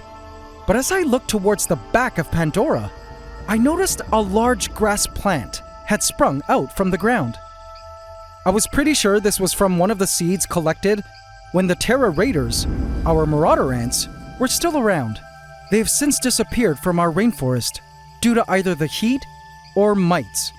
But speaking of grasses, this brings me now to our 5th and final possible biome for an ecosystem vivarium. I believe most of us have been to some kind of grassland or open field and know what it's like. It's full of tons of life, including reptiles like snakes, lizards, and even tortoises, amphibians, mammals like moles, and rodents, as well as insects. I flew to Sydney, Australia a while back and checked out one of my all-time favorite ants, bull ants, on which I did a video on this channel. I think a grassland vivarium would be totally unique as far as ants go, and I know a ton of local ant species that would love an open grassy field vivarium, including our Muranoplus bicolor colony, which by the way is still doing well. It would also act as an incredible refugium for grasshoppers and crickets. The only challenge I have regarding this option is that such a vivarium requires a ton of light. Most grasses require full sunlight, and that is generally hard to mimic in captivity. I would also need to continually keep planting new grasses as the mature ones were eaten. Though challenging, a grassy plains vivarium might prove to be quite neat and insightful. And so, these are the 5 possible vivarium ideas for our next ecosystem. It will be a few months still before we actually build and launch our 2nd vivarium. But what I need to know at this stage is which of the 5 vivariums you feel will be the most beneficial to learning and insights on the natural world. Cave, swamp, lowland rainforest, canopy, or grassland. I feel for a better understanding of our 1,000-gallon plot of cloud rainforest of Pantdora, we must also understand its relationship to adjacent ecosystems, where flora and fauna can migrate to, seek refuge, and/or establish new populations if needed. A 2nd vivarium expansion is our inevitable next logical step. Now, if you're watching these videos from a television, which by the way, I believe to be the best way to enjoy these videos, when you get a chance, please kindly hop onto your mobile or desktop and visit the community tab on my YouTube page to vote for your favorite biome option for our 2nd giant ecosystem vivarium. I have a couple polls there for me to pick your brains, and help me decide on the future course of our hugely important biological project. Currently, cave seems to be the leading vote, but that's only based on over 100,000 votes. If each of you watching casts your vote in the polls, the results can still be changed significantly. So let me know what you think in the votes. Do also let me know your opinions in the comments of this video and upvote those comments you agree with so I see them. It will help me with my final decision as to which biome we ultimately choose to go with. Thank you all for being a part of this exciting biological journey of discovery and ongoing story of our giant cloud rainforest of Pantdora.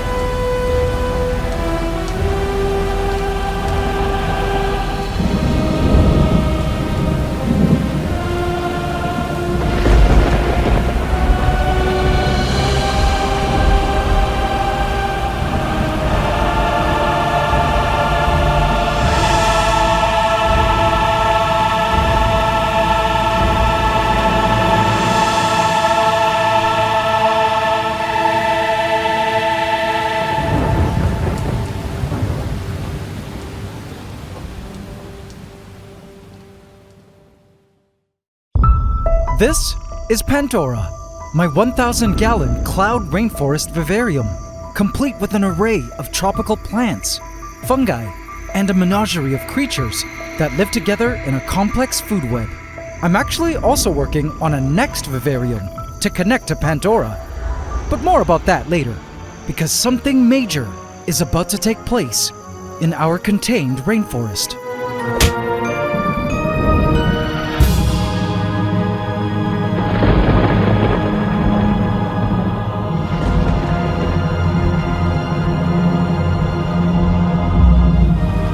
The rains had come early. Yes! This meant it was time to affect our simulated weather system. Rains, I summon thee. This is the story of what happened when I launched rainy season in my giant ecosystem vivarium. But little did I know, this cosplaying of Mother Nature would lead to some pretty insane revelations about the animals in our rainforest, as well as take me on the wildest adventure with some unexpected newcomers. Welcome to Season 2, Episode 6 of my Ecosystem Vivarium series, here on the AntsCanada Ant Channel.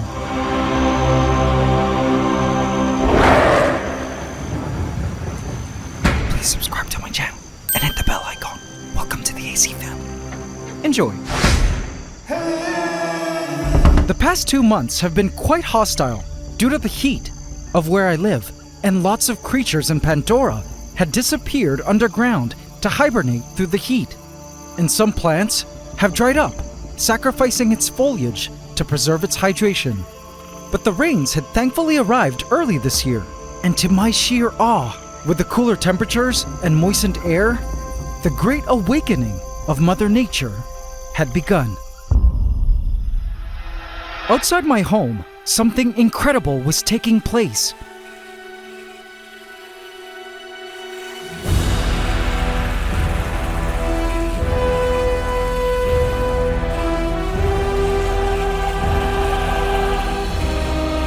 There wasn't a light around my place that wasn't swarmed by an army of flying troopers. These were the future queens and kings of termites.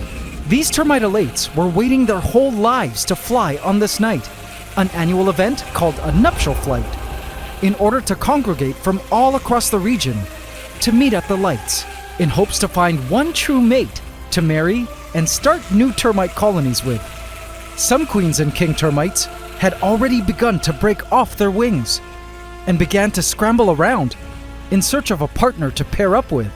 It's truly a remarkable event because every species of termites knows their specific night in the year to fly. And this particular wood-eating species was the first termite species to fly this year. But the termites weren't the only ones waiting for this night, for their nuptial flight festivities were also a feeding frenzy for predators who've been braving the harsh, dry summers where food was scarce. The summer fast was finally over. All geckos around my home were coming out of hiding to gorge themselves on the termite buffet. A jumping spider had gotten lucky as well. Another gecko was having a feast, picking off termites that landed on his light-colored wall, making the termites easy to spot. In the shadows of this rock pillar was a tree frog, waiting for the termites to come to it. But the most conspicuous of creatures to emerge were these cane toads. The large toads hopped all around, picking off the termites that fell to the ground. They had enormous appetites and would be eating up every single termite they would find. But this termite nuptial flight was not only taking place outside, but also inside my ant room. Somehow, despite having all my windows closed, the termite elates still managed to make their way indoors and were now swarming around Pantdora, attracted to the lights and wanting to get in. Okay, in that case, here you go, termites. Enjoy your Pandoran soils. A bunch of termite elates were now inside Pantdora and would either be food for various rainforest creatures or perhaps pair up and start new termite colonies inside our vivarium. We already had another termite species living here, but I felt it wouldn't hurt for them to have some competition. Now, some of you may be wondering why I didn't catch any toads to put into our rainforest.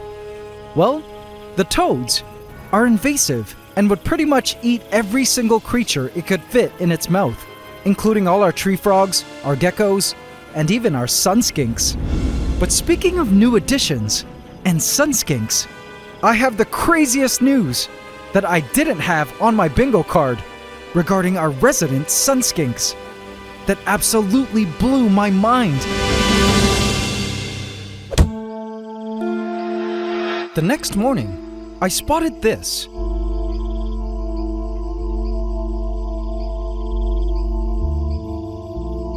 Opening the glass holding container and lifting the hollow rock.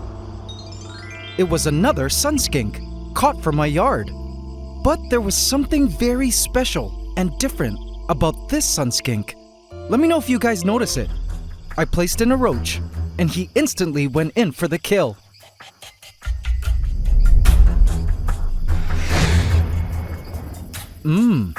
Delicious.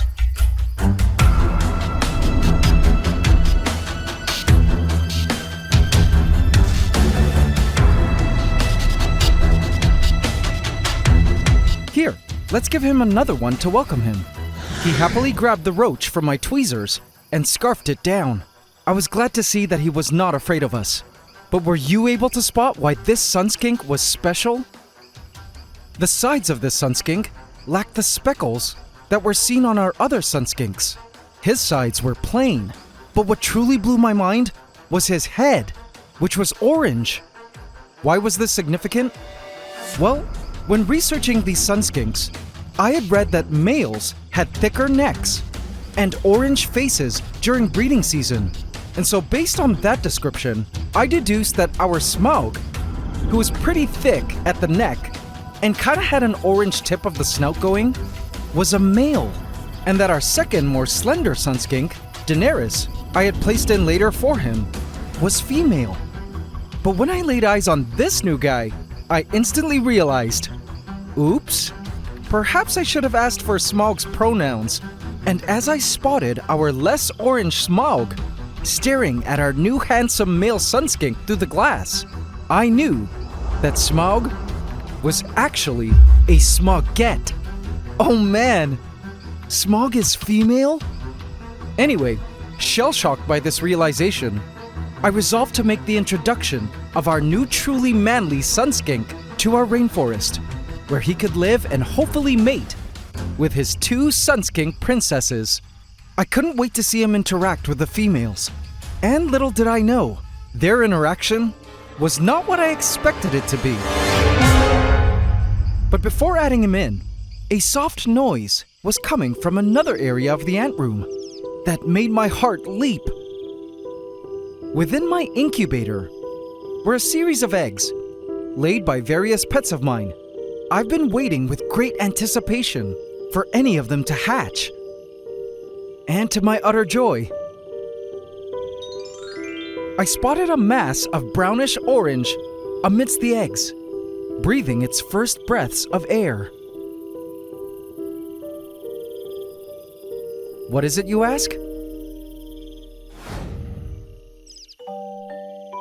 A chick, born from my Rhode Island red chickens in the yard. I've been incubating the chicks indoors, safe from fire ants outside my home, which are a big threat to them at this age. But this chick was not alone. It had a sibling. Now, I had a special plan that had to do with our rainforest Pantdora for when these chicks would finally be born. And I couldn't wait to carry it out.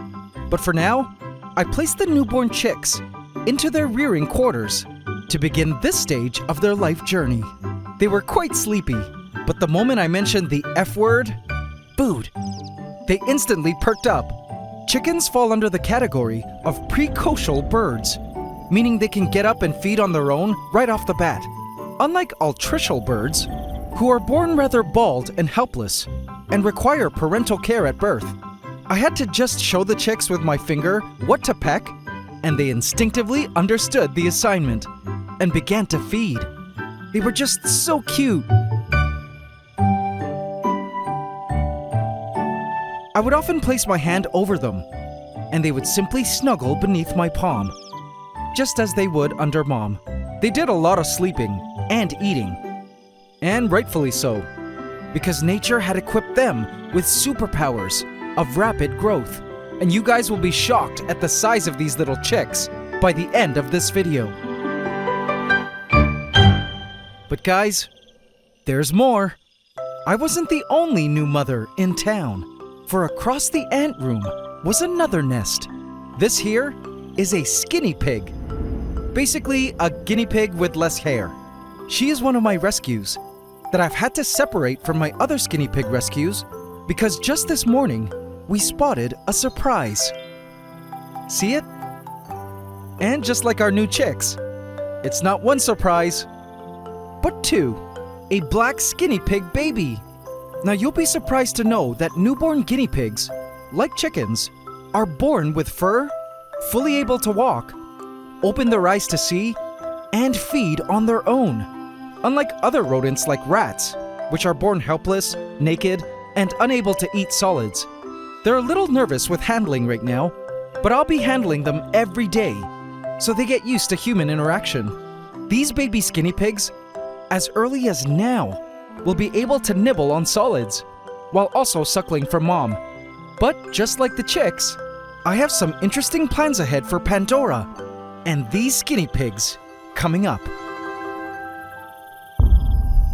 Now as for Pantdora, another discovery was waiting for me in the most unexpected place. The new rains had brought about some new mushrooms springing forth from the soils. Mushrooms I hadn't seen before. Any mushroom experts out there care to guess the species? The new rains almost overnight caused certain shoots to spring forth like this new asparagus fern stalk. And these vines, which were starting to reach its tendrils outwards. I spotted a millipede, moving like a toy train across the forest floor. These millipedes were some of the few creatures that enjoyed the heat of the summers. I then spotted a giant huntsman who was either Lady Deathstrike, a giant huntsman I thought had died but I discovered was still alive, or another grown-up huntsman I placed into Pantdora as a baby. It was one of 2 adult huntsman spiders that lived in this rainforest, along with a whole lot of babies that were frolicking the lands. All the predators of the rainforest were quite happy about this new cooler season, as they had an abundance of prey now. The crickets were back to their normal social selves, breeding again due to the drop in temperatures. But the real surprise I was talking about was waiting for me to discover it in Aqua Noctis, the Blackwater Pond. As usual, the pond was full of beautiful fish, plants, and vine roots. I was happy to discover the Java mosses were also doing quite well. Hey! What is that? I spotted a peculiar movement across the floor, and when I realized what it was, I shouted for joy. A crab! Awesome! There were still crabs in Aqua Noctis, or at least one. I had thought that the crabs I placed into this pond had all died out of old age, but nope. Seems like this little guy had been hiding from us. I wondered if it too had retreated into the rocky outcrop due to the heat. It was now going about its usual business, eating up decaying and edible material all around the pond. I wondered how many other crabs were still scuttling around these waters, but I was happy to see that we still had water crabs in Pantdora. So, Smaug? Smaugette? I'm sorry, I had thought you were male all this time. My bad. It's time to introduce you to your new king. As soon as Smaugette saw me approaching with the new male Sun Skink, she dashed away.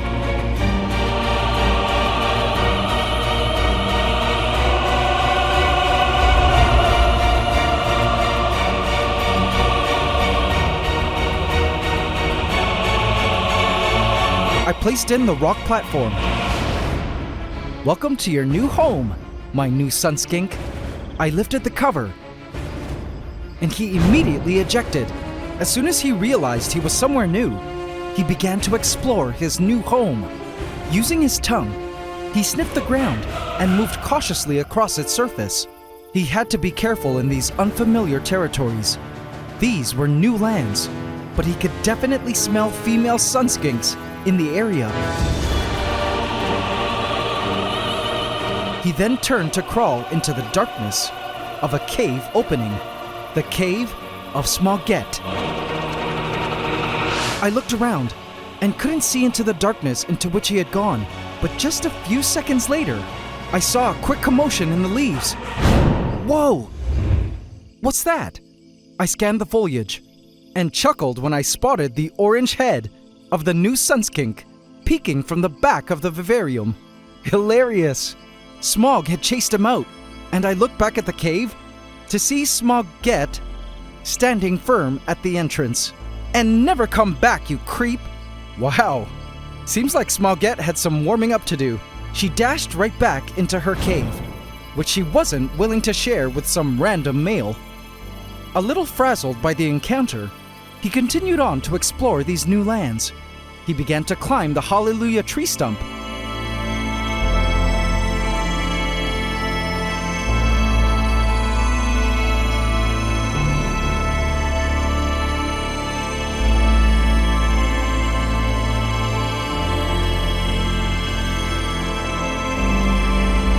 It seems the crickets had a heads up of his ascension, as they had all disappeared to hide from the brand new predator in town. He decided to station himself up here, which had an amazing view of the forest. He liked it here, and I liked seeing him here, getting comfy. But he would soon surprise me with what he was about to do next, in the presence of his new female forest mates. Now, speaking of new forest mates, I've been thinking long and hard about our second vivarium that I've been wanting to build as an attachment to Pantdora, and I've held a few polls to pick your brains as to which type of biome we create as an extension to Pantdora. So far it seems the consensus is either swamp, cave, and canopy being the most popular choices. I cover all the options in the last episode, so I won't go over them again here. But I do see that there seems to be a split between poll results and the comments. In the polls, it seems swamp and cave are winning. But in the comments, it seems canopy is winning by a lot.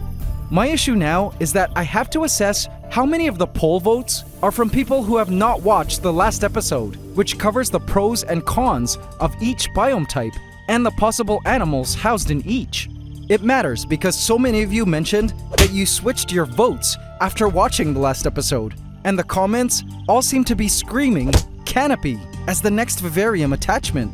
I decided I would ponder over our options over the next day or so and have a closer look at more of your opinions before letting you all know which biome type I decide for our second giant ecosystem Vivarium. As I looked up on the moss wall, I spotted Daenerys, our other female Sun Skink, who was now watching the strange new male who had seemingly appeared out of nowhere. He was cute, but Daenerys chose to lay still and just watch. Suddenly, he spotted her and decided to do something I totally didn't expect from a Sun Skink. He leaped up and grabbed onto the asparagus ferns hanging from the canopy. He was now officially up in the vines. What? I didn't know Sun Skinks could do this. They're ground-dwelling lizards. But clearly, our male Sun Skink had some hidden climbing skills up his sleeve. I wondered if Daenerys was impressed. He was now arboreal, with ghost ants running about at his feet. Suddenly, he began to move. But where could he go now? Don't tell me he was about to balance on those thin vines. I was quite nervous for him, as it was a long fall to the bottom.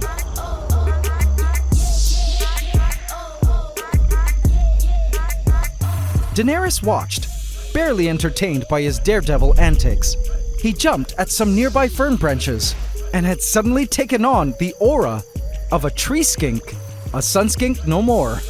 Like a masterful Cirque du Soleil performer, he climbed and looked around for his safest route across the canopy, balancing even on the thinnest of vines, to the very top of the Vivarium. Daenerys expected him to plunge to his death at any moment, but she decided to keep watching. After hanging there for a bit, he then went on to perform his second death-defying trick. He crawled across the vines carefully, calculating where he would execute his next stunt. I think his main objective was to get closer and closer to Daenerys, and hopefully check her out up close. But these were unfamiliar lands, with a strange geometry, to say the least. And then suddenly, bam! He instantly went from tree skink to spider skink, spider skink. He hung upside down like a gecko, not knowing where to go next from here. It was then that I realized that Daenerys was gone. She had grown bored and left. Uh-oh. Now, how was he going to get down?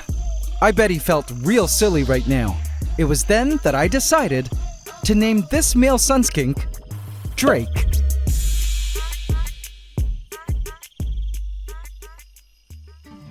I peeked into our chick nest, and our twins were up and ready to go.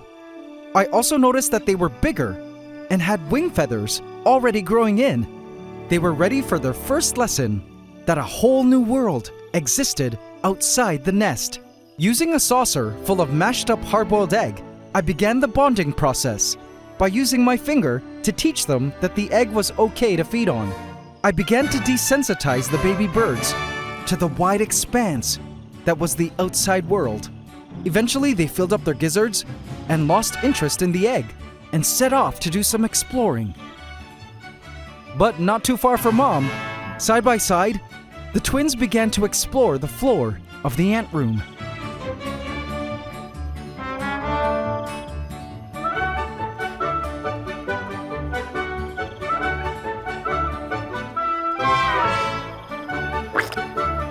Oops, gotta clean that up. After several minutes of exploration, I placed them back into their nest, where they crawled up into a corner and slowly drifted off to sleep. These chicks were doing a lot of sleeping over the next few weeks, as their growth would be insanely fast, as mentioned. In terms of diet, they ate a staple of high-quality chick rearing pellet, supplemented with lots of mealworms, which I mixed into their dish every day, and they had a hoop gobbling up. Have a look at them feed.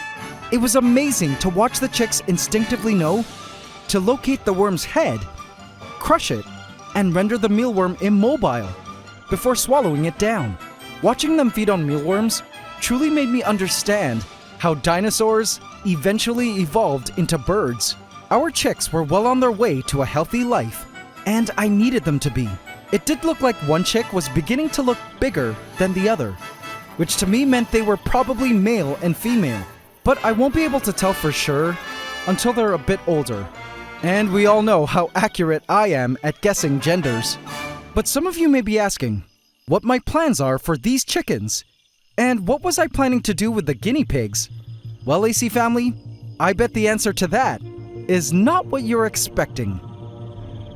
On the forest floor, I spotted a pair of mating millipedes, but the one on the bottom had just finished a molt and was still white and hardening. I mean, you couldn't wait a bit there, buddy?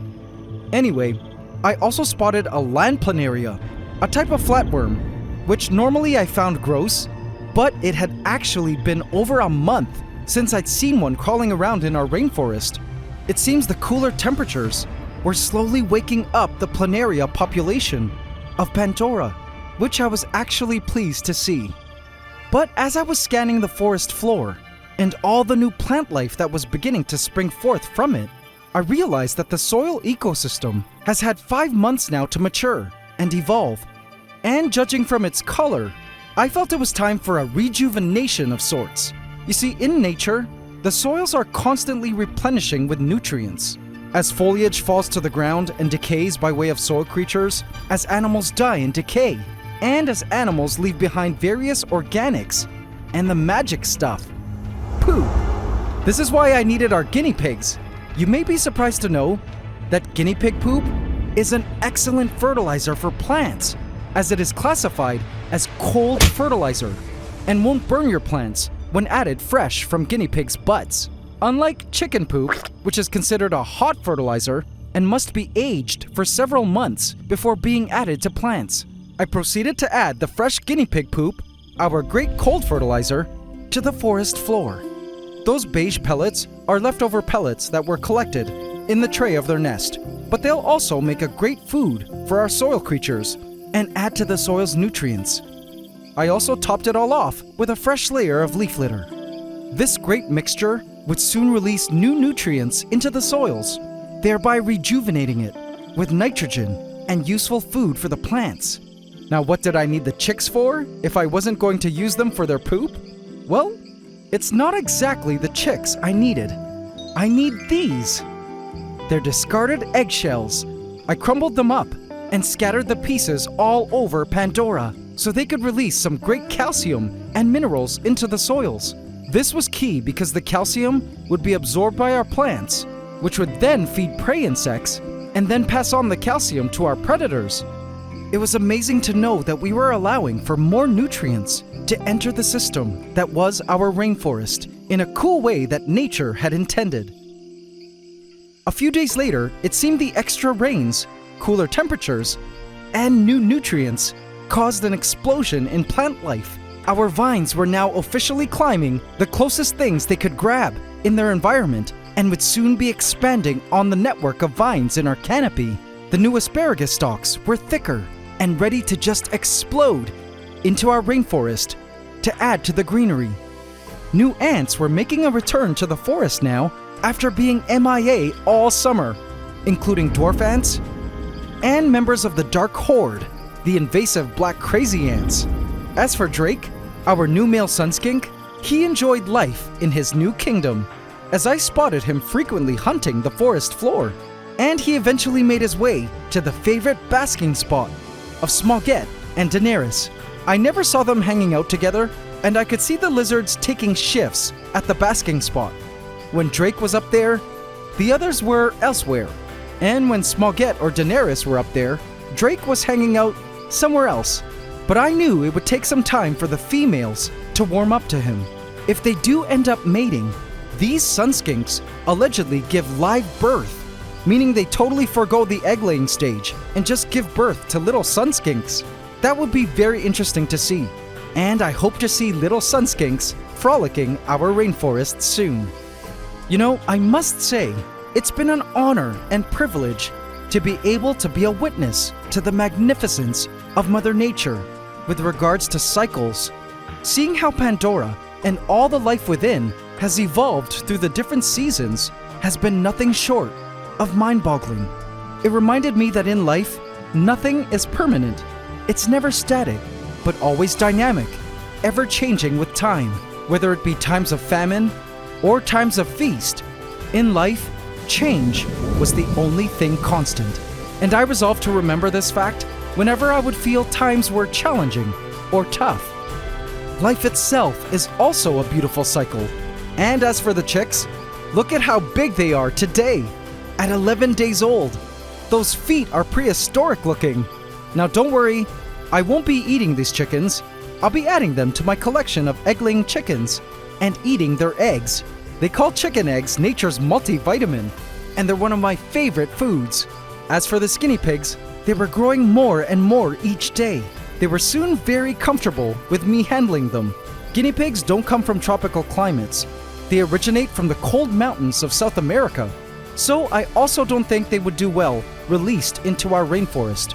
But depending on what our next vivarium will be, I did have some other mammals in mind that we could add to Pandora's tropical system.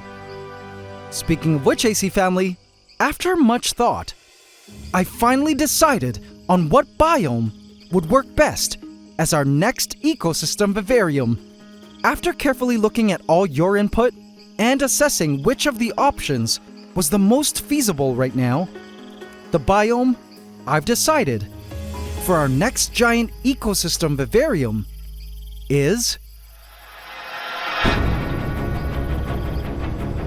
Vote in my community tab to affect this story. Happy Mother's Day!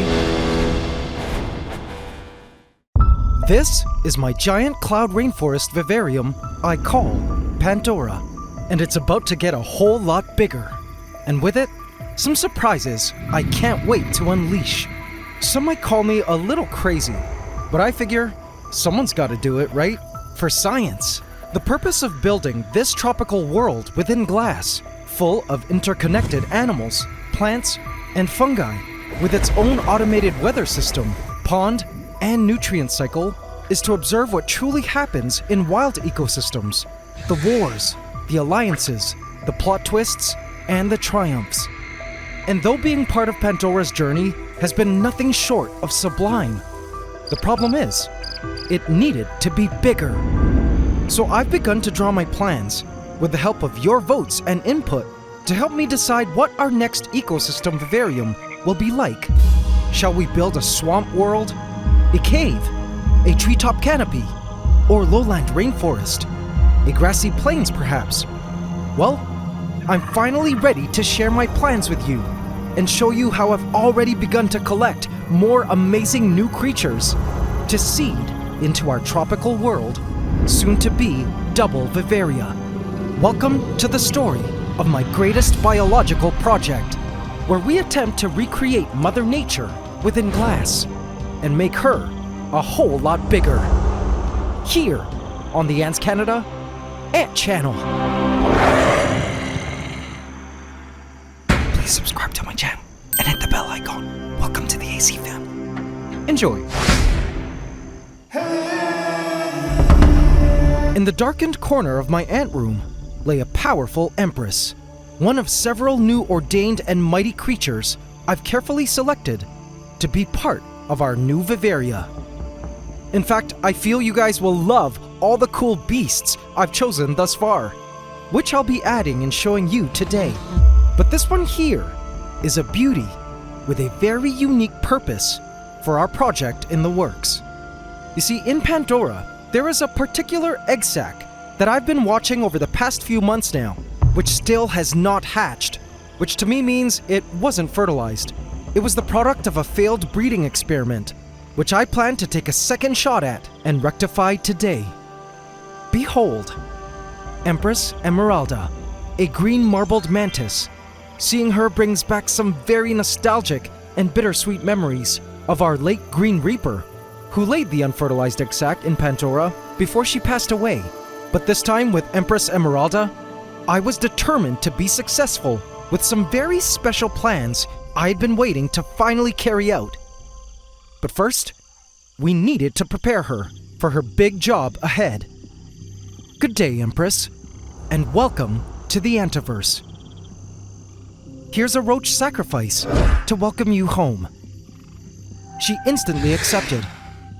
Thank you, and began to feed. The living roach breathed heavily as the Empress began to feed on its head and legs. The sight was a bit gory, but our royal Empress only accepts living prey, and I needed to respect that. Watching the Empress feed voraciously on the roach's face was a rite of passage for us and a stark reminder that she was a royal to be respected. But there was a purpose to allowing our Empress to indulge in such a fattened calf offering, as she would be needing all the valuable nourishment she could get for the long and physically taxing task ahead. Feast well, my precious Empress. There is more meat coming your way before I introduce you to someone who will assist us in reaching your ultimate destiny.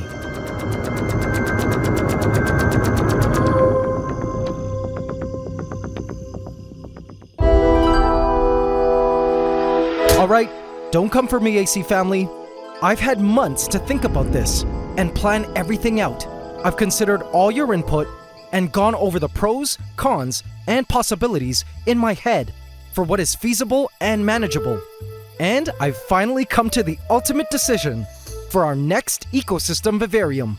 Based on the polls, cave, swamp, and canopy were the three most popular biomes for the design of Pandora's extension. And so I've decided I'm doing a cave, swamp, and canopy. I plan on doing all of them, just not at the same time. I decided the easiest vivarium to prepare for now would be canopy, meaning the treetop layer of a forest.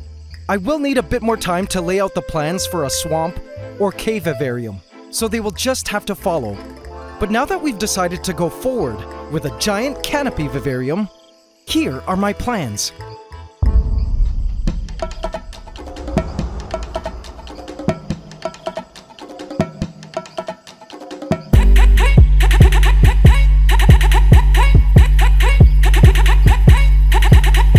So this is the second floor to my ant room, and it sports these glass floor cutouts that I initially designed into the floors just as a way to see the ant setups from a bird's eye view.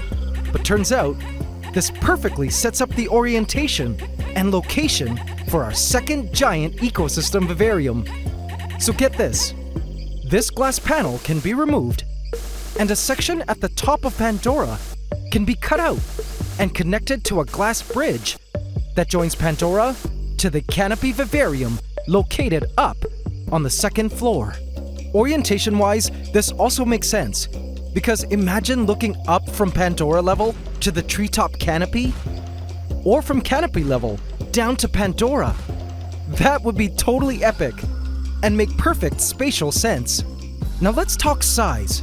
So I had a guy come in who will help me build the main glass structure of our new canopy vivarium. And I'm happy to announce that due to the greater amount of space available on the second floor, we have the freedom to build a bigger vivarium than Pantdora, just a little bigger. I've decided it will be the same length and width of Pantdora, but will be a foot taller.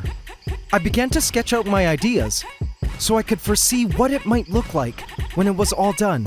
I can't wait to show you guys what I envision in my head, as well as the possible creatures I plan to house, on which I'll be needing more of your opinions.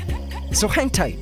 But meanwhile, speaking of animals, I've begun to prepare ahead for our Canopy World Edition, and have started to collect more cool creatures to become official Pandorans in this new chapter.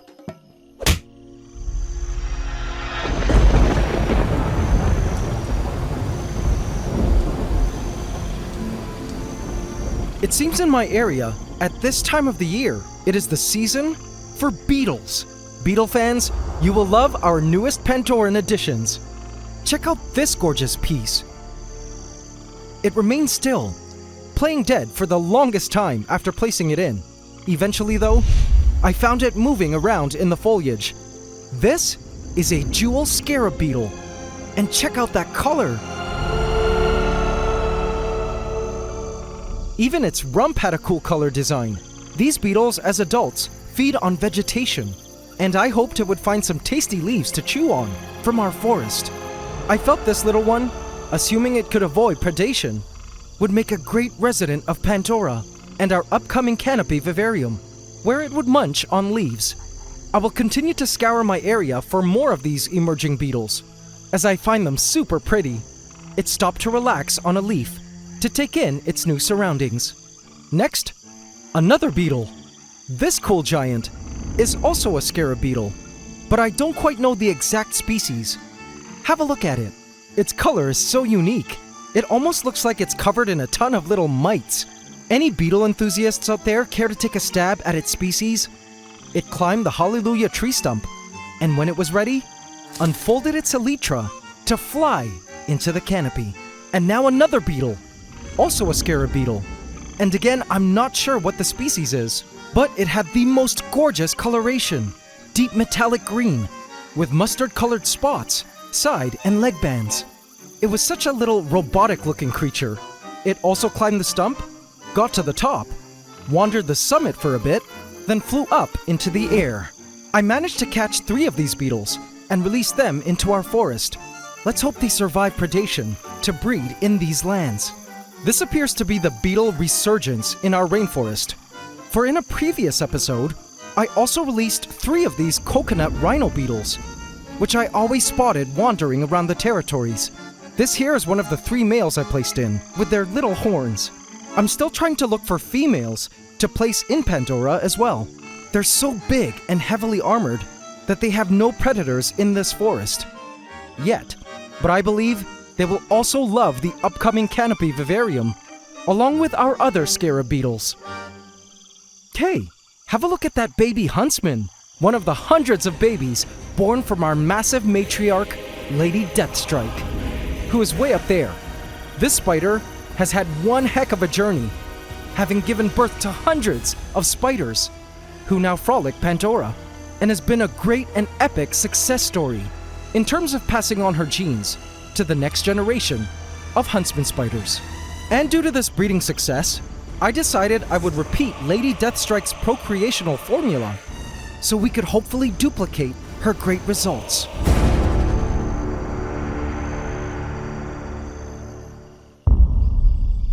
Meet Emperor Silverio, a male marbled mantis, whose unique silvery gray color is another color phase of the species.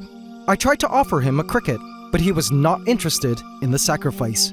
He was here for one thing, one very ultimate purpose, laced with unspeakable danger. Empress Emeralda was well into the innards of her roach morsel now.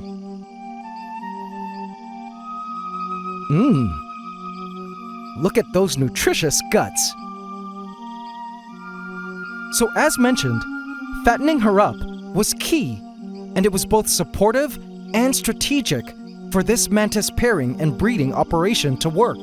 In the last attempt to breed mantises, the female, our Green Reaper, was full, but I don't think she was full enough because she went on to consume the male. My plan this time was to really fatten up our Empress, so feeding wasn't the first thing on her mind once she would be meeting her brave Emperor, which instead of happening in Pantdora like the first time, would be taking place here, in this smaller, more controlled space. We did it successfully with Lady Deathstrike, so my hopes was it would work for our mantises too. I watched as she gobbled down the remaining parts of the roach and began to lick her arm spikes clean. She totally ate and left no crumbs. What a formidable predator. But judging from her abdomen, I knew she could fit much more in there, so I gave her a cricket to polish off, which she consumed cum gusto. Once she was done, her abdomen looked like this. Check out that gat. It was almost full to capacity, and her breathing was labored.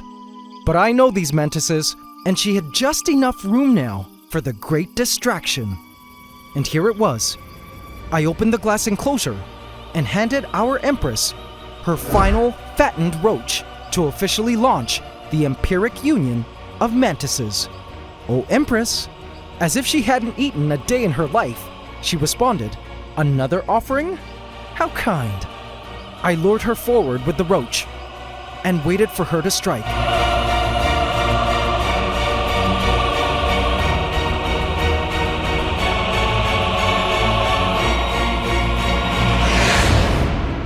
She lunged and grabbed onto the roach as I pulled her gently further towards the middle of the glass enclosure.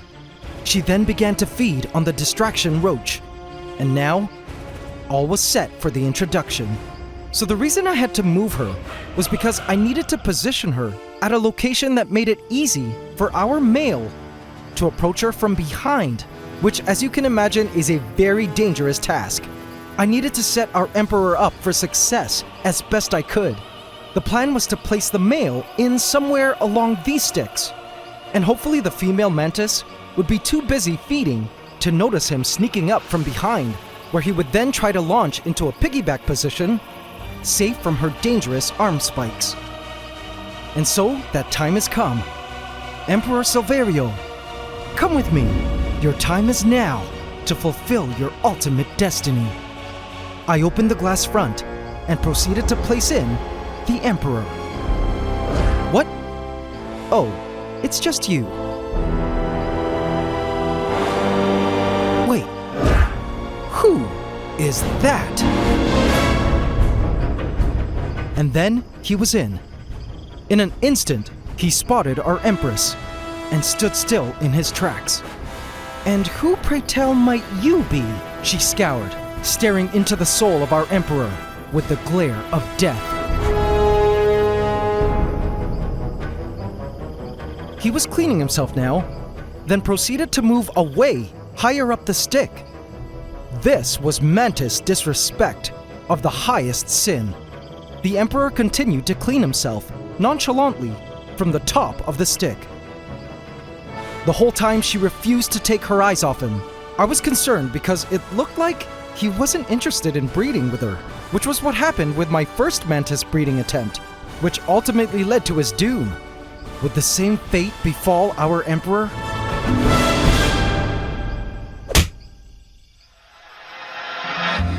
With the new cooler temperatures and extended rainfall of the new season, the soils of Pantdora have once again sprung alive with life. I was delighted to spot the crickets back in full effect, foraging the forest floor, eager and ready to breed. And my, were the ants also making quite the comeback. Dwarf ants, which had since disappeared from our forest, were seen foraging the foliage. Members of the Dark Horde, an invasive OG colony of black crazy ants, were also seen here and there, hopefully not making a comeback to their once devastating numbers. I think the most successful ants of Pantdora these past few months were these, the tiny yet energetic gnome ants, which look like fire ants but are much smaller. However, after looking into it, I believe they might actually be an invasive species known as little fire ants or electric ants, Wasmannia auropunctata. But then again, maybe they're not. Whatever the case, they do an excellent job at cleaning up the forest floor of insect body parts. I loved watching the gnome ants at work. But guys, these aren't the only ants active in our Pandoran soils. You guys won't believe this, but check out these totally new ants I spotted this week. Once again, I have no idea where they came from, as it's been months since I had planted any new plants in our vivarium. But if their queen did sneak in through the plants months ago, her offspring is finally showing up above ground now. And what a cute bunch of ants they are. Again, I don't actually know the species, but let's call them little golden ants for now. They were the new ants in town, also competing for insect body parts. But guys, I have another surprise for you. The rains have caused certain favorite ant species of mine to have nuptial flights again, and I think you'll love whom I've collected. Behold, the double queen sisterhood of the world-famous weaver ants. For all you OGAC family, I'm sure you're as excited as I am, and know full well why these ants are like no other ants on the planet. Weaver ants are famous for their hanging leaf basket nests in the trees, which are all glued together using silk from their larvae. I felt weaver ants would be awesome to eventually inhabit our canopy vivarium, if they so chose. Now these two queens were caught separately and have decided to band together to start egg laying. It hadn't even been 24 hours and the queens already had a little brood pile going. But it was time for a very delicate operation. I wanted to transport them into Pantdora, but little did I know, their introduction was about to spur a mini ant confrontation. Moving the queens and the brood would require some surgical level handling, but it needed to be done. First, I chose a spot behind the rock wall that I felt the queens might like to begin their claustral chamber. In went the green weaver ant queen, then the yellow weaver ant queen, and then using a Q-tip, the brood. Man, was it hard to transport the brood. The green queen found a little chamber to hide in, but what I spotted next shocked me. Oh no! Ghost ants! A tiny invasive ghost ant found an egg, pulled it free from the batch, and ran with it. How sad! The yellow queen was somewhere off to the other side of the eggs and wasn't around to protect the brood batch. Using tweezers, I gently prodded her towards the brood so she could stand guard over them. As soon as she was reunited with the brood, she lovingly picked up a batch and moved it closer to another.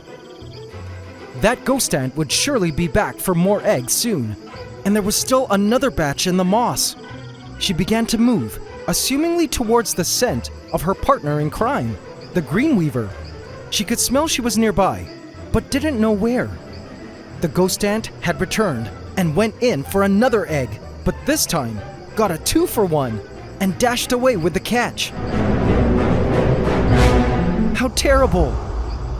I felt so bad for partially setting this ant war up. Thankfully, the yellow queen was back to pick up the other batch of eggs. But where was that other stray batch? She could smell it, but wasn't quite sure where it was. Eventually, the green weaver ant emerged and reunited with her sister to help defend the eggs. They noted that there was still a batch missing, and it was right there in the moss. Where did you put it? I'm not sure, I just found these laying around. Okay, but where did you last see them? I couldn't help it. I had to go in to help. I went in with a Q-tip again to fish out the eggs. Handling them was the hardest thing ever, and I got more clumsy as I panicked, seeing the ghost ant had come back for more eggs. Ah! Eventually, I moistened the end of the Q-tip and managed to stick as many of the eggs as I could salvage near the 2 weaver ant queens. It wasn't a lot of eggs, but it was the most I could do. I wasn't too worried though, because these queens would be laying a ton more eggs over the next few weeks, and they could now stand guard over their brood against invasive ants and other predators. The green weaver picked up the brood blob and began to lick them clean, as the ghost ant realized it could steal no more. I was so happy that the weaver ant queens were all settled in and couldn't wait for them to found their new colony, to eventually move into the leaves of Pandora's canopy. But little did I know, this was not the last harsh welcome our new weaver ant queen sisters would be facing in Pantdora.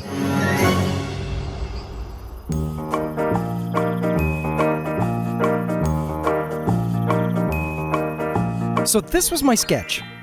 What do you guys think? It's basically a neat network of vines and branches with mostly vining and epiphytic plants, as well as treetop-looking vegetation. Now, a vivarium like this has plenty of potential to create ample living space for a broad array of creatures that would much prefer to occupy the canopy up in the trees than an area closer to the ground like Pantdora. This canopy vivarium will also have its own rain system, which will be set to rain at the same time as Pantdora, as well as wind. So, what do you think? Now, I need your opinions on mammals. Many of you were excited at the idea of possibly adding primates, like marmosets, inside. The canopy vivarium will already be larger than the recommended size requirement for a pair of marmosets. Though, as mentioned in a previous episode, I would simply have the monkeys live in my 3-story aviary full-time and only release them to hang out in our double vivarium on days I film. In the wild, such monkeys cover some pretty vast distances, so releasing the monkeys into our double vivarium periodically can mimic their natural come-and-go presence and impact on the ecosystem. Another possible creature I've been thinking of adding, if not primates, is dormice, which are a type of cute arboreal rodent.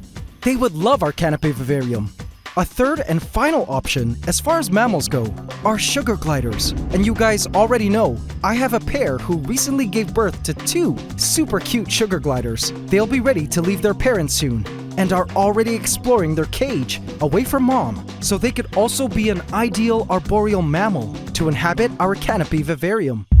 But speaking of creatures to hopefully inhabit our canopy vivarium, our mantises were in the middle of a death-defying dance performed by mantises for millions and millions of years before them. Empress Esmeralda had been death-staring the Emperor down for the past 30 minutes until she began to feed again. The Emperor did not show any signs of wanting to mate and continued to clean himself. What gives? She also continued to stare him down every now and then. Something was not right here. Then I realized maybe the lighting isn't very romantic. These mantises mate during the day, so perhaps sunlight could do the trick?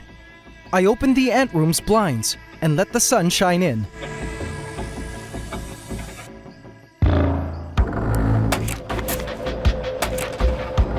This did nothing. I then realized that perhaps our Emperor wasn't in the perfect position, so I took him and moved him to the other side of the enclosure, where he might have a better shot at sneaking up to her. It was then that our Emperor immediately spotted our Empress and entered what I saw was mating mode. He now couldn't resist the gat.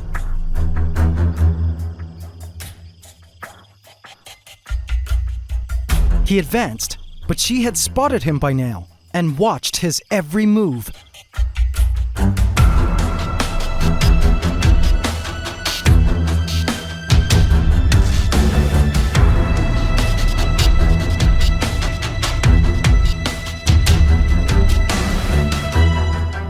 And then she began to sway, and I panicked as soon as I realized she was slowly turning around to face him. Oh no! I wondered if I should go in to intervene. Now in the last breeding, I opted not to intervene because I had assumed that nature should just take its course. But this time, I wasn't about to make the same mistake. I was our Emperor Silverio's wingman now. Bro, I got you. I went in and began to tug at the roach the Empress clung to.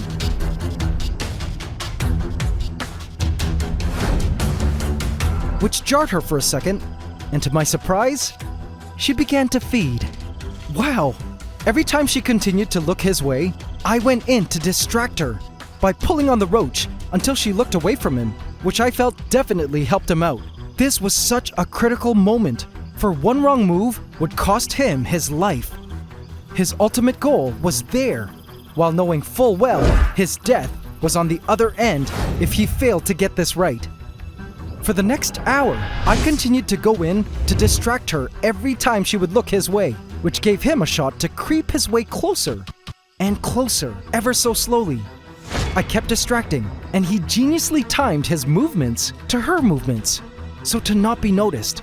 She went on to feed, and he continued to move in some more.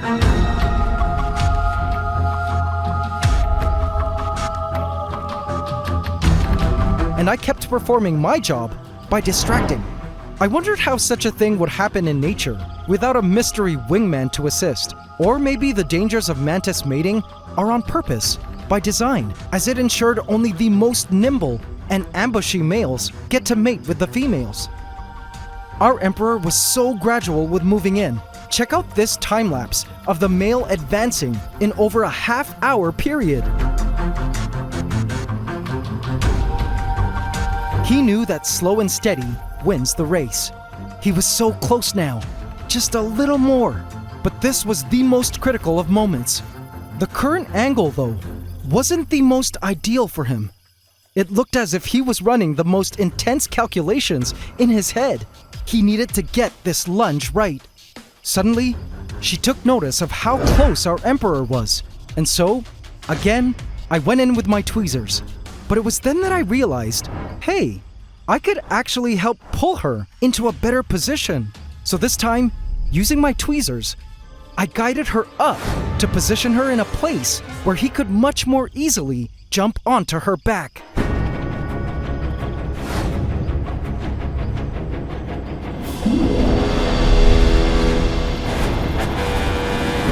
And then, the moment of truth had arrived. Her gat was right in his face now, and she couldn't have been in a better spot for him to complete the final move of the ancient million-year-old dance of the mantises. He moved in, and when he was ready,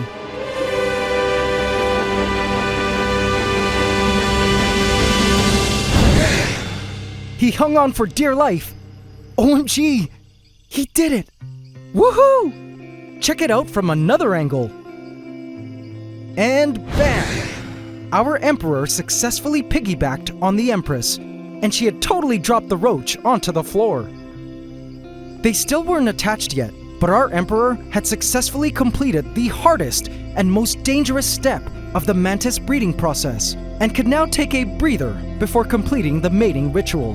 This was honestly one of the most incredible matings I've ever witnessed. No diddy. And with the Empress's abdomen totally full of food, she now had the necessary nutrients to begin producing the eggs that will be fertilized by the Emperor, which would ultimately end up in our future canopy to found a new generation of mantises. I closed up the enclosure to allow our Emperor and Empress to do their thing in peace. My work as wingman was complete. 10 minutes later, I came back to find that the male had attached and was now fertilizing the female. What a miracle this was, and such an amazing process to witness. The mating continued over the next 2 hours, and some interesting observations I made. The female was fully capable of pooping during the mating process.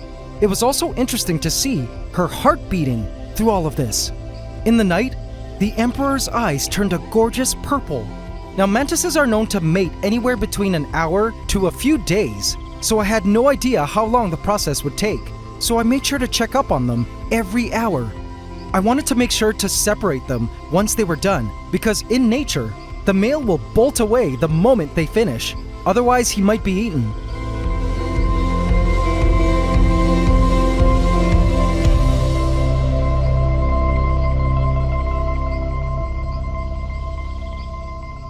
And finally, after a long 5 hours of mating, I finally spotted they had separated. Get me out of here, wingman! On it, my Emperor. I carefully removed him and placed him into his container.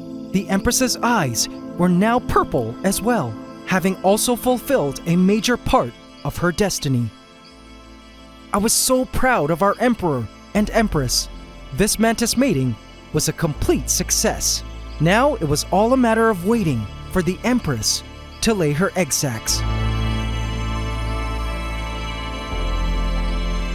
I panicked when I spotted Daenerys sitting over the spot where the Weaver Ant Queens were stationed.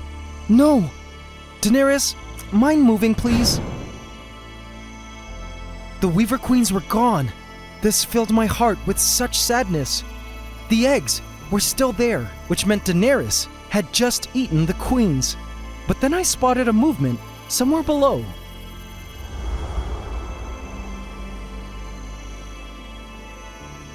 Ah!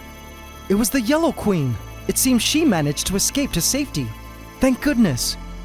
The Green Queen, however, was nowhere to be found, sadly. And though I knew the eggs were probably going to be scooped up by ghost ants, at least this one queen was still alive. I was certain she would begin laying again in this new chamber of hers. And just the next day, turns out she did.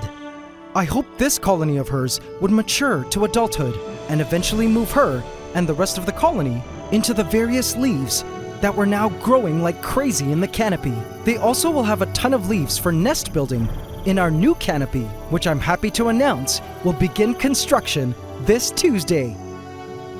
I couldn't wait for us to expand on our ever-growing world of Pandora and continue to learn more and more about the wonders of nature together, its dangers, its triumphs, and its hidden beautiful moments. It seems several of our animals have begun to enter breeding mode.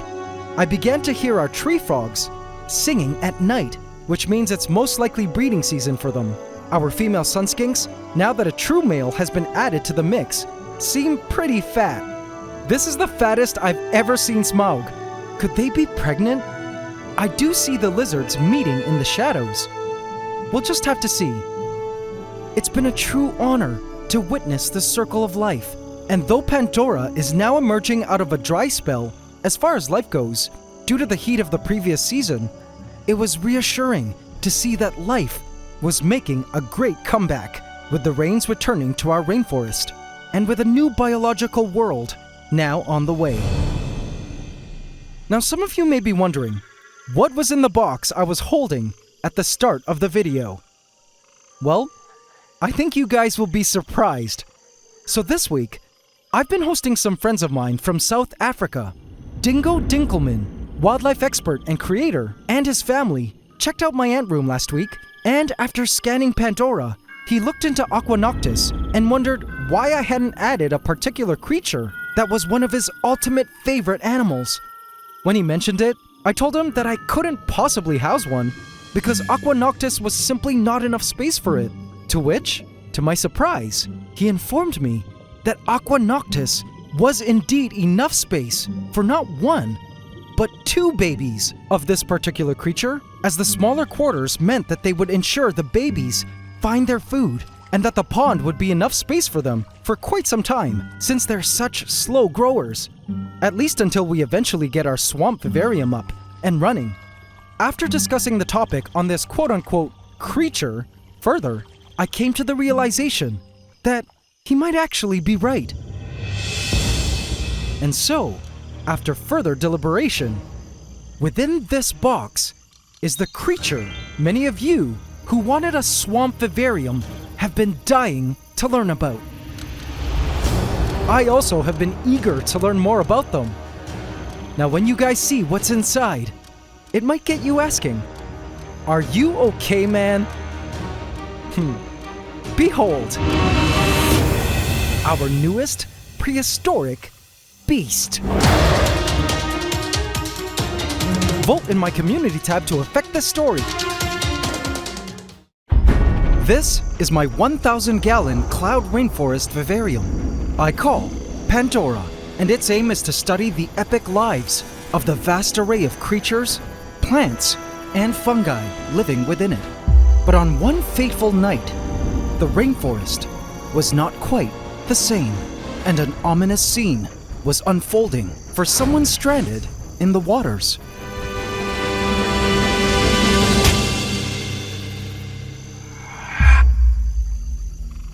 Now where am I? Said the roach, as it waved its antennae around, smelling the swampy air. It was lying on its back, on the surface of the water.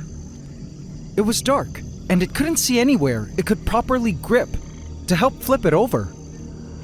But something just didn't feel right. Its roachy senses were telling it to not move. But after laying there for several minutes, it decided to ignore its instincts and attempted to flip itself over so it could swim to the closest shore. Little did it know, it would be the last decision it would ever make. For Pantdora had been forever changed with the addition of the greatest beast I ever dared to place into our giant rainforest vivarium of Pantdora. Welcome to the AntsCanada Ant Channel.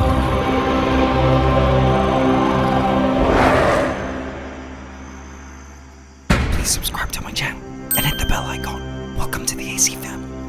Enjoy. Of all the animals I've ever owned in my life, and there have been a lot, crocodilians were always just one of those creatures that I enjoyed watching on screen, but preferred to leave it to the animal pros like crocodile hunter Steve Irwin to get up close and personal with them, so I didn't have to. I knew they were important predators in an ecosystem, but they were scary looking and weren't particularly the most beautiful beasts. In my mind, you needed to be a whole level of crazy to care for a crocodilian, and I always felt nothing would ever compel me to try.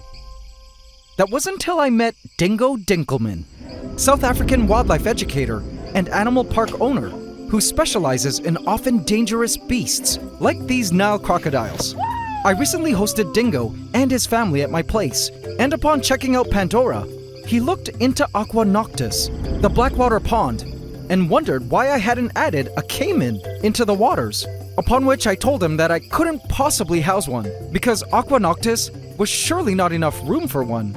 To which, to my surprise, he informed me that Aqua Noctis was indeed enough space for not one, but 2 baby crocodilians, as the smaller quarters meant that they would ensure the babies would find the food and that the pond would be enough space for quite some time, since they're slow growers.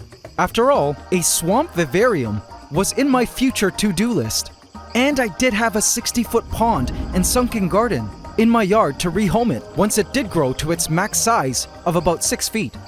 After discussing the topic further with Dingo, I came to the realization that this might actually be an opportunity to learn more about them. And boy, I didn't know it yet, but was I up for the most intense learning experience of my life. I opened the containment box to gaze at our new baby beast for the very first time. I felt like I had just opened the containment unit of a newly arrived velociraptor, a dangerous creature that stared at me with the most intense eyes I'd ever seen. This was a baby captive-born, spectacled caiman, measuring about 8 inches in length. I couldn't get over the look of its scales, its body shape, its paddle-like tail, and its helmet-like head. It was time for a little quarantine. Come with me, my friend. I placed it into a tub, where I would keep it for the first couple of days for observation. I had Dingo help me with determining its sex, and this is what he revealed. AntsCanada, you got a boy. Look over there. You see that little dot in the front there? That's his little hemipene over there. So this is a little male spectacle caiman. Wow. Congratulations, you have a boy. So, he was a male. What should we name him, AC family? Let me know in the comments so we can vote on an official name for this little guy. Over the next couple of days, I allowed the beast to rest and get accustomed to the conditions of the ant room. And then when I was ready, I pulled off the mesh top and discovered that the creature had pooped. Oh, is that what caiman poop looks like? I expected it to be much messier. Oh, this was good, because where he was about to go, I had just the organisms to help deal with these kind of biological messes. This is Aqua Noctis, Pandora's blackwater pond system, full of fish, snails, crabs, and plants that grow inside the water. Aside from a simple filter under the rock pile, the plants and vines that set its roots into the waters actually feed off the toxic nitrates produced by the poop from the animals, as well as decaying material like drowned insects in the water. In fact, drowned insects has always been a problem in these waters, and until now, the fish and crabs dealt with them. But now with a new caiman frequenting the waters, I hoped it could be the solution I was looking for regarding these drowned insects, since these caimans specialize in eating insects at this young age. Well, there was only one way to find out. To prepare the waters for our caiman, I added a new layer of floating mini frog bit to give the surface of the water a little coating of greenery, so our caiman would feel more at home in case he needed a little cover.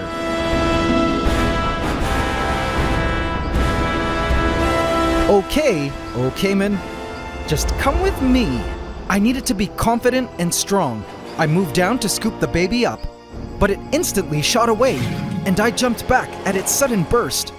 Confidence went completely out the window. I tried my best to muster up the courage to move in again in a swift and careful way, until suddenly, "Back off if you love your fingers!" It threatened me with open mouth, then shot away once again. It continued to lunge at me with jaws wide open. This was one vicious crocodilian. Even Dingo's son, Rex, made handling it look so easy. But in this moment, I was terrified. Okay, change of plan. I went in with the caiman's container and scooped him up.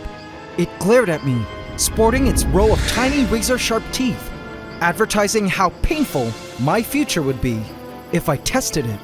What a monster from the swamps of hell! Okay, my caiman, don't worry. You'll be safe now. Where you are going shall be your new watery domain to rule.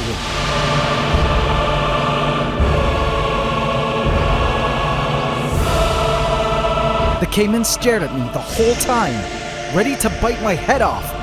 I opened the side door, and then I carefully placed him into the water.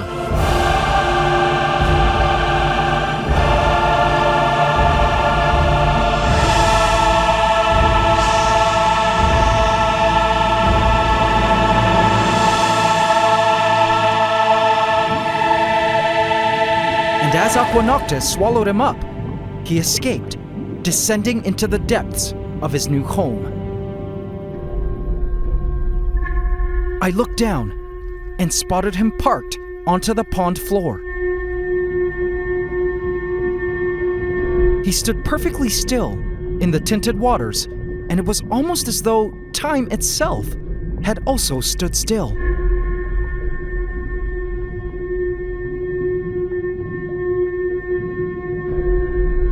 It was in this quiet moment that it seemed our caiman became one with the pond.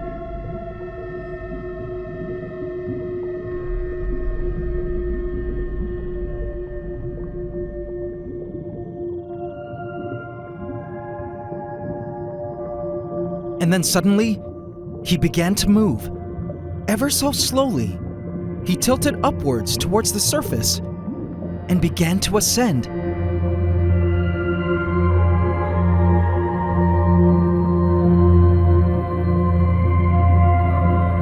My heart stood still, mesmerized in a trance, as I watched our new dragon of Aquanoctus float his way in real-life slow motion up to the surface.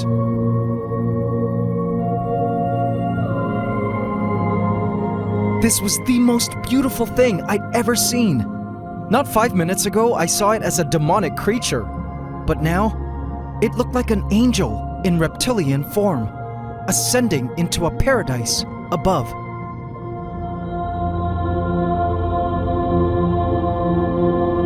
Little bubbles began releasing from its nostrils, and it was then that I was reminded how this animal, though largely aquatic, still respired air. And then, when it was ready, it shot up and took its first gasp of refreshing Pandoran oxygen. Aquanoctus now hosted the largest animal to ever enter Pandora. What a sight! And it was from this moment on that I was forever changed. My overall view of crocodilians had officially gone from just an okay cool animal to one of nature's most stunning creations on the planet. The guppy swam around, unharmed and unfazed by the new dragon in town. For the next several minutes, I watched in awe as our new caiman lay suspended there like its prehistoric ancestors had done in swamps and waters for 200 million years since the dinosaurs, and my spirit was moved to witness our new caiman settling in.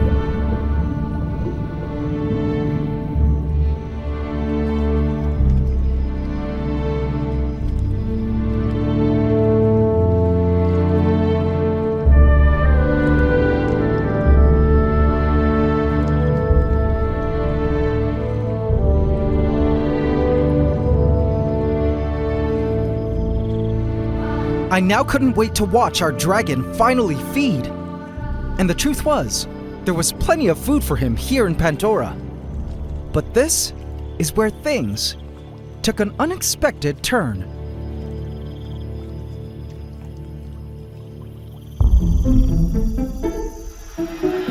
Pantdora, as always, was exploding with miniature life at every corner of the vivarium, especially in the soils.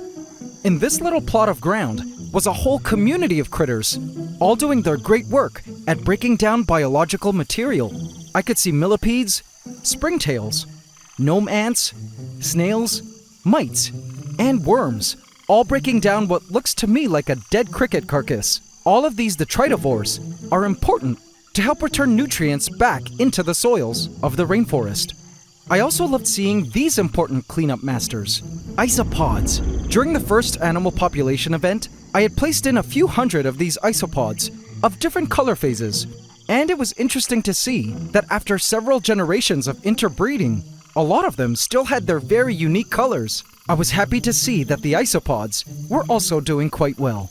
Evidence of all the great work from the detritivores was really seen in the plant life of Pantdora, which had exploded in a flurry of greens, reds, and yellows. Wherever you turned, the plants were completely monopolizing the ground space, like a rainforest would during its wet season, which I officially launched. Oh, speaking of which, I had some new critters to add. Let's do that now. Due to the rains, I found more of these awesome big brown scarab beetles, which I learned are from the genus Leucophilus, and another one of these gorgeous jewel scarab beetles. These beetles were so pretty, and sadly, I wasn't able to add that many beetles when I first built Pantdora 6 months ago, because at the time it wasn't their season. I was happy to find more of them now, so they could hopefully mate and get a good population of them going in Pantdora. Oops. I spotted golden carpenter ants, which were frolicking the asparagus ferns, licking the surfaces of the leaves of the sweet honeydew that was being excreted by the mealybugs. I'm actually glad I chose to not actively try to eradicate the mealybugs from the plants, even if a lot of people urged me to, because in the wild, many ants depend on plant insects, like mealybugs, as a primary sugar source. And as you can see, the plants still aren't really suffering from them being around. In fact, the honeydew, as a natural resource, was the cause of some serious growing tensions between an old ant superpower and a new one.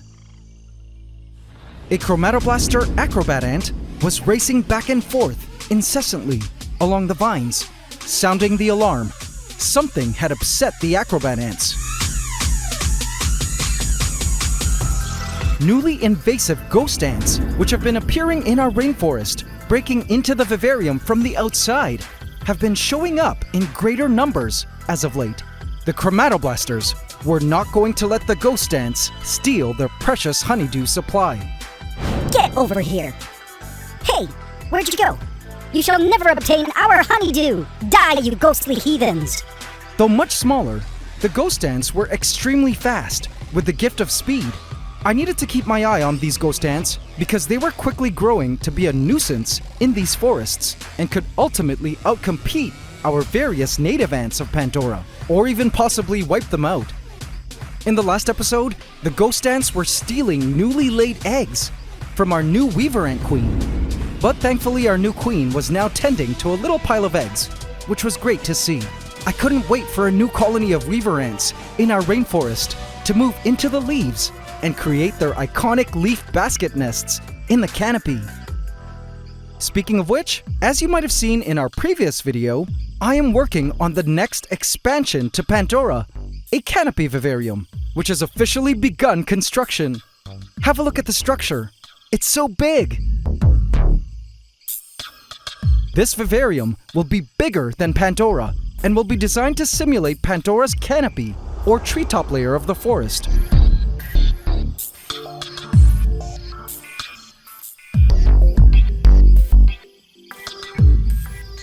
I cannot wait to get started on building it once the glass finally arrives in 2 weeks. The glass panel on the floors have already been removed, and the final step of the construction will be the building of the glass bridge that will join this upper canopy vivarium to Pantdora below. I was so excited for what was to come. It would be soon, AC family, and I knew the added extension would be super beneficial to our rainforest ecosystem.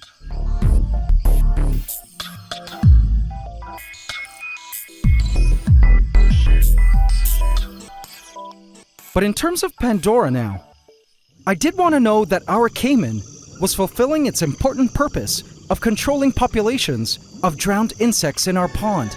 I wanted to watch the caiman eat, and this was important because a caiman that eats is a good indicator of health and adaptation to its new surroundings. I watched as crickets crawled all around the rock shelf adjacent to the pond, but after hours of waiting, no cricket had fallen in, and I couldn't help but decide to try feeding it myself. I grabbed one of the crickets from the rock shelf and opened the door to drop it into the water. But as soon as I approached, the caiman sank away below the water's surface. In the tinted waters, it remained suspended and not moving. It clung to the vine roots and waited patiently. I admired how well adapted these caimans were to life in the water. This ability to slip away at the first sign of danger was a very good survival tactic. It rested beautifully, motionless, as fish danced all around it. And then, after a few minutes, it began to ascend.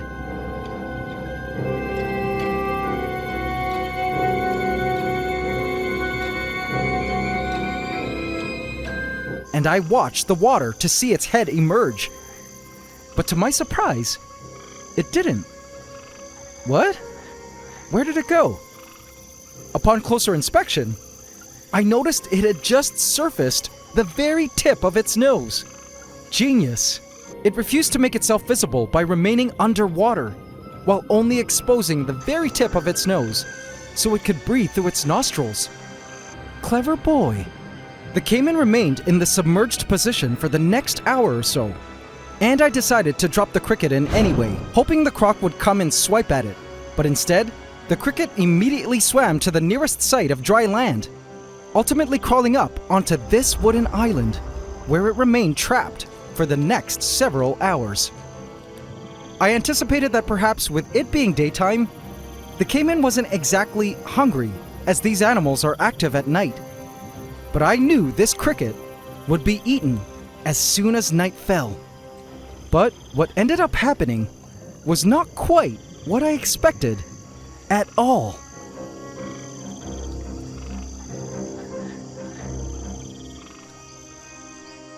Night fell in Pantdora, and the mists had emerged to blanket the lands. I love the calming sight of our rainforest at night.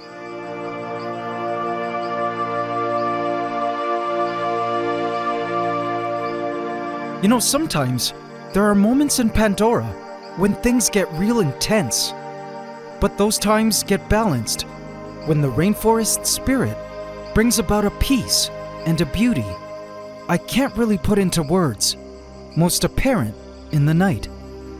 It's in these moments I feel grateful for having created Pantdora.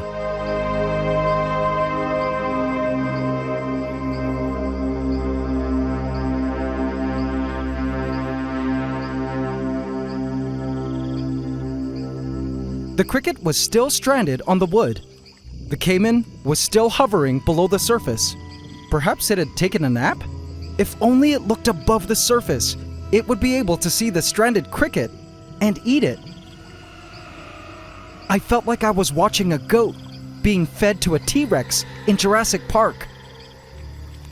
The cricket decided to grab and munch on some floating plants. It had grown hungry. Suddenly, a nearby vine started to move. The caiman was moving below the surface.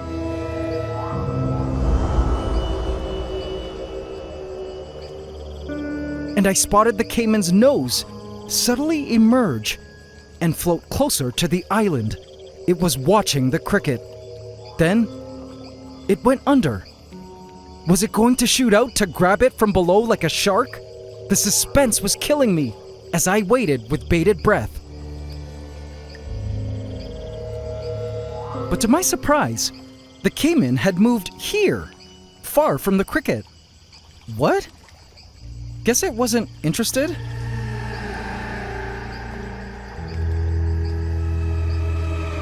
It surfaced and waited there. I was concerned that our caiman wasn't eating, but he had just moved in and was probably still acclimating to his new surroundings. At least from this spot, he could snatch insects crawling in from the bank. Various insects were always falling in, and so this was a pretty good spot for him to catch food. Caimans are ambush predators and have all the patience in the world to just sit there and wait for the perfect prey item to come walking by. It was then that I noticed the cricket on the island had disappeared. Guess it jumped or swam to safety? Later that night, I noticed a roach had fallen in and swam directly to the branch right in front of the caiman. It climbed the branch, just a jaw shot away from the caiman. Oh man! It had to eat now. It was so close. The roach climbed, and then suddenly, The caiman looked at it. Oh, would it chomp?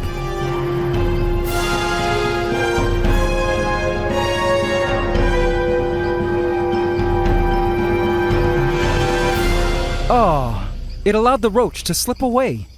I guess it truly wasn't willing to eat right now. Poor Croc. I felt it was perhaps scared and unsure about its new surroundings. Failure to eat could also mean he was sick and needed to be checked out by a vet. I didn't know it yet, but I would soon get the answers I was looking for, but not quite in a way I expected. This reluctance to feed continued the next day. This juvenile cricket was on the mesh, and when it fell in, it swam around a bit, then climbed its way out of the water via the vines. Now where was this caiman today? It took me a while to spot him, but I finally did. He was nestled in the shadows under the rock shelf. I spotted his devilish reptilian eye peering from within the darkness. I so wished I could read his mind. Was he stressed? Was the water not suitable? Was he feeling sick? I didn't know. But later that evening, I decided to try one more time and place a small roach on the surface of the water. It lay motionless, floating along the frog bit. Of course, the caiman did not bite. But later that night, I was in for quite the surprise and an answer to all my concerns.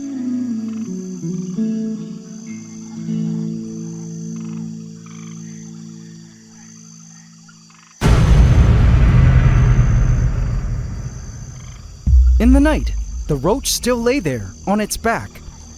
"Now where am I?" said the roach as it waved its antennae around, smelling the swampy air.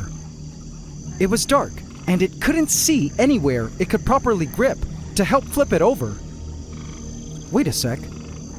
Couldn't see. Then it suddenly occurred to me. Maybe the caiman wasn't eating because it could clearly see me hovering around like a helicopter parent at kindergarten. Perhaps he was too shy to eat in my presence. I then made the executive decision to just allow my camera to roll and step away from the vivarium. And after 3 minutes of my absence, this is what happened the moment the roach decided to move.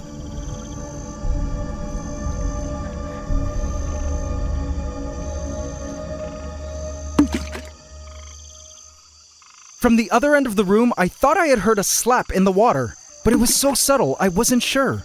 And sure enough, checking back on the footage, indeed the roach had disappeared in an instant.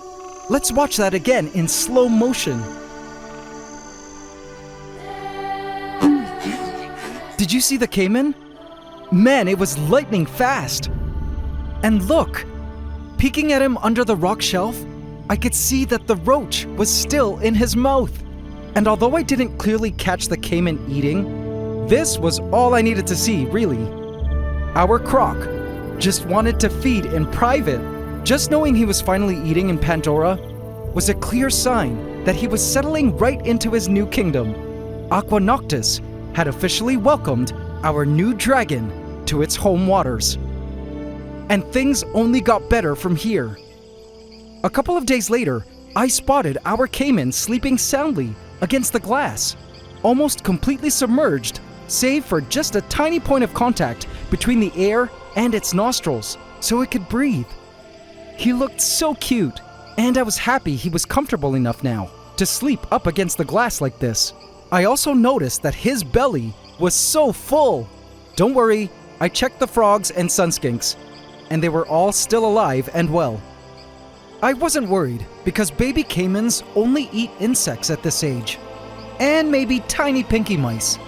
But for now, he had eaten a lot of insects and was much better nourished now than when he first arrived.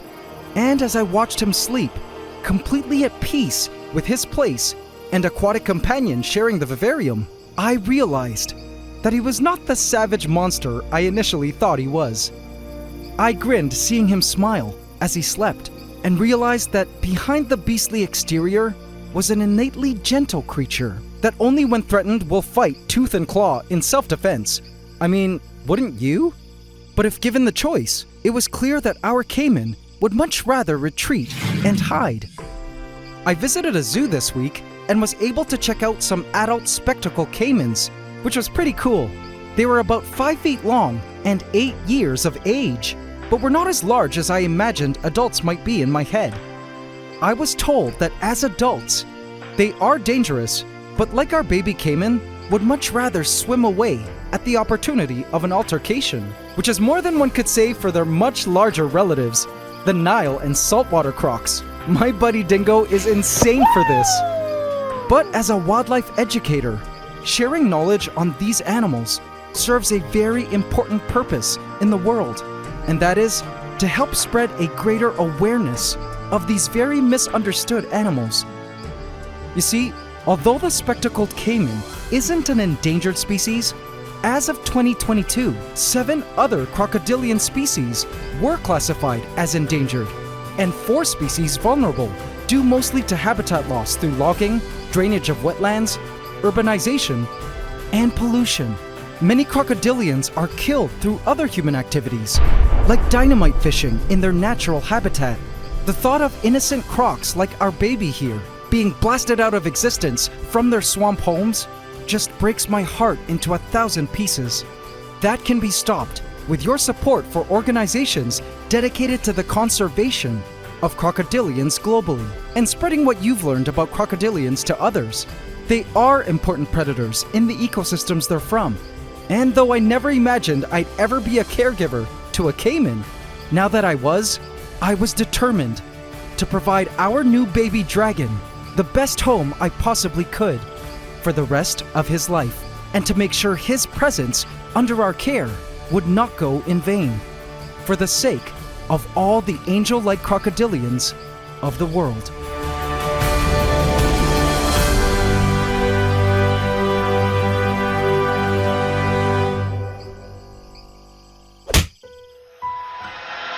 On the windowsill lay the holding container of a retired emperor, Emperor Silverio, who, having passed his greatest life test and fulfilled his purpose by breeding with an empress, was now spending the rest of his happy days eating crickets and watching the traffic roll by.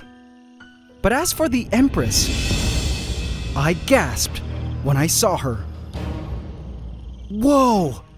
Look at that huge abdomen!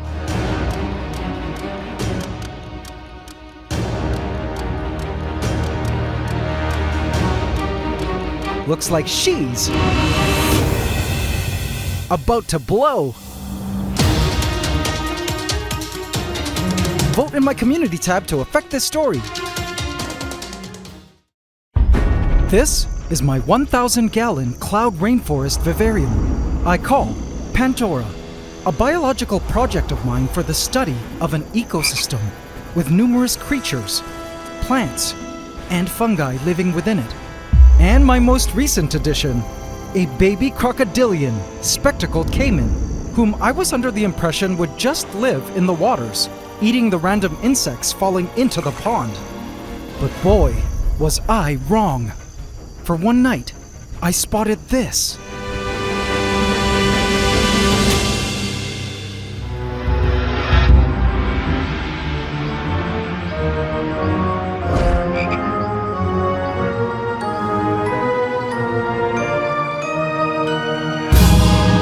Oh man, our Croc had discovered life on land, as well as the multitude of living creatures sharing his domain. So now you ask, what happens when a baby Croc breaks free of the waters and learns it has the freedom to hunt creatures on land? Well, as I found out, the events that ensued involved predation, disappearances, death, and an angry territorial swarm of ants. Welcome to the AntsCanada Ant Channel.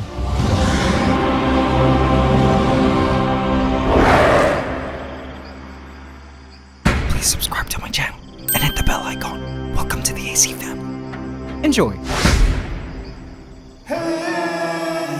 I should have guessed when I began spotting ground vegetation in the rainforest looking more flattened in appearance, like something large had trampled on them. I thought maybe the resident sun skinks or tree frogs had gotten a bit rowdy while hunting. But little did I know, something stressful was ahead this week, especially before stumbling across our Croc's biggest secret. He was hiding here in this rainforest. But for now, I was working on training.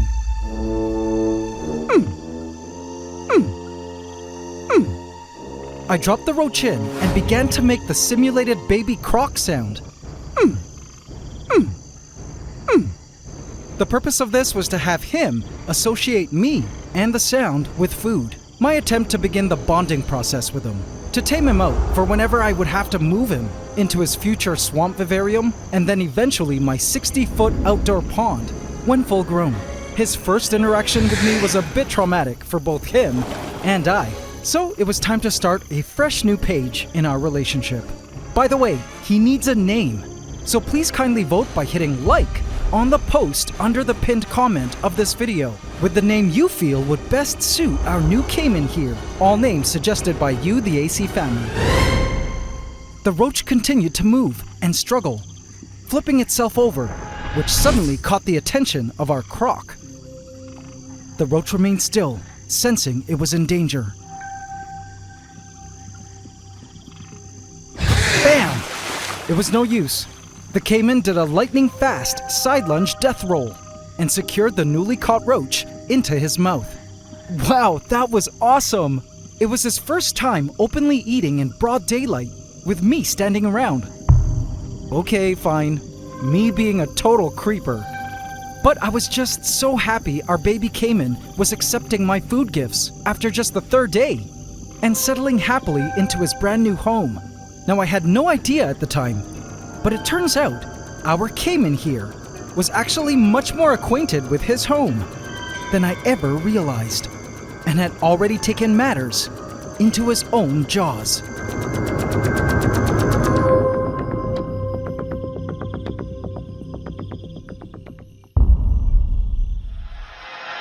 But as exciting as having a new baby croc in our rainforest was, I had some bad news to share. No! Our new weaver ant queen, who was tending to a batch of eggs, had completely disappeared. Guess something ate her. How sad. I was looking forward to having an active colony of weaver ants living in our rainforest, especially to inhabit the trees of Pandora's newest expansion attachment, our new canopy vivarium, which was still under construction. It was such a tragic loss. But then, a sudden movement of green caught my eye off to the side. Hey, what's that? No way! A green weaver ant queen was crawling on the glass, on the outside of the vivarium, wanting to get in. I swear, this had to be some divine intervention by the ant gods or something. How amazing! And guess what? That's not all. I spotted another on the glass, and another one on my window. I began to realize that perhaps now would be a great time to go looking outside for more queens, as their nuptial flight was clearly happening.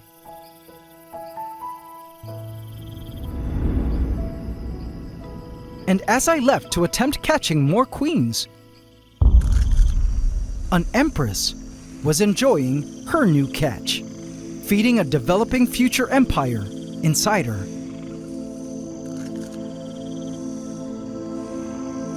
Empress Emeralda, a female marbled mantis, devoured her third roach in the past 24 hours. Truly a hungry, pregnant mama.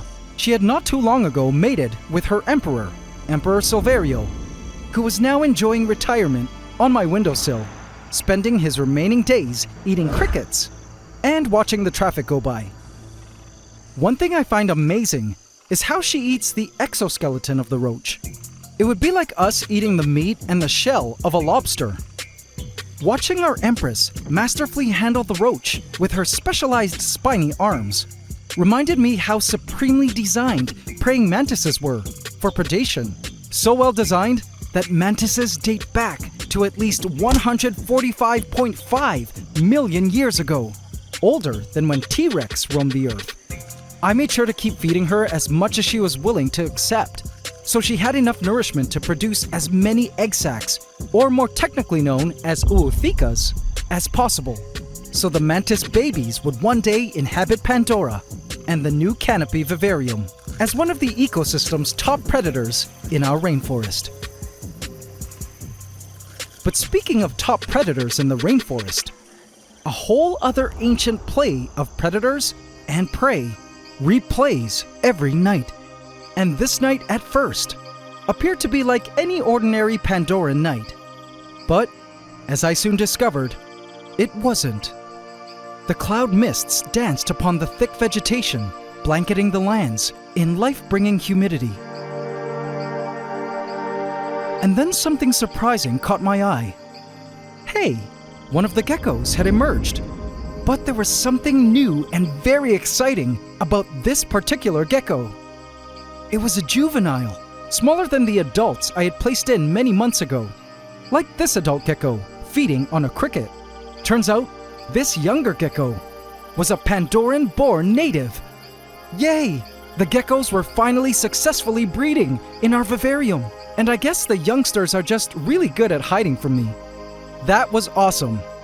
But AC family, there were more secrets to discover on this night. Let's move on.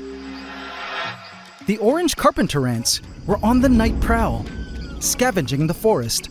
I've been spotting foragers from this colony more and more, which to me meant they were doing quite well at finding the necessary food they needed within our forest. It was awesome to know Pantdora was the perfect environment for them to thrive. Their nest was somewhere deep in the driftwood. Their colonies can get quite big, so I was excited to see them continue to do well in our rainforest. I then spotted a baby huntsman. Wow, these spiderlings are quite big now, just under an inch in leg span. They were born from Lady Deathstrike, our adult huntsman, who was also running around somewhere. In a few months, this spider, if it survives, will have a leg span of 5 or 6 inches. A coconut rhino beetle had emerged into the humid night air. One thing I learned from one of you beetle enthusiasts is that the rhino beetles I placed in here were all female. In this rhino beetle species, even the females have horns, just smaller horns. It looked like this female might be releasing pheromones to attract a male. I'll keep my eyes peeled for one. Other beetle species had also emerged to feed on vegetation. But the most prominent insects to emerge at night were the prey creatures. Crickets were out, like this female, who was busy laying her eggs into the soils, and this cricket, busy eating up some sun skink poop. And of course, the most abundant prey creatures of our forest, the roaches. These forest roaches were members of nature's cleanup crew, consuming dead and decaying vegetation, helping to return vital nutrients to the soils. They had a special affinity for the asparagus ferns. But as I was scanning the asparagus ferns, my jaw dropped when I spotted the craziest surprise, completely out of left field, or should I say, right pond. A tail. No way. You've got to be kidding me. The caiman had wandered onto the land.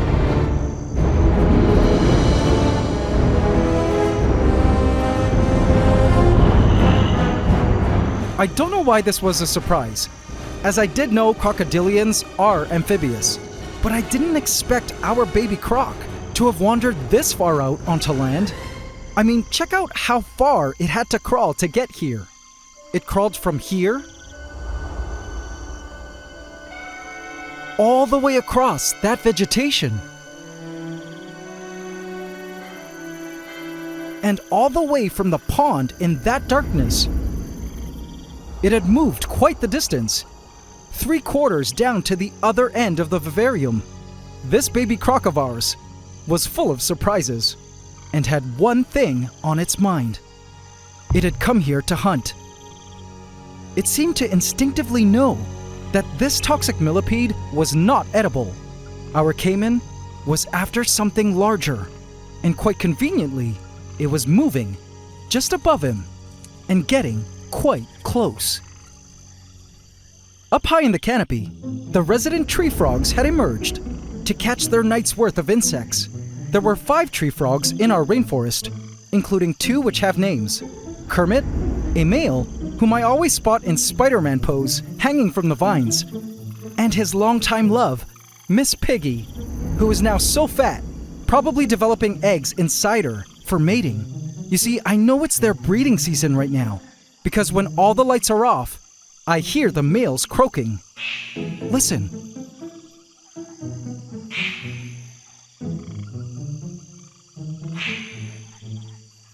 Kermit here is a bit shy to sing on camera, but one of these days I'll catch him or one of the other males singing and find a frog egg mass in our pond. But for now, I would just have to allow the tree frogs to do their thing in private. But on the topic of privacy, I was just about to witness for the very first time a private ritual for a certain baby croc.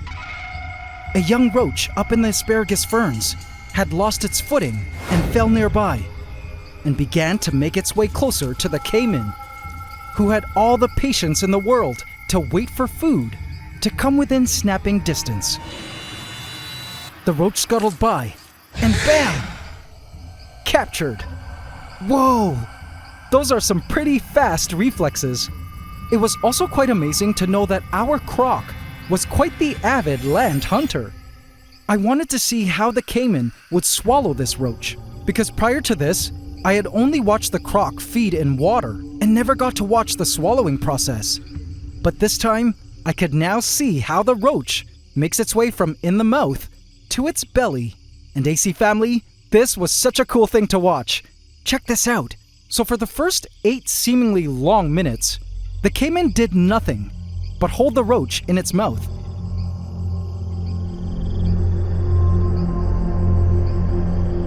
Soil creatures attracted by the smell of the dying roach were scurrying all around it, as you can see in this time lapse. Then suddenly, it began to slowly move back and began working with the roach in its mouth. It looked like the caiman was crushing the roach further, just to make sure it was dead and softer for the swallowing process.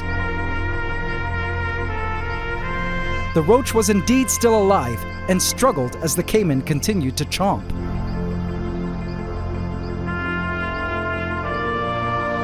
Then to my surprise, the caiman totally threw the roach. What? It lay on the ground, completely motionless. When the caiman decided the roach was indeed dead, it picked up the roach and began to swallow, which surprisingly caused the roach, which was still alive, to struggle some more. So the caiman kept chomping until finally it began to swallow the roach down.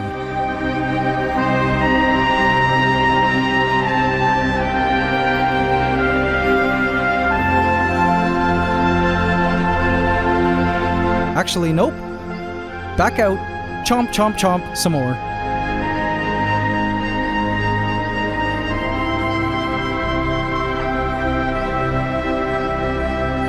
And then, finally, it opened its throat up and scarfed the whole piece down. Wow, how cool! The caiman lay there using its throat muscles to move the large prey down its esophagus. Unlike in snakes and lizards, it looked like our caiman didn't twist and curl to assist in moving the food down.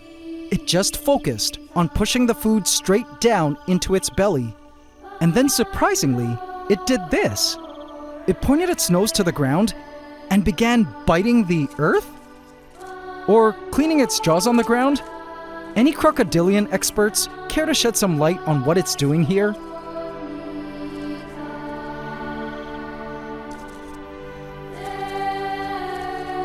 And just like that, our baby caiman had consumed a full meal it had fully caught on land.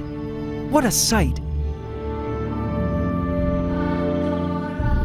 Moments later, I caught the croc further at the other end of the vivarium, enjoying the hydrating mists of his new home. He looked calm and relaxed here. I wished I could know what our caiman was thinking. It was clear that he was a very intelligent animal. I wished he knew how much we loved him, how he didn't have to worry about going hungry ever again in his life, and could understand all the exciting domains we had lined up for him to live in as he would grow.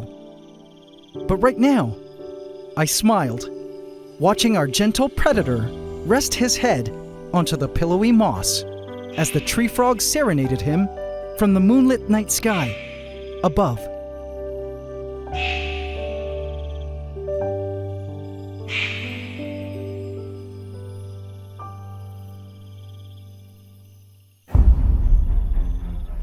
Then out of nowhere, something began to tickle him. It was moving on his face. The smell of the eaten roach began to attract a visitor that crawled into his mouth.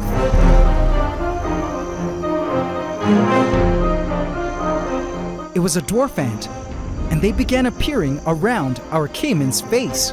It bothered the caiman a bit, getting in his eyes. I began to worry. Should I be concerned? I knew if the ants were causing pain and stinging the croc, he'd quite easily just move away. But he wasn't. He was just kind of putting up with them at the moment.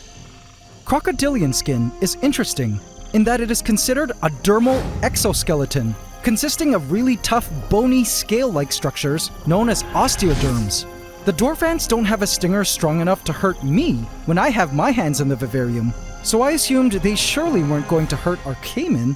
They were just a nuisance, and it looked like the ants were beginning to swarm, but I trusted our caiman would simply move away if they became too problematic. But this is where things took a terrifying turn. The next day, I looked into Aqua Noctis. I could usually spot his whereabouts in the pond by looking underwater, but today I couldn't see his body from the front, nor from the side. I scanned the surface of the pond, but nothing. He wasn't in his usual spot under the rock shelf either. I instantly went into panic mode and began scouring the forest floor for his whereabouts. Surely he couldn't have been attacked and devoured by dwarf ants the night before, could he? The thought left a terrible feeling in the pit of my stomach, and my heart began to race. With my endoscopic camera, I decided to look deep into the mossy hill adjacent to the pond. I could see nothing. I then peeked into the dark areas under the driftwood, and all I could spot were millipedes and roaches. Could he have buried himself underground? Do caimans even do that? I resolved to check the vivarium in the night when he would be active again, if ever.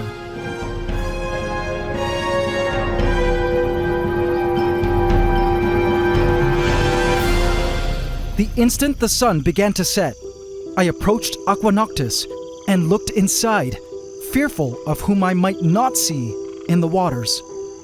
I scanned the pond surface.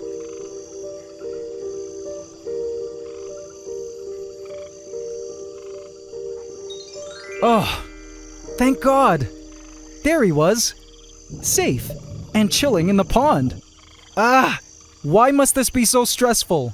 He looked at me, probably wondering why I was looking so freaked out, or maybe expecting some food. But all I was wondering now was, where on earth had he gone all day? Now, AC family, you guys won't believe this. Later that night, I watched the caiman hanging out by the rock bank. I expected to see him hunt for food again on land.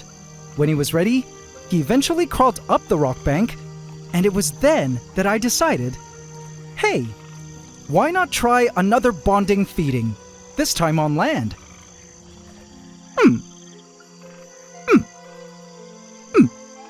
I did the sound and handed him a roach, which he ignored, and tried again. But nope, he was still not comfortable feeding from my tweezers on land. Okay, no problem, my guy. But as I watched him resting along the pond's bank, he showed me something about Pantdora I completely had no idea about. the caiman slipped into the water and began to swim away towards the back. Hey, where's it going? Wait a minute. I looked towards the area where the caiman had gone. And lo and behold, this is what I saw.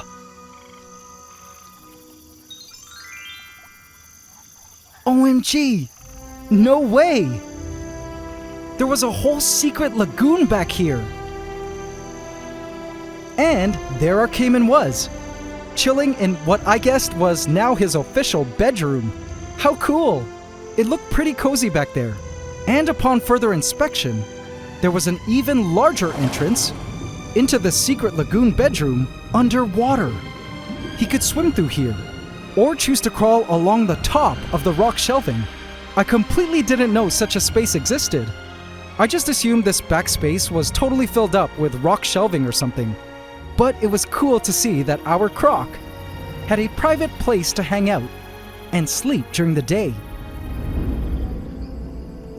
A few nights later, I smiled when I caught the caiman sleeping against the glass with a super full tummy. Look at that resting, smiling face. It was at this moment when I realized that our caiman would be alright in Pantdora, that he naturally had the skills to survive in these sometimes hostile lands. Every night, I continued to spot our caiman coming to the same spot in the moss under the giant driftwood stump to moon gaze after a night of hunting through the ferns. It made me feel a deep sense of gratitude that I had the opportunity to witness such beautiful scenes that happen out in nature all the time, in secret, away from human eyes. That was, after all, the whole purpose of creating Pantdora. I also learned, once again, that nature has a way of defying human expectations, breaking free of limiting barriers, and in a very Jurassic Park-type manner, finding a way. Upon further research, I learned that caiman babies do indeed perform a lot of hunting for prey on land. I guess our caiman was too hungry to simply wait for the insects to come to him, so he instinctively crawled onto the land to begin hunting. At this age, they specialize on eating insects. But by the time our caiman gets big enough to pose a danger to our tree frogs or sun skinks, I expect he'll be all settled into our future swamp vivarium. But for now, it was clear he was happy in our rainforest, with all its tropical biological glory. Emperor Silverio, our male mantis, took his final breath of air this week and sadly passed away. I took his body, which was already covered in flies, and placed it into Pantdora to become one with our ecosystem. The soil creatures instantly began to come around, including springtails and dwarf ants. It wasn't long before I spotted a dwarf ant trail coming to and from the mantis. Our male mantis would soon become one with the soils, which would eventually become the plants, eaten by the insects, which would one day feed his future babies. I expect the Empress to lay her egg sacs any day now. What an incredible life cycle. I also spotted that our sun skinks had also found some new bedrooms of their own. They had learned to bury themselves into the moss every afternoon, instead of the soils, when they retreated to sleep. This was Drake, drifting off to bed in the moss. And here was Smaug, all stuffed up behind the moist mossy layer, behind the rock wall. I guess it's safe to say Smaug was the one who ate our weaver ant queen. Oh yeah, and speaking of which, I almost forgot. I have to show you my epic catch from the weaver ant queen search outside. I'd say I was pretty successful on my hunt, because have a look at this.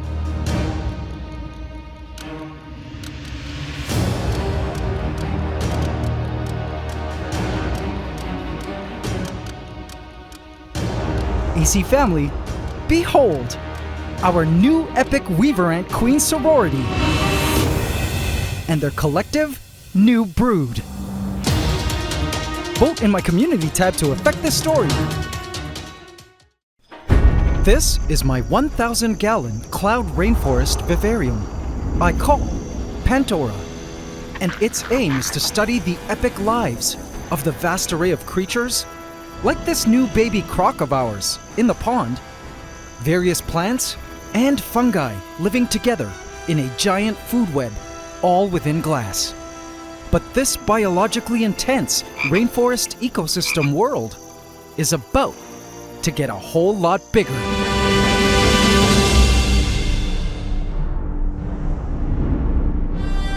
Behold, my giant ecosystem Vivarium 2, officially built, attached, and now ready for life. But the biggest surprise of all is the first species of creature to go in, chosen by Mother Nature herself. Welcome to the AntsCanada Ant Channel. Please subscribe to my channel and hit the bell icon. Welcome to the AC family. Enjoy. It seemed like any ordinary night in the rainforest, and Godzilla, our new baby caiman, had awakened, breathing in the fresh, humid night air. Something was different about this night, but he just couldn't put a finger on it. Anyway, it was time to feed, and the night was young. So when he was ready, staying true to his name, Godzilla swam to climb onto land to wreak his crocodilian brand of havoc onto the Pandoran populations of delicious prey creatures. Now I can see how in the wild, these baby caimans are experts at being undetected. Can you spot our Godzilla here? I don't know about you, but I'd totally step through this spot and not know a baby croc was at my toes.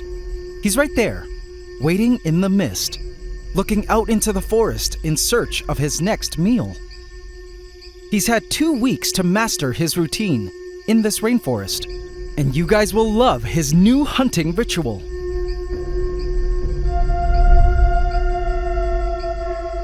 It seems our caiman has spotted something. Caimans possess Muller glial cells in their eyes that contribute to excellent night vision. He spotted a large juvenile huntsman spider waiting in ambush under a leaf for its prey to hopefully scurry by. On this night, meat was everywhere, from crickets to roaches, beetles, and more. But Godzilla knew better than to just burst out snapping his jaws everywhere. He knew that the best technique was to just stay in place and wait. Eventually, the meat would come to him. And he was right. Creatures were crawling in the foliage right next to him. A roach nymph crawled down the stem, not knowing a dragon was watching his every move. And then, bam! Caught! He instantly scarfed it down. He had gotten good at swallowing these roaches, and that was quite yummy. As he enjoyed the roach sliding into his belly, he began to wonder again, what was so different about this particular night? Something about the air was different, and the overall ambient sound of the rainforest seemed different. Oh, bam! Second roach caught. Man, how I loved watching our caiman hunt and feed as he would in the wild. He didn't know it yet, but he was right. Something in the rainforest had changed. The tree frogs of Pantdora could also sense there was something different about the forest on this night. Tree frogs with their special skin are sensitive to certain changes in the air, like humidity and air movement. They all agreed that tonight, the rainforest seemed a bit more airy, like their home had somehow opened up. But little did they know, their world was indeed a whole lot bigger.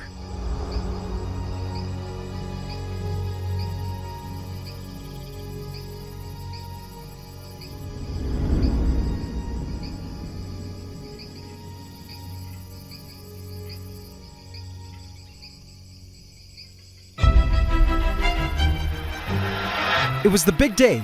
The huge glass panel for our brand new Vivarium 2 had arrived. We'd been waiting weeks to finish off our construction of the next giant ecosystem vivarium, and I couldn't believe the moment had come. Getting the huge glass piece up the stairs and into the ant room was such a mission. The main framing of the second vivarium had already been built for weeks, and my team and I were just waiting for the glass to arrive. But I knew this would be the hardest part of the construction process of the vivarium, because today we were going to officially join Pantdora to the newly finished vivarium through a glass bridge, which would ascend upward from Pantdora through a glass floor cutout and connect directly to the new vivarium above, which would be turned into a canopy vivarium, or the treetop layer of Pantdora, which I couldn't wait to get started on. But of course, the structure had to be built first, and I had to make sure I oversaw every stage of this bridge construction, because it involved going into Pantdora and cutting out a gaping hole here. Of course, doing so would be challenging because of all the various creatures living inside. I knew we could pull it off, but we had to do it very carefully. The team first began by building the framing of the new glass bridge. Then we proceeded to remove the slated panels of the top housing. 2 panels would be removed for the bridge.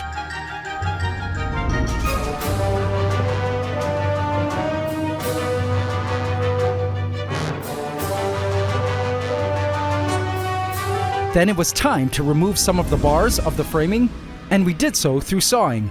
As I watched, I began to get butterflies. You know that feeling you get when you start to question whether or not this was the right choice, but it was actually too late now, as there was no going back? That's what I felt at this point. As the sawing took place, it shook the entire vivarium, and it made me feel even more nervous. Please be careful, sir. The team was very skilled, so I knew this build was in good hands.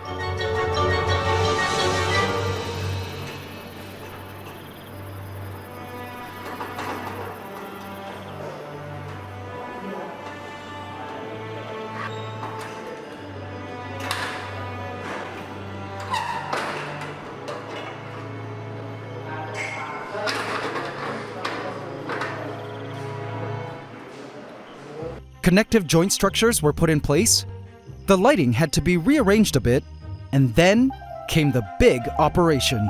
We had to study the best place to cut.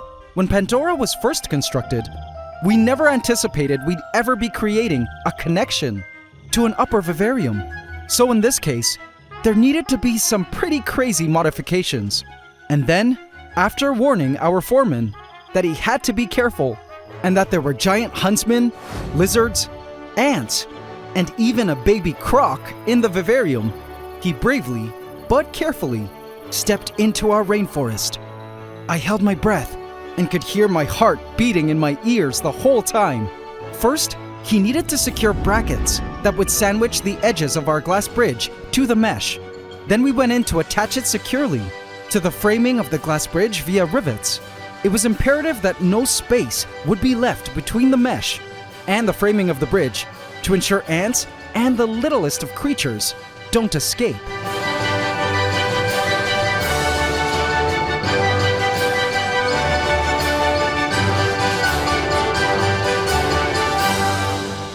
And then came the part I was most nervous about, cutting the mesh. He went in and began to cut away at the mesh. For this brief moment, Pantdora was open to the ant room. I watched the hole to ensure nothing got out.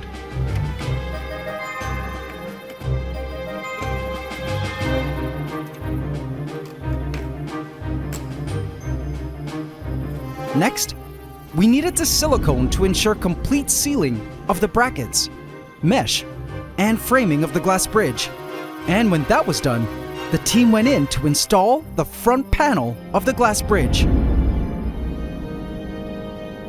When that was in, the team went in to silicone the glass in place, and before we knew it, just like that, our glass bridge connecting Pantdora below to the new world above was officially complete, and we were so close now to the launch of Giant Vivarium 2. But little did I know, As exciting as this new Vivarium addition was, Mother Nature had some pretty major secret plans of her own.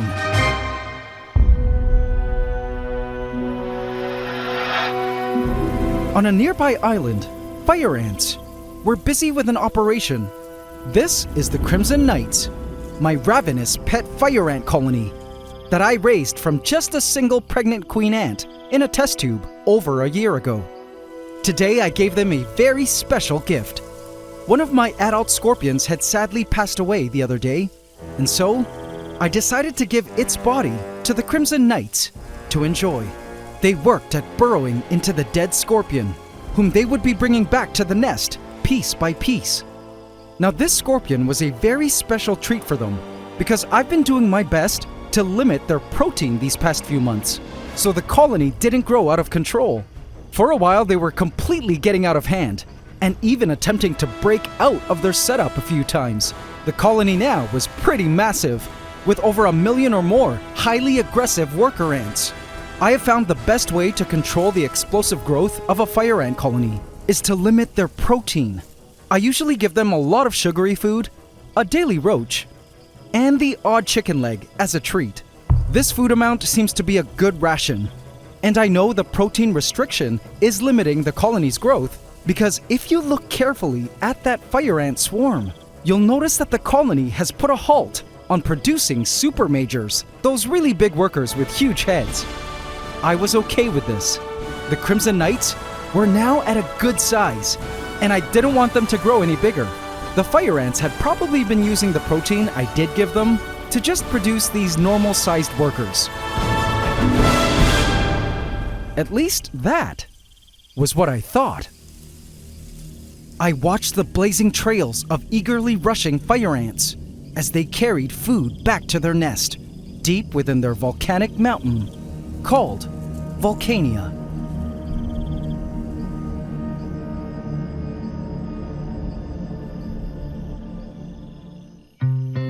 As the team continued to finish off the tank of our giant Vivarium 2, I couldn't help but reflect on what an incredible and fulfilling journey it's been. To think that what started as a crazy idea back 6 months ago to attempt a dream tank as a way to celebrate reaching 5 million subs on this channel eventually led us to building a second extension now, as we the AC family get closer to the 6 million subs mark.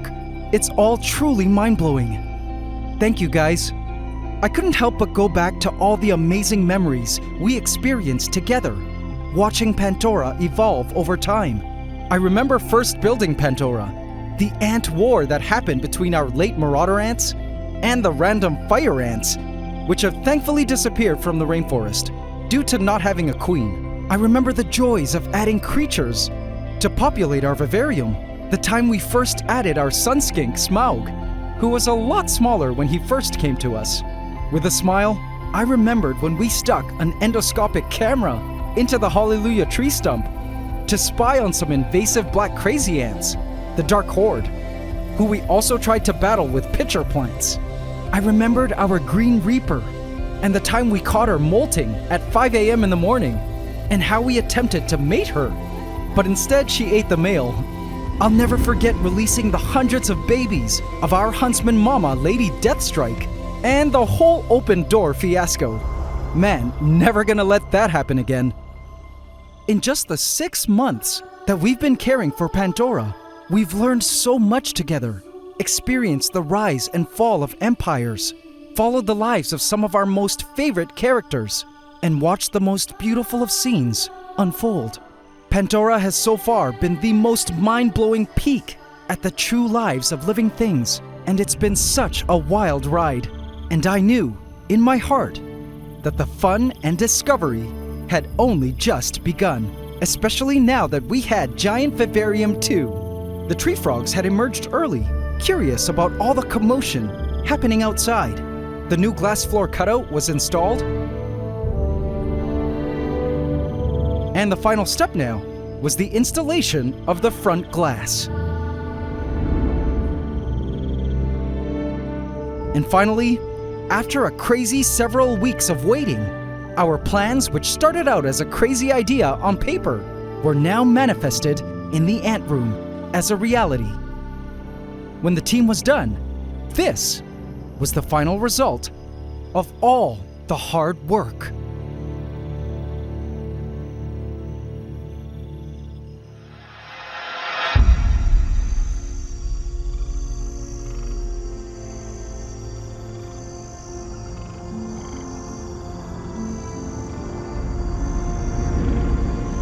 Behold, the finished empty tank, which will contain our future giant Vivarium 2.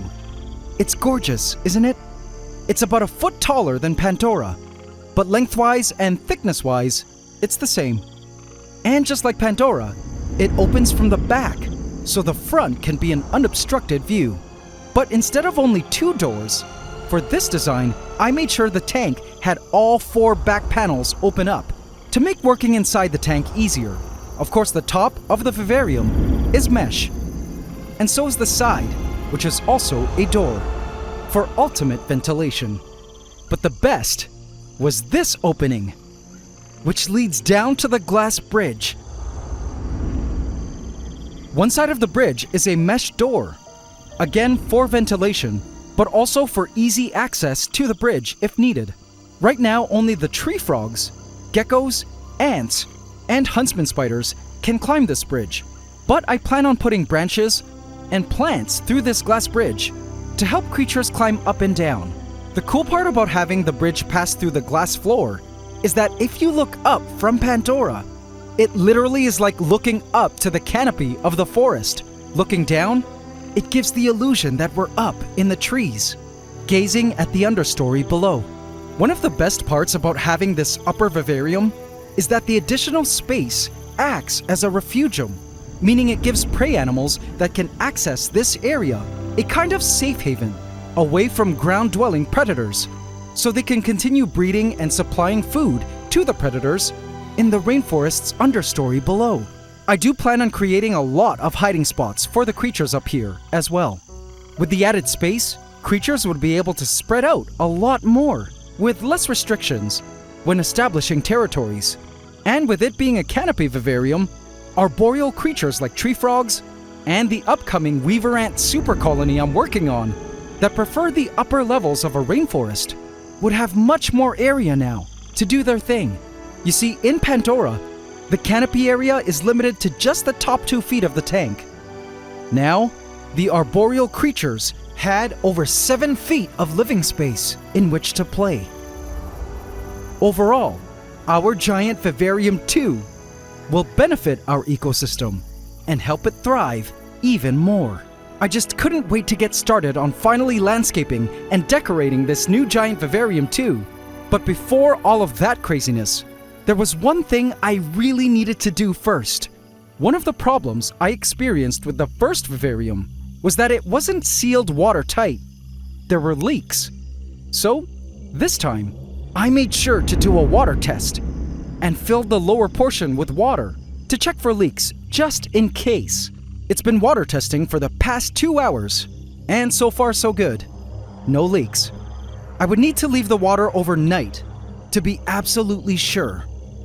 Oh yeah, can't forget to plug up the bridge for now. I'll unplug this after I've completed landscaping, and the animals are ready to enjoy the new space.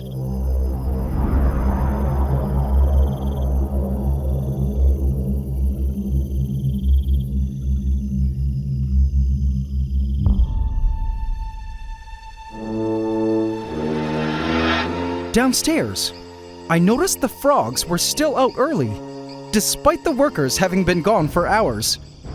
That's funny. I wonder what's gotten into the frogs. I then spotted this. Hey, that's a male ant on the glass. Guessed it must have broken into the ant room from outside. And then I spotted this. A queen elate? A fire ant queen elate. What a coincidence. Hang on. Another male. More males. And that's when I began to realize what was actually happening here.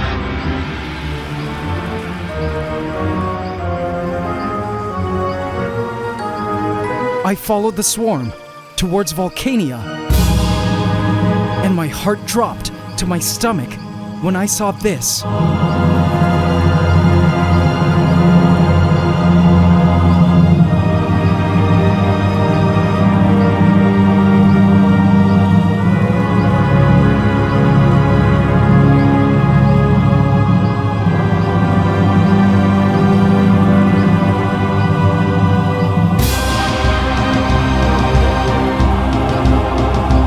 Lord, the Crimson Knights were having a nuptial flight.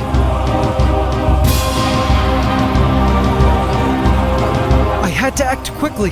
They're attracted to the lights. I moved my large lamp and fixated it over Volcania, so the Elates would fly to it and fall back in. Done. And now to shut off all lights in the ant room. Oh no. The Vivarium.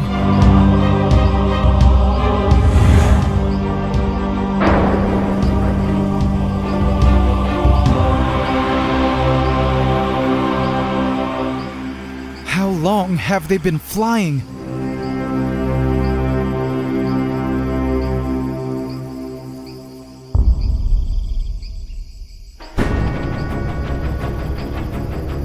Vote in my community tab to affect this story.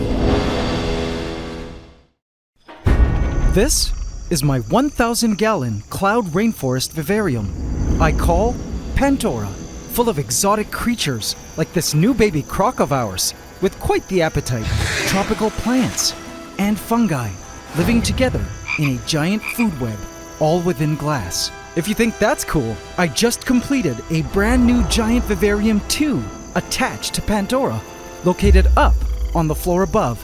And I was just about to start landscaping it into an epic treetop canopy world when a rather unexpected crisis derailed my plans.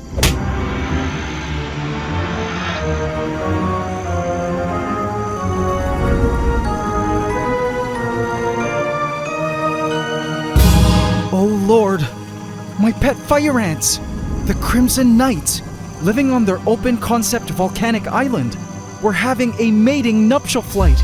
Flying fire ant queens were everywhere. This was bad, and the start of the craziest story of how I dealt with an outbreak of winged queen fire ants in my home. Welcome to the AntsCanada Ant Channel.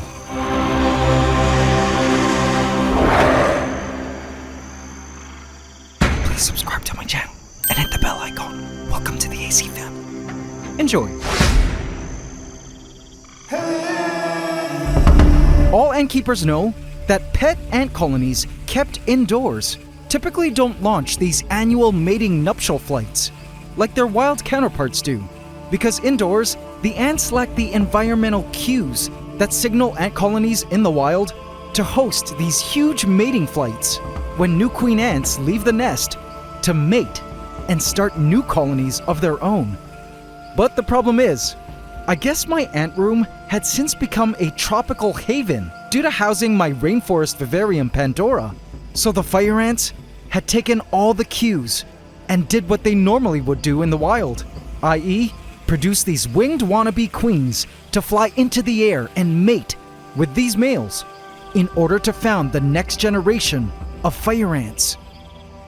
But it was in my home, and it only takes one pregnant fire ant queen to find a suitable spot to set up station in my place to amass a terrible, stinging fire ant infestation that would be hard to get rid of, seeing as pesticidal fumigation is obviously not an option I'm willing to pursue.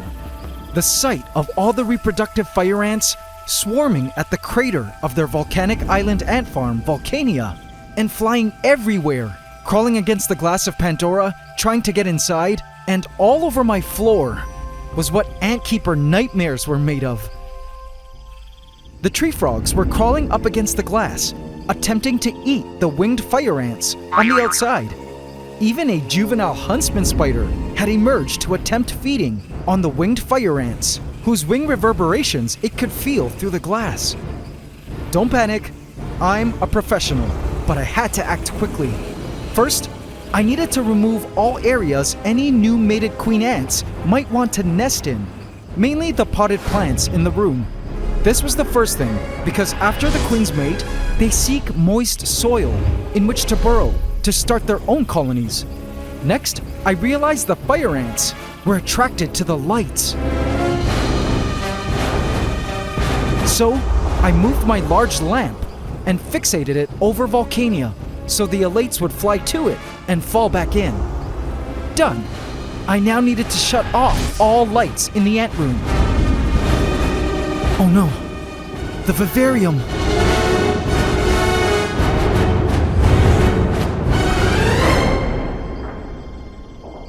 I had plugged up the bridge with foam earlier, but I had to replay the prior events of that night in my head to figure out if there was a window of time in which fire ant queens could have gotten in. It was time for some serious damage assessment, and the only form of damage control I could think of.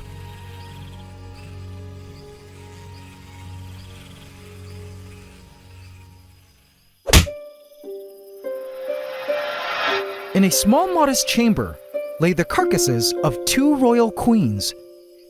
They were dead weaver ant queens, and I needed to remove them.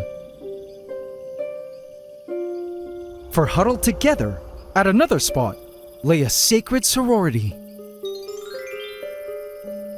6 weaver ant queens I collected during their nuptial flight were now caring for a promising brood pile.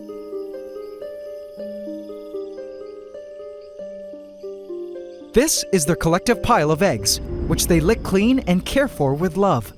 By the end of this video, you will watch these eggs mature and then perform one of the most important and coolest tasks of all weaver ant life. A rare event that even I have never before seen nor documented on film until creating this video. You'll see what I mean later.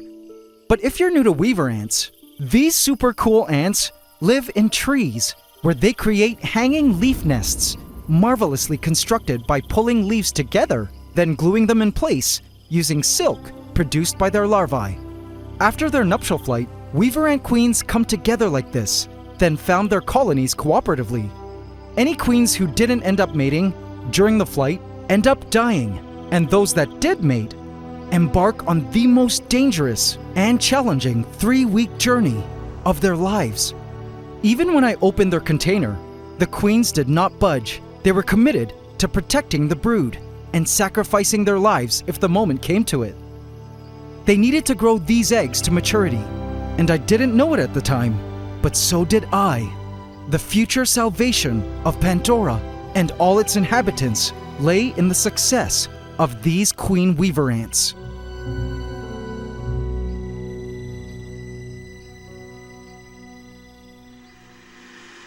As I vacuumed up the remaining fire ant elates, I kept replaying the events of that evening through my mind to assess how bad the situation truly was. The plan to lure the majority of the flying fire ants to the big spotlight and fall back onto their island seemed to be working so far. Tonight was pretty much the colony's one and only chance to fly and mate, so any and all elates falling back onto Volcania would eventually die. Any mated queens would be killed off by the colony and won't be allowed to carry to term, as this species only allows 1 main queen ant per colony, and their allegiance is to the main original queen. All males and unmated queens would rejoin the colony and live out the rest of their lives to die, having failed at their ultimate life purpose. Now, I wasn't worried about my other ant setups, as any fire ant queens ending up in any of my other open ant farms would immediately be killed and eaten by the resident ants. What I was worried about, however, was Pantdora, and whether or not any mated fire ant queens had managed to get in through the glass bridge of the new giant Vivarium 2. It was time to investigate.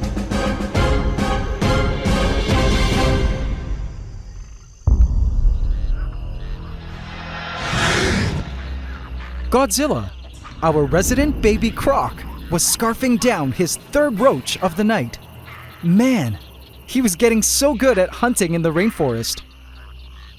And look at that head! I am totally convinced that the designers of Jurassic Park's Velociraptor were inspired by the look of baby crocodilians. He continued to attempt lunging at prey that scurried all around him, but he was much too full now to move properly, as insect prey scuttled by him when he wasn't ready. But now, with his excellent night vision, our Cayman was eyeing something interesting in the distance, just beyond Pantdora, through the darkness at the other end of the ant room. Within a glass holding container, an empress was bracing herself for an event that she had long been preparing for. Empress Emeralda, our female marbled mantis, could hardly breathe. She had eaten all the roaches and prey insects she could, and now was about to fulfill her ultimate purpose in life as she proceeded to go into labor.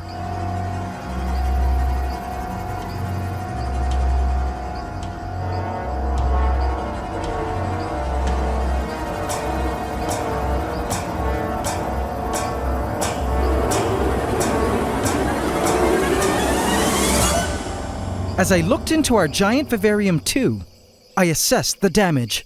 So fire ants always fly in the night, immediately after the sun sets. Now, although I plugged up the bridge opening with foam, I only did this much later in the night. It was already evening when the workers who built this vivarium too finished off the glass bridge, and completely nighttime the moment the front glass panel was put in place. During this time, the fire ants could have already begun to fly, and a newly mated fire ant queen could have made her way in. In addition to this, when last week's episode aired, some of you commented that you spotted a huntsman spider in one of the shots at the top of the giant vivarium too. Looking back, I was shocked. There, man, so this meant that one of the young huntsman spiders must have already wandered up the glass bridge and into our giant vivarium too, which only means at some point, if something could have found its way up, then something could have also possibly gone down. The unknowns of it all filled me with the greatest anxiety. A full-blown fire ant colony in Pantdora would completely destroy the ecosystem in our forest and negatively impact all the life within it. But I did see a glimmer of hope in case a fire ant queen did sneak inside.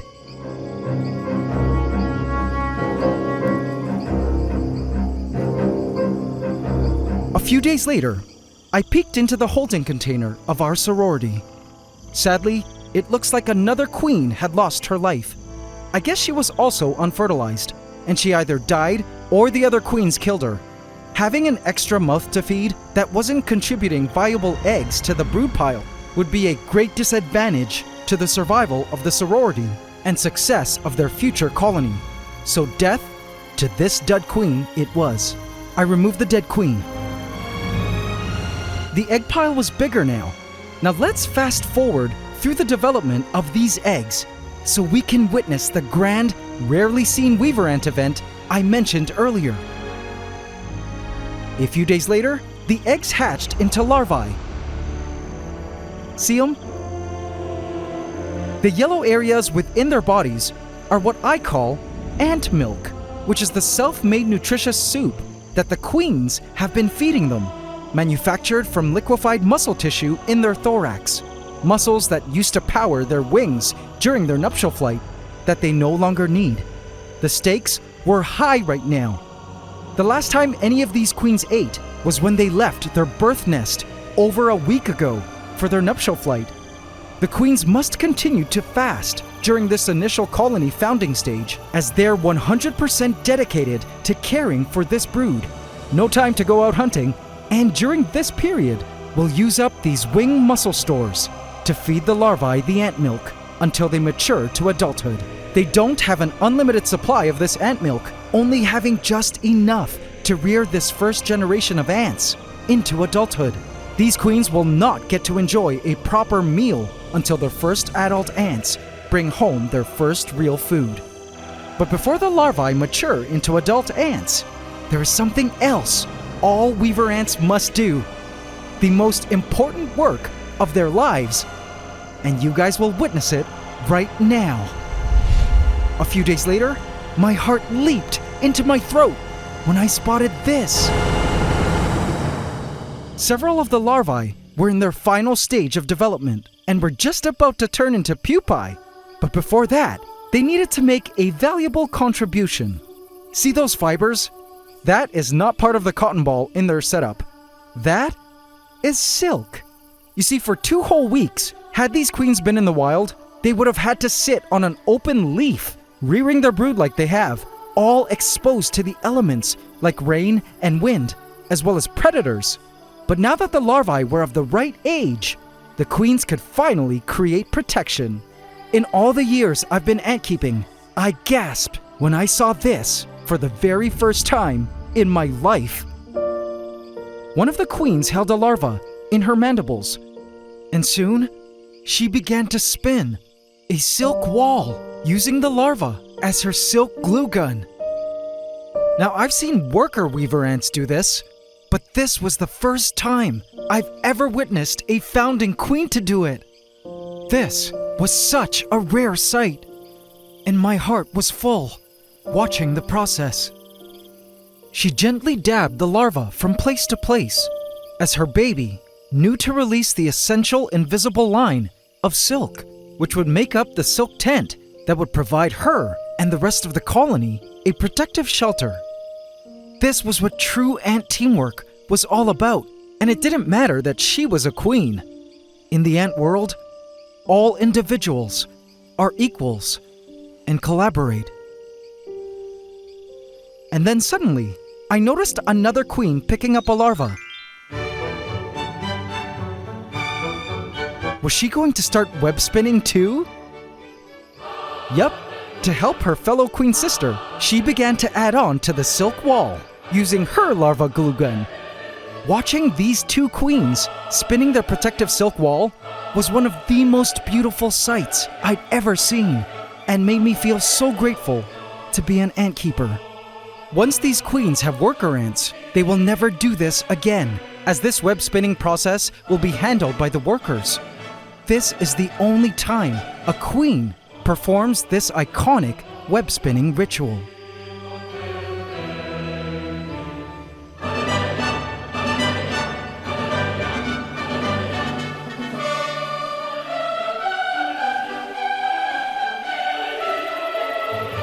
The 2 sisters continued to spin through the night. This colony will soon have their first set of workers, known as nanitics, by next week, which is perfect timing because I plan on placing this container on one of the plants in the new canopy vivarium too, where the workers will venture out to look for food to bring back to these starving queens and grow their colony to eventually move out of this container and into the leaves of the canopy. My hopes is that the weaver ants will help form an effective defense against the fire ants. You see, weaver ants are one of the few ants in my area that actually eat fire ants. So if a pregnant queen fire ant did manage to slip into Pantdora, having an active weaver ant colony in the rainforest will help control fire ant numbers. I couldn't wait for adult weaver ant workers to emerge into our rainforest. I also couldn't wait to place something else into our canopy vivarium. Within the Empress's holding chamber, my heart leaped when I spotted this special package.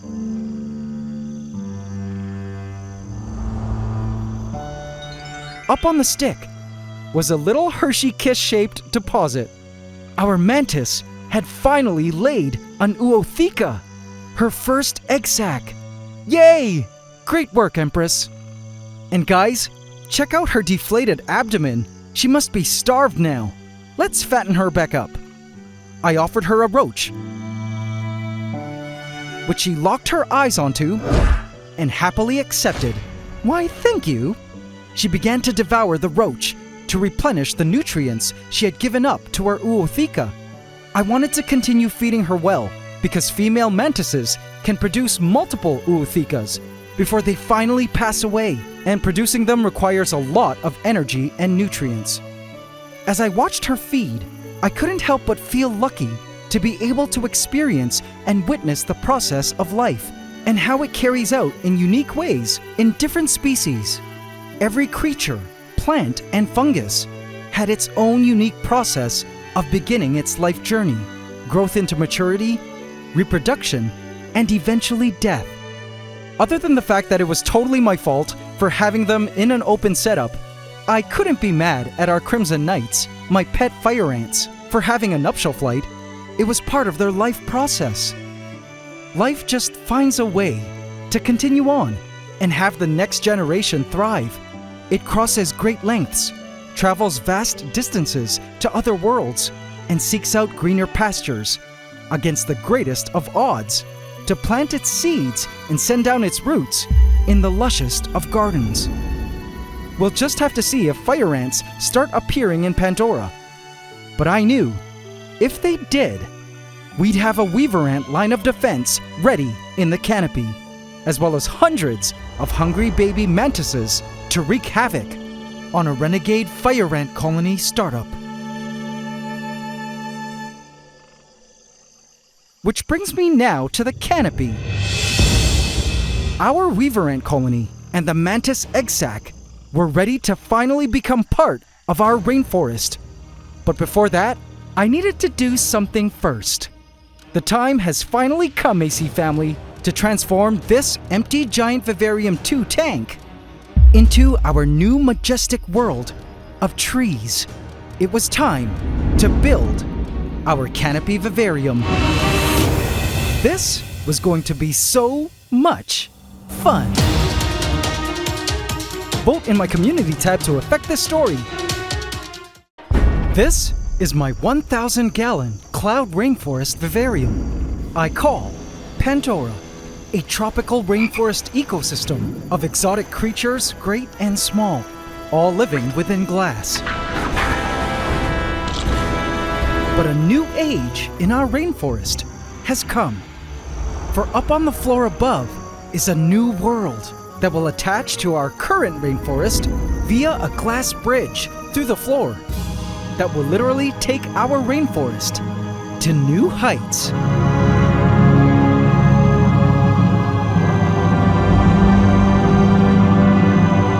Behold, my newly constructed giant canopy vivarium, the official upper tree layer of our rainforest. And this is the insane story of how I created it and what new creatures happen to already be living inside. Welcome to the AntsCanada Ant Channel.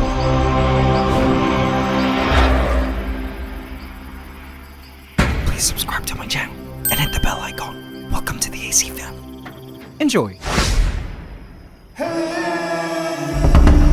It was nighttime in Pantdora, and the inhabitants of our rainforest had no idea a major change was about to take place in their world.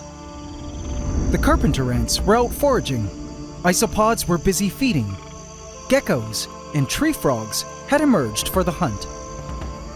And in the pond, so did a particular beast. It was Godzilla, our resident caiman. He was hungry and was staring at the tiny baby crickets and other such diminutive creatures on a branch. They were much too small for him though, but he knew he'd be eating these babies when they were older. And indeed, the prey insects of our rainforest were about to receive the craziest paradise any insect could wish for, in which to grow and thrive. As I looked into the empty tank of our canopy vivarium to be, I imagined the finished vivarium as I saw it in my mind. I began to trace the general shape and form of the vivarium as I envisioned it once done. It looks a bit silly, I know, but oddly enough, after decades of terrarium landscaping these naturalistic spaces for my animals, this visualization phase has become a big part of my process. Especially for the hardest of terrariumscapes, like this one I was about to attempt. This was the first time I ever tried building an arboreal world of trees, and to be honest, I wasn't even sure if it would be possible. But I knew that if I could somehow pull it off, a canopy vivarium would be one of the greatest and coolest biological worlds I'd ever constructed in my life. And so, 2 weeks ago, before attempting to start building our canopy, I hopped on a plane and flew somewhere super cool first for some well-needed inspo.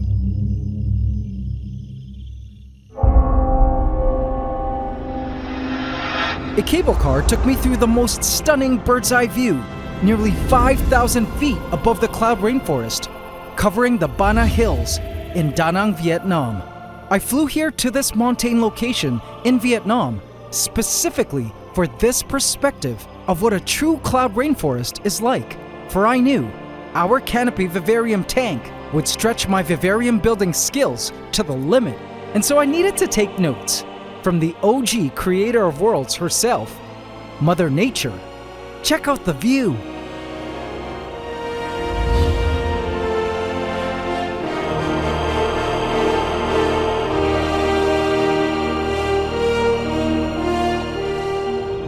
The trees looked stunning from above, like a dense carpet of green, blanketing the mountain, a living roof over networks of rivers and waterfalls, cool rock formations, and plenty of vegetative growth. Among the endless communities of ferns, branches, and foliage, I could only imagine what sorts of cool life existed inside this giant cloud rainforest. Now you guys will be amazed at what this cloud rainforest looks like when it completely transforms during an amazing event that happens every afternoon in this forest. But meanwhile, some of you might be asking yourself, what exactly is a canopy? Is it just trees? Surely a tree vivarium would be a bit boring, and certainly not as interesting as what goes on in Pantdora at ground level, right? Well, not so fast. I actually used to think so too, until I began researching about the biological haven that is the forest canopy. So listen to this. All rainforests are composed of 4 main layers: the emergent layer, or overstory, which is basically the uppermost area of the tops of trees, where it's windy, hot, and exposed to the most sun. The canopy, which is more leaf-dense, humid, and warm. The understory, which is much cooler and darker. And the forest floor, covered in leaf litter and ground plants, and where the soil begins. Our vivarium Pantdora is basically a rainforest floor and a bit of the understory layer of the rainforest. Now, one would think that the majority of life in a rainforest is found on the forest floor and understory, right? But it turns out the greatest concentration and biodiversity of rainforest life isn't on the rainforest floor, nor the understory. It is actually up high in the canopy. Scientists estimate that 60 to 90% of all life in a rainforest can be found in the canopy layer, making it the richest habitat for plant and animal life compared to any place else in the rainforest. Many animals that are largely thought of as ground-dwelling creatures, like poison dart frogs, land crabs, and worms, actually spend a great deal of time in the canopy. Surprising, right? Thinking back to Pandora, so many of our Pandoran creatures have a natural liking for the upper regions of the vivarium, choosing to hang out on our vines, rock wall, moss wall, the highest asparagus ferns, driftwood summit, or mesh screen. This is exactly why I was thrilled when you guys helped me through a series of votes and polls on my community tab to decide on canopy as the biome type for our next giant ecosystem vivarium. I knew the grand moment Pantdora was connected to its new treetop bank of biodiversity that was to be the new canopy. A whole new chapter in the story of our rainforest would begin. But when the time came to begin the build, I had no idea just how crazy reconstructing such a complex layer of life in the rainforest would be. So many obstacles needed to be overcome first.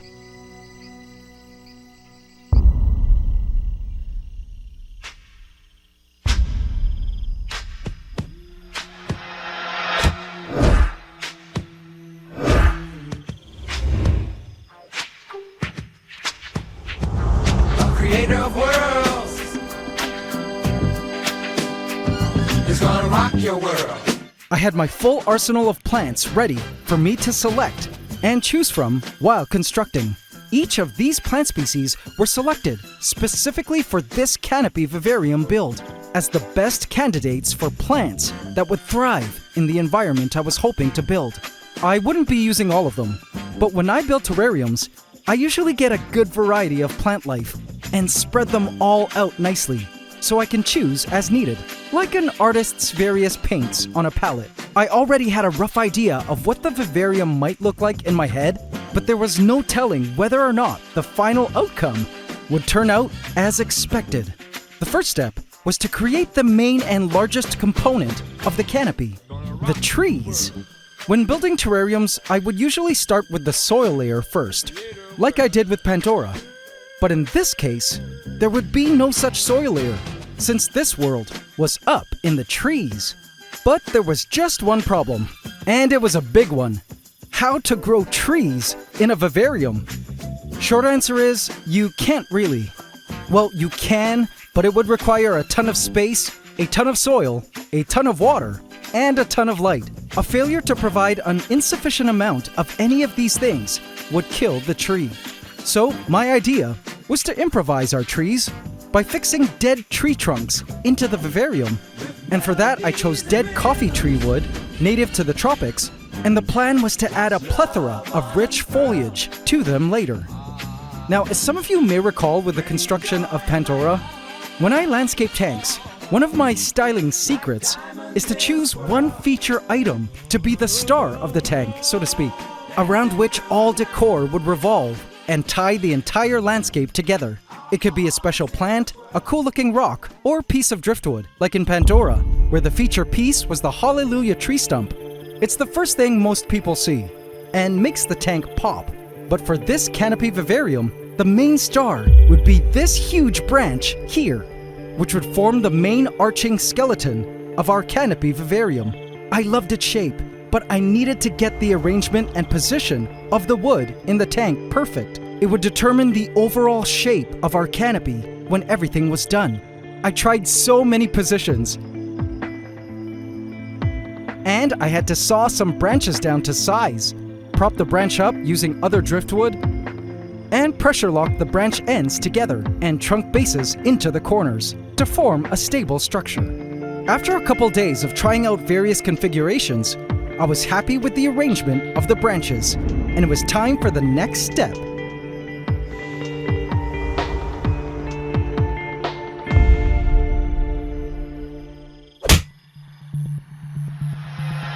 Now, although I couldn't grow legit trees inside the vivarium, there was an exception that I could possibly try out. Meet the strangler fig, also known as a banyan tree. It's not quite a true tree in its early stages of life, but it has a very interesting life cycle. So get this, it's known as a hemiepiphyte. The reason they're called strangler figs is because they use trees around them as a host, which provide a structure for them to climb and grow upward. The strangler fig eventually gets so big as it matures into a tree that it eventually strangles the tree to death. So this bonsai strangler fig, which I'd been keeping temporarily in my aviary, was the perfect addition to our canopy. It was heavy and already looked like a giant tree, shrunken down with plenty of air roots. I had another species of strangler fig to keep it company. I've never tried growing strangler figs indoors, but I really hoped it would survive, because imagine a full-blown strangler fig climbing our branches and busting out of our tank. Okay, maybe that wouldn't be so good. But I had time to think about a plan for if these trees ever did outgrow our canopy space. Once that was in, it was time for the hardest part of all. And man, this was where things got extremely difficult. I added a layer of black lava rocks. This was simply a filler to cover the bottom of the tank. The lava rocks would be great at hosting beneficial bacteria. Then I added a layer of charcoal for absorbing impurities and to keep the vivarium odor-free. I specifically chose black-colored media because this bottom space was supposed to look like a void, not like a soil surface, so to give the illusion of a space high up in the trees. Now, adding plants was much more complex than the ordinary rainforest construction build I was used to, due to the lack of a legit soil layer. The plants I chose for this canopy vivarium were species specifically adapted for life up high in the canopy. The majority of the plants were epiphytes, which are plants that grow on other plants and trees. I chose to start with plants that would resemble the leaves of our trees, trying out different options of both epiphytes and bushy vining plants in hanging pots of soil to see what worked best. Now you may be thinking, hey, soil? I thought there wouldn't be a soil layer. Yes, true, no soil layer. But up in the canopy, there are spots where organic clumps of nutrient-rich compost created from decaying leaf litter, animal waste, and wood actually do collect. Like in the fork of trees, tree hollows, the surfaces of horizontal branches, or the natural pits in tree bark. And it's within these organic traps of compost that plants in the canopy thrive. These soil pots, from which most of our epiphytes and vining plants grow, represent these special nutrient-rich spots of growing media. Over time, more of such composty areas will naturally form as our canopy matures. But initially, these soil pots are essential growing spots for our plants. This process took such a long time. As I landscaped, it was fun to imagine what creatures in Pantdora would wander up here. I'm sure the acrobat ants, dwarf ants, and carpenter ants would love this world. I also had a multi-queen weaver ant colony in the making, ready to move in. For sure the tree frogs would love it up here. Perhaps we might even see Drake, our male sun skink, who is pretty good on the vines, wandering up here. But my greatest bet were the crickets and roaches, whom I knew would love this canopy, which would actually act as a refugium for them, offering a place in which they could hide and further procreate, away from the pressures of ground-dwelling predators. In terms of predators, for sure huntsmen would make their way up here. I couldn't wait for the day I spotted Lady Deathstrike up in these trees. Finally, I had a mantis egg sac just waiting to be added. I also had some other new creatures in mind to place in here, but you guys will just have to see what they are once I add them in. I also was quite aware that there would be life unintentionally introduced into here, seeing as the plants all came from outdoor nurseries. Pantdora was completely seeded with life from the plants and decor, which was amazing. For the most part, I just had to do my best to make sure invasive ants weren't added, like fire ants or black crazy ants like last time, which can devastate an ecosystem. Little did I know, there already were introduced creatures secretly hiding in the plants, and I was about to discover them soon.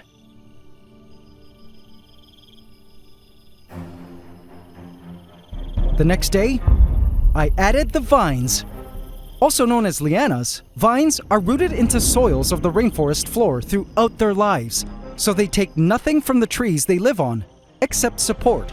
I collected a series of vines from the tropical forest in my yard and strung them along the top of the tank, through the branches, and even strung them down the glass bridge.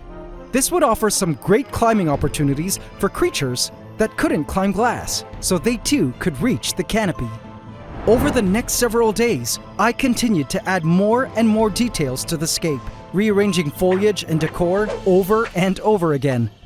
This landscaping process was tough, and just when I thought I had worked out a landscaping configuration I was happy with, I ended up changing my mind, completely redoing a whole day's work.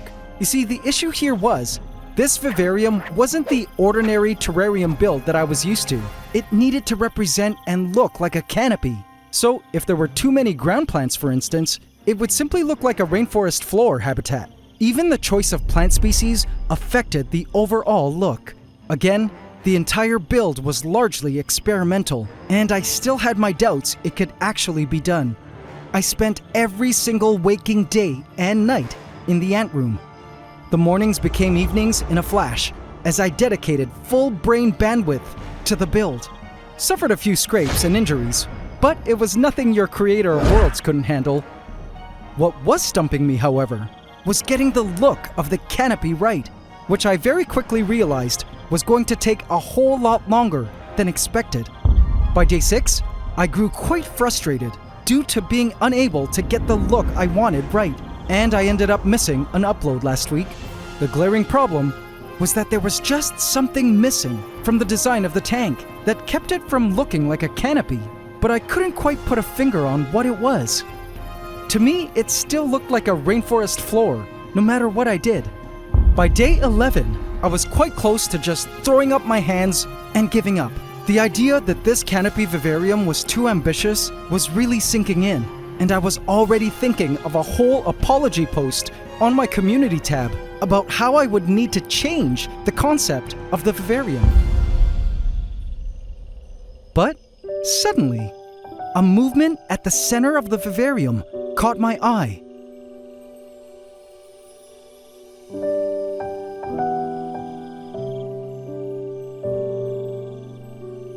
Hey, it's a baby spider.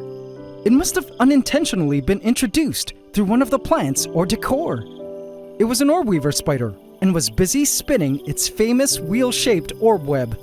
I watched as it weaved its nearly invisible line of silk, attaching it so precisely and tirelessly to all the right points of the web.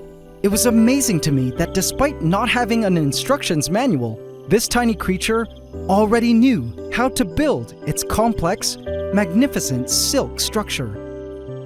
Mesmerized, I watched it spiral around and around, completing the web ever so delicately and gradually as it drew closer and closer towards the center of its web.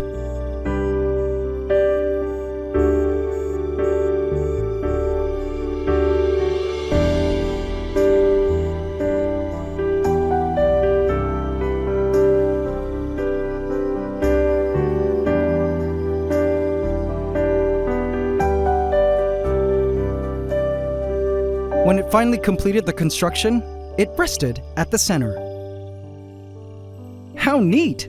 It was quite hard to see exactly where it had attached the primary lines of silk, from which the entire web branched out of. Wait a minute. Hard to see where it had attached. Branched out. That's it. As if the spider carried a message, like the whispering voice of our canopy to be suddenly speaking to me. I finally understood what the missing piece of our canopy puzzle was, and knew what I had to do to complete our giant canopy vivarium.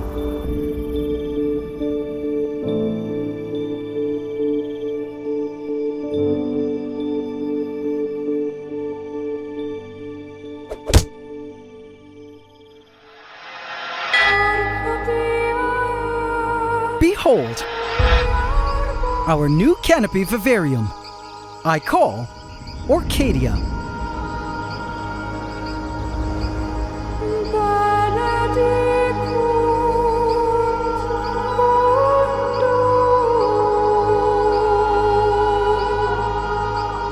So, what do you think?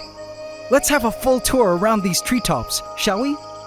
I named this new arboreal world, with your help, for those of you who voted in my community tab, for the name Orchadia, which means a quiet and peaceful place, joined with the gorgeous flowers of these treetops, the orchids, which I'll get more into later. I created the canopy to represent a tree that supports a vast array of other plant life, from epiphytes to lianas to hemiepiphytes, with a species saturation that stays true to the biodiversity that exists in wild canopies. Let's start with the epiphytes. This here is bird's nest fern, one of my favorite epiphytes. They're shaped like baskets, so they can catch pieces of organic matter and animal droppings falling in the canopy for nourishment. Similarly, these are bromeliads, which are growing attached to wood and capture water and nutrients in their pits. Perfect for soilless life in the canopy. Curtains of Spanish moss, a type of air plant, gets its nutrients from moisture in the air and nutrients falling on it, carried by raindrops trickling down the canopy off other plants and trees. Various ferns, calycia, and philodendrons adorn the branches. Living mosses and climbing plants that were already living on the branches when the tree was still alive came back to life with the new humidity and lights, adding such a cool forest feel to the environment. I really loved this lemon lime philodendron, matching the one in Pantdora, a cool climbing plant that is also epiphytic, attaching its roots to the trunks of trees, climbing upward into the canopy, collecting nutrients trapped in the bark, and accessing better quality light. And some of my ultimate favorite epiphytes of all. Orchids. I've never really had the chance to incorporate orchids into a terrarium simply because they weren't suitable for my terrariums in the past, and can be notoriously picky with where they're placed and grown. But if there was an ultimate haven for orchids to thrive in an indoor setting, our canopy vivarium would be the best there was. It's literally their natural habitat.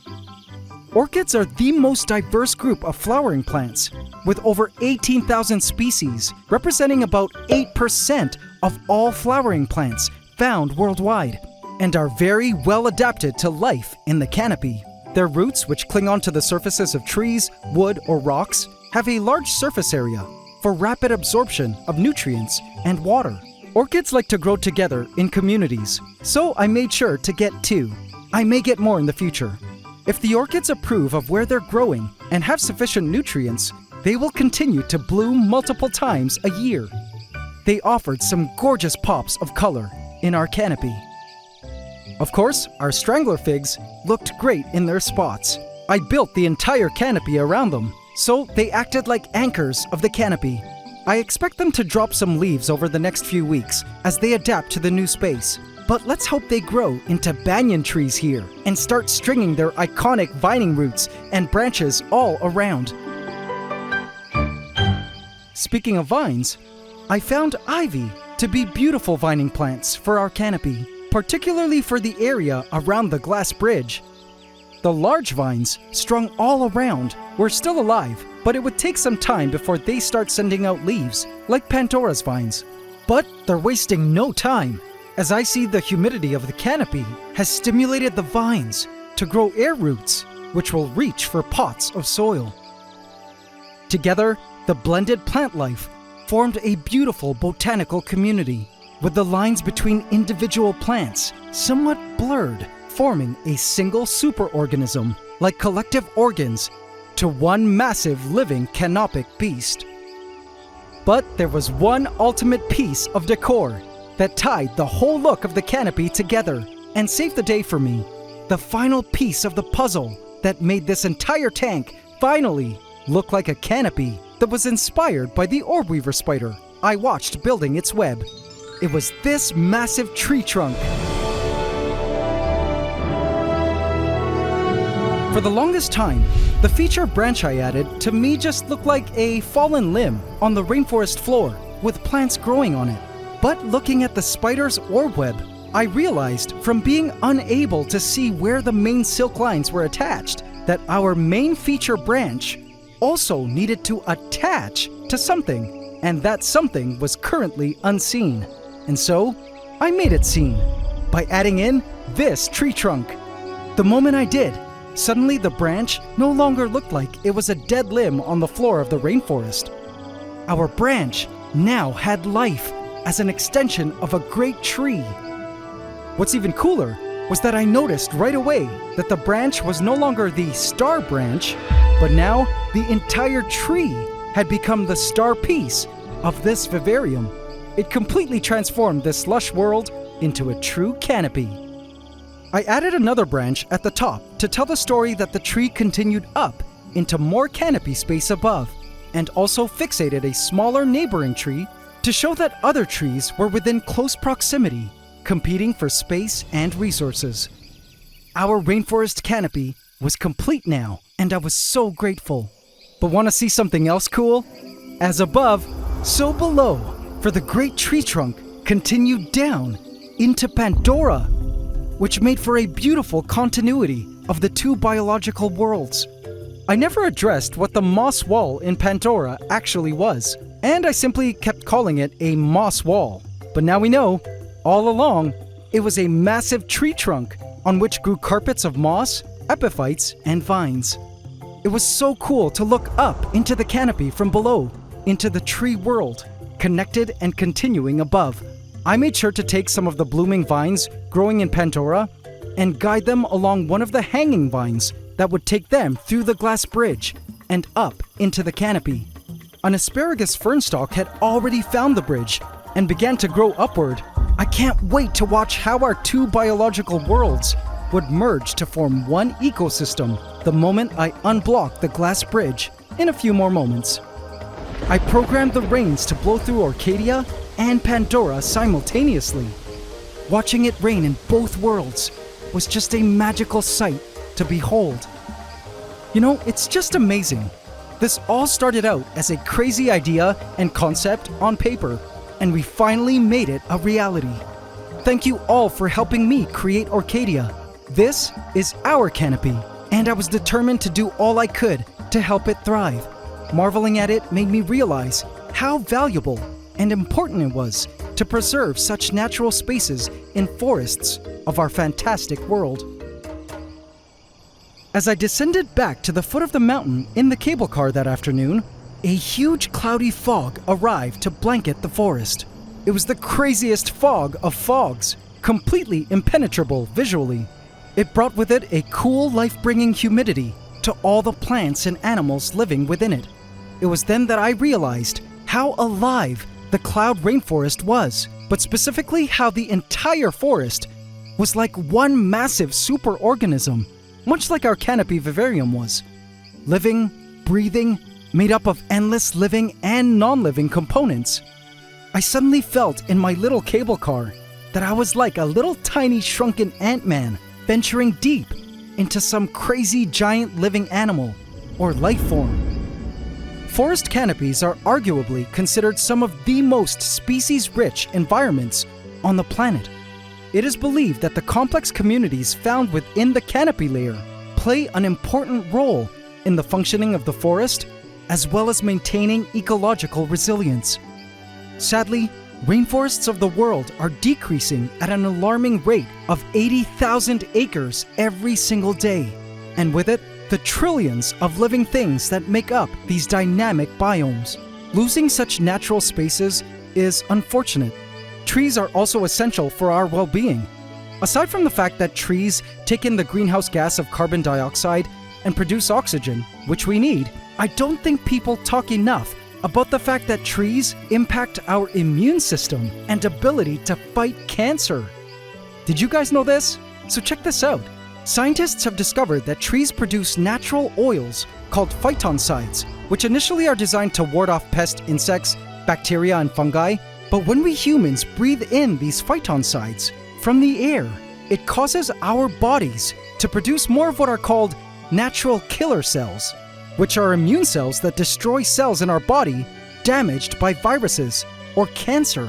Simply being in and around forests or a lot of trees helps our bodies overcome illness. Plus, not to mention all the natural medicines waiting to be discovered in the world's forests that could be cures to some of the world's thought to be incurable diseases. It's undeniable that we humans are still in a lot of ways creatures of the forest. And my hope is that this whole biological project, observing and caring for Orchadia and Pantdora, might help us understand a little bit more about our place in the bigger picture within the largest vivarium of all, planet Earth.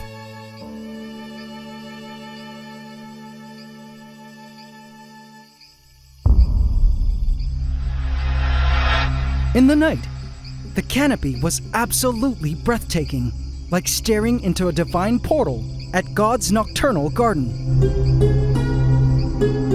And I was quite shocked to discover yet another unintentionally imported creature. A tree frog. Hey there. At first I thought maybe one of our tree frogs had somehow snuck up here, but the glass bridge was blocked with sponge, so this tree frog had definitely snuck in by way of the plants.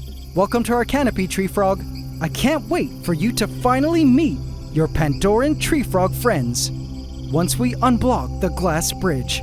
Which brings me now to the moment we've all been waiting for. The next day was the big day. Now that the canopy was completed and had a few days to settle with its new plant life and introduced creatures, it was time to populate it with its first round of animals.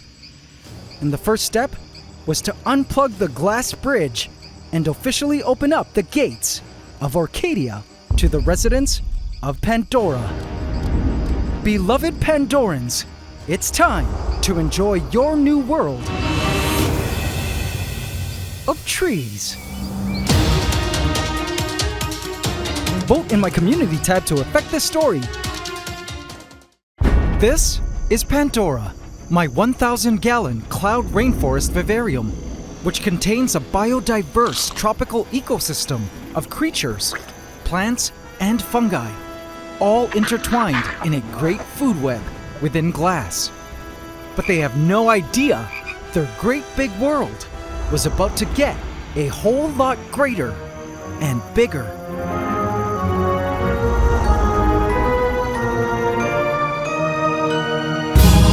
This is Orchadia, my brand new canopy vivarium on the upper floor, designed to mimic life up high in the rainforest trees.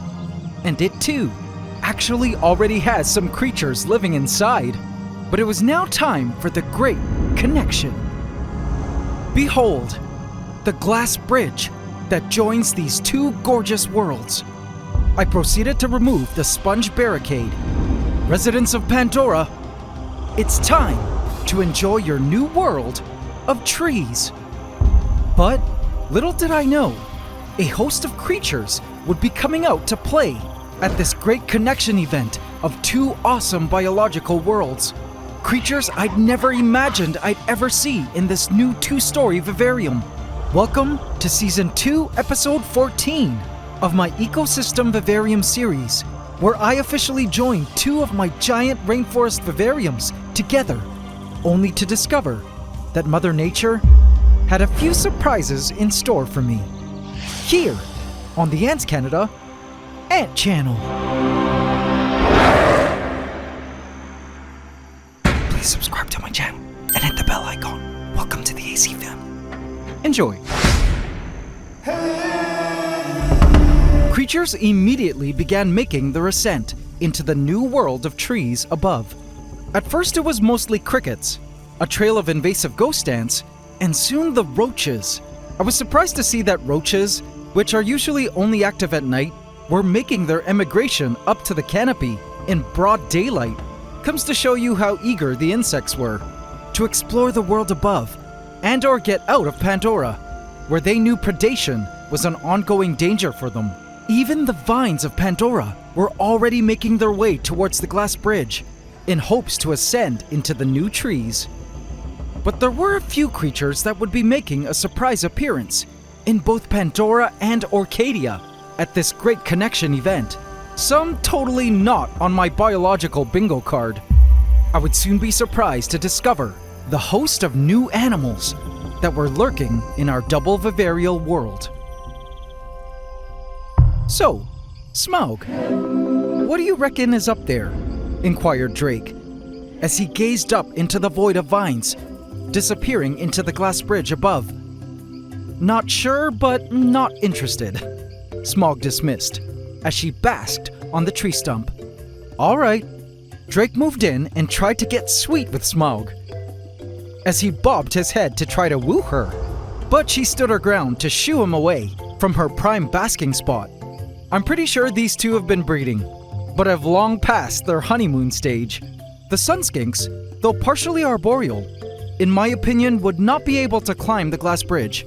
The vines were much too thin and too vertical of a climb.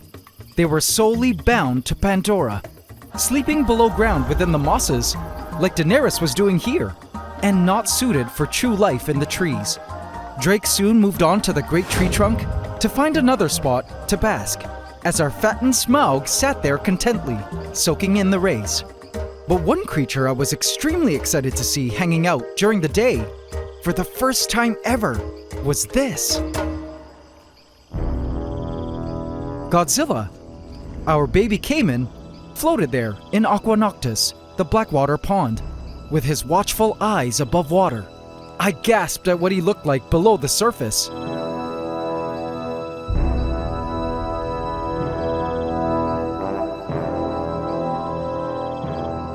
Just look at that belly. It's so full. He's perfected hunting at night for roaches and crickets. And needless to say, this is one happy and fattened crocodilian. But the reason I was excited was because he'd officially reached the stage in life where he was emerging in broad daylight to bask, just like the Sun Skinks.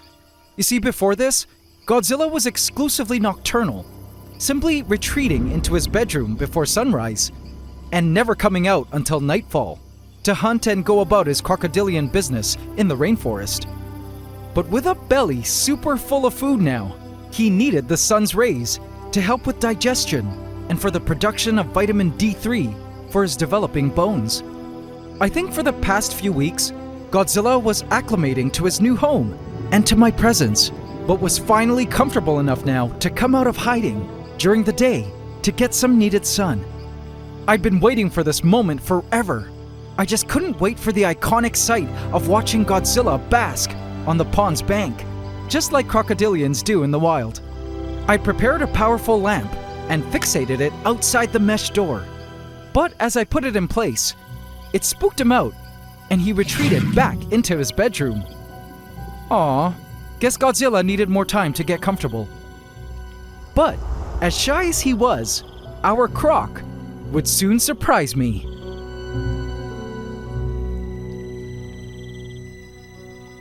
Speaking of surprises, you won't believe what I spotted in the dirt.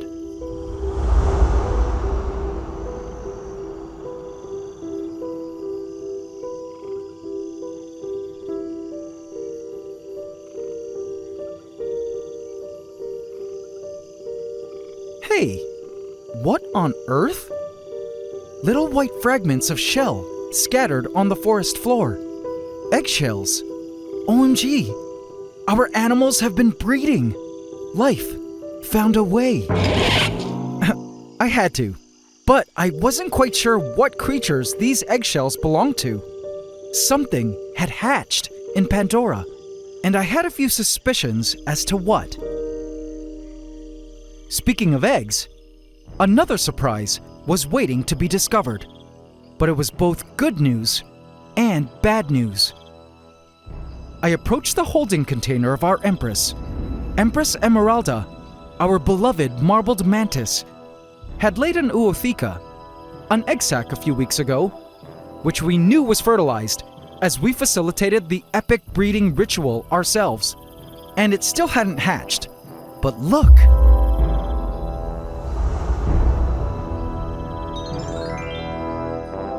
She had also just laid a second. Whoa! This was amazing! From each one of these oothecae will hatch dozens, if not hundreds, of tiny mantises. And before that happens, the plan was to place this entire stick with the oothecae into our canopy Vivarium Orchadia, so our mantises could grow up hunting in our rainforest. Great job, Empress! And just like last time, her abdomen looked quite deflated and skinny. It was time to fatten her up and give her the energy she needed to bounce back. I offered her a roach. She looked at it and was quite reluctant to strike. Here you go, my Empress. Take it. I released the roach, and she finally struck at it. She held onto the roach, not moving. Usually she would be devouring it by now. Let's wiggle it a bit. That usually works at stimulating the feeding response. But just when it looked like she was about to feast, she let the entire roach go. What? It was then that I realized what was going on here, and a deep sense of worry began to creep into my chest.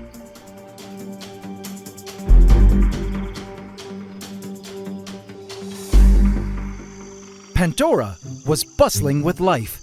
I haven't really been able to update you on what's been happening in our rainforest for the past few weeks, simply because so much was going on outside Pantdora lately. But prepare to be mind-blown by all the action and new discoveries. The golden carpenter ants of Pantdora were now undergoing their golden era in the rainforest, as their workers were pretty much omnipresent. I loved watching them scour the vines for the sweet honeydew produced by the mealybugs all over the leaves and stems. Other insects were also trying to mooch off the sweet mealybug deposits, like this fly which I assume descended from our canopy, ghost ants, and an abundance of these little flying insects whose identity I'm unaware of. Anyone know what they are? I also suspect they had descended from Orchadia. Check out this carpenter ant taking a nap. Ever wonder if ants sleep? Well, they sure do. And a busy worker takes hundreds of these short minute or two naps throughout a 24-hour cycle. But super busy they were. And there wasn't a plant nor stem that these carpenter ants didn't cover. And I was happy to know the colony was doing well, nesting somewhere within the Hallelujah tree stump. Speaking of which, another ant species was also nesting in the stump. Our colony of dwarf ants, which had been introduced into the rainforest from the beginning, an OG ant colony that has survived the test of time, was busy at one of their nest entrances. But what blew my mind was the world of their nest opening. Let's shrink down and venture closer. I was shocked to discover a whole bustling community of microscopic life surrounding the entrance to their darkened lair. What on earth are those flecks of waving things we see everywhere? Are those tiny worms? I spotted springtails, isopods, mites, and more, making up such a complex and biologically dense community of life in such a tiny pocket of our rainforest. Our dwarf ants were clearly thriving, because I did notice that they'd already been sending out queens and having nuptial flights in Pantdora, which means we can expect more of these dwarf ants to sprout all around our rainforest in the months to come. Also, highly successful, our gnome ants were also pretty omnipresent. I'm amazed at how well the colony is done and how they've integrated wonderfully into our rainforest. Here's a random spider I spotted crawling around, which fell from a web as it was trying to wrap this male dwarf ant elate. I also spotted this cool huntsman skin hanging from a line of silk. A leucophilus beetle was crawling along the forest floor. And guys, in terms of beetles, I had to show you the exciting creature I spotted in the soils. So this here is a dead coconut rhino beetle.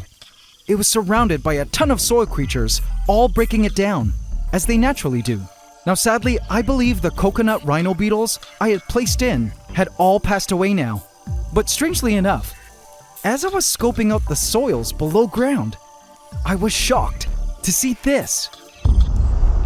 A shiny and hairy glistening white skin against the glass caught my eye. Wow, it was a beetle grub, and it was massive. Not sure how it got here, but my guess was it was a rhino beetle larva that was either laid here as an egg or was one of the random tiny grubs I placed in at the initial Gaia event when I first populated the lands 7 months ago. It had to have been living in these soils for a while, as it was massive. I wonder what species of giant beetle it would become. I guess only time would tell, but super cool to discover it. And perhaps my least favorite creatures in our forest, the most hideous creature, was squirming in the moss.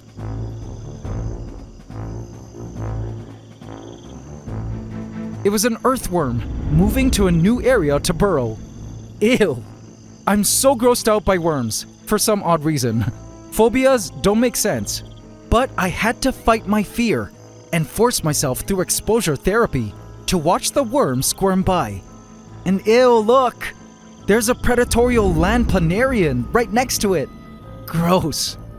Earthworms were now quite abundant in the rainforest, and I knew, as gross as they looked, they were extremely essential to our ecosystem. They helped break down organic material, produce essential fertilizer for the plants, keep the soil cycling and nicely aerated, and also offer a great food source to several other animals. But why do they have to look like moving digestive organs? Ugh. Alright, but now that we're all caught up with Pandoran life, it was now time to head on up into our trees. Now that the gates to our arboreal theme park were open to the Pandoran public, what was super cool was the sight of the mists from Pantdora floating upwards into the canopy. Have a look.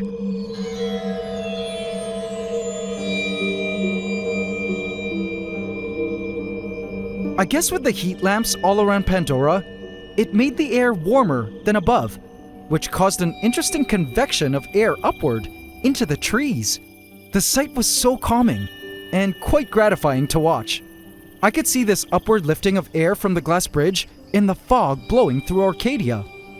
Who would have thought watching air would be so fun? But it was amazing to see that a unique weather system and air movement was already developing between our two worlds. But this was not all, as the coolest weather phenomenon would be happening later. But now it's time to have a look around Orchadia.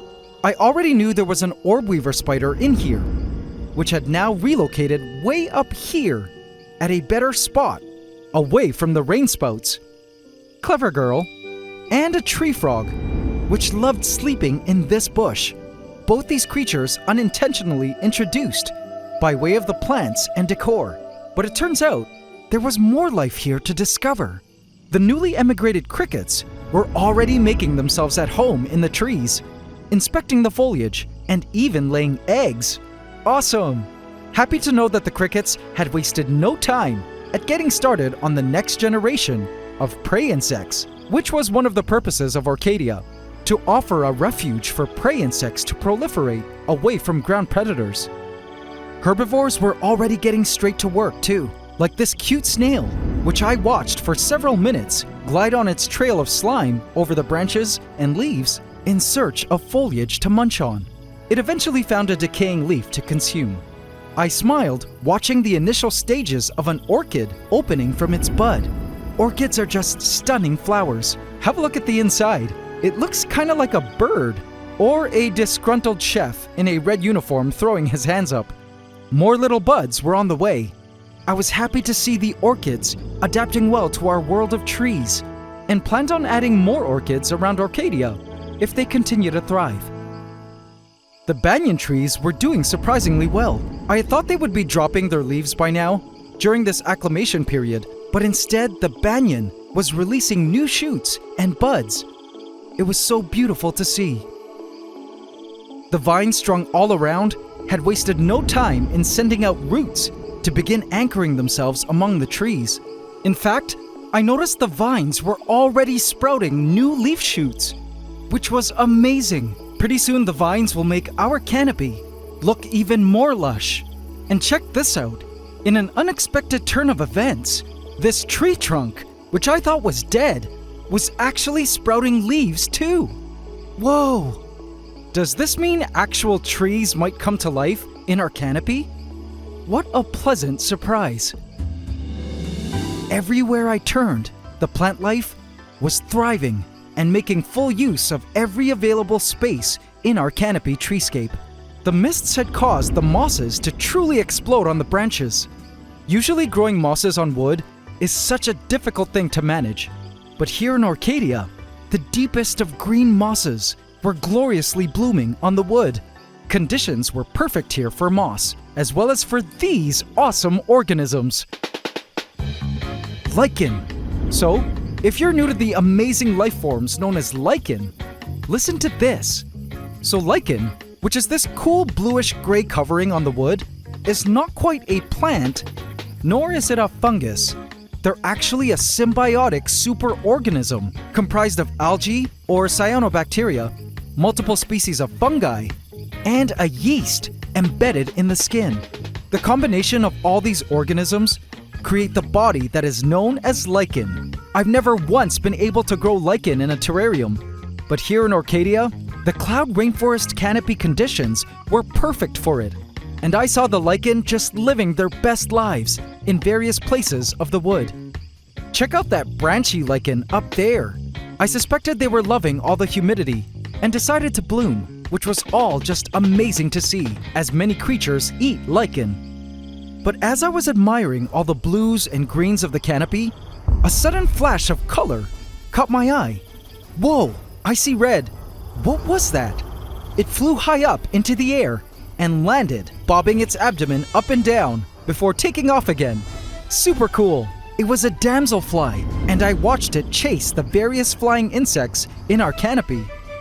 It landed, and I was then able to have a good look at it.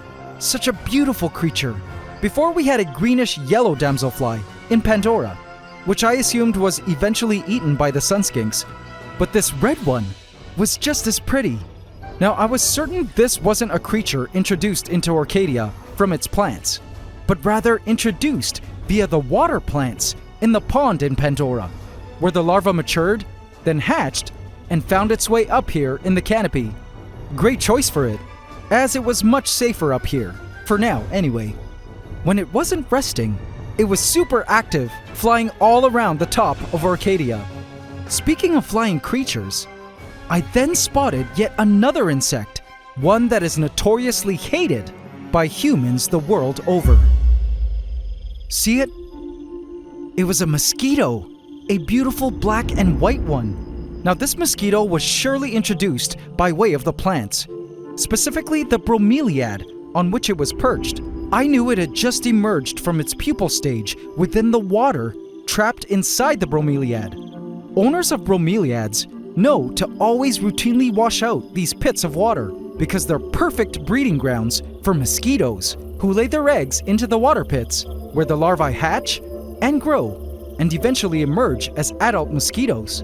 Guess our rainforest now has mosquitoes, but I don't know where they're going to be getting their blood supply. I wonder if they can feed on lizard, frog, or croc blood. But perhaps the most surprising newly introduced creatures of all were these. I couldn't believe my eyes when I spotted them. I began to notice several wasps in Orchadia. They surely had emerged from somewhere. I had so many questions. Did they come from the soils of the pots? Perhaps from holes in the branches? Was there some starting wasp nest somewhere in Orchadia? Or are these solitary? Any wasp experts out there care to take a stab at their species ID? If they were from some starting colony somewhere, I was definitely not ready to house a wasp colony in our rainforest. What do they even eat? I began to spot drowned wasps in Aqua Noctis down in Pantdora. They had made their way to floor level and were beginning to drown. Obviously, I saved them.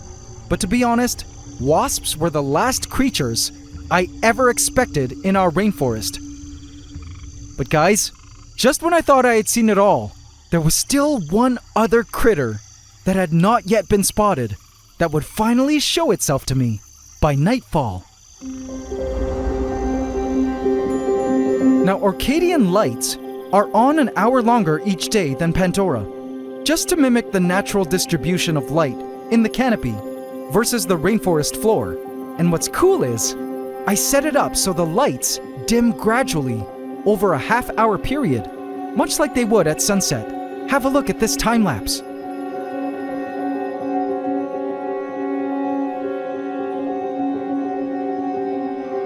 And moonlight. The sight of Orchadia at night was absolutely magical, and the views took my breath away. Have a look.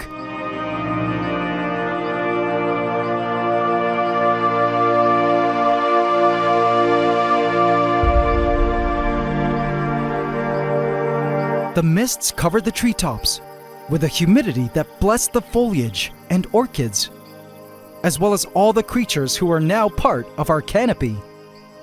It was then that I happened to notice the most interesting phenomenon taking place. When during the day, the air was blowing up into the canopy, now at night, the mists were descending downwards into a cooler nocturnal Pantdora. I love that the air was mixing between both our biological realms in this way. It was almost as if the exchange of air back and forth over a 24-hour cycle was like our rainforest breathing up during the day and down during the night, like exhaling and inhaling as air moved from one vivarium to the other, then back. It was awesome to know that our rainforest was one massive, breathing superorganism with a life of its own. I imagined all the amazing wonders this new world would reveal to us over time, and I felt so grateful to be the caregiver to this marvelous two-story rainforest kingdom we created together. It was then that I made a very happy discovery in the branches. Look, Aha! It was a baby house gecko, and the very first time I've ever spotted a baby gecko in our forest. So you're the newborn that hatched from the egg I found in Pantdora. This cutie here was a Pandoran native and had cleverly made its way up to our canopy. How cute. Now geckos lay a double clutch of eggs at a time. So this little baby gecko had a twin somewhere in the canopy running around. I was delighted to get a glimpse of it, and in an instant, I blinked and the baby was gone. Good luck, little one.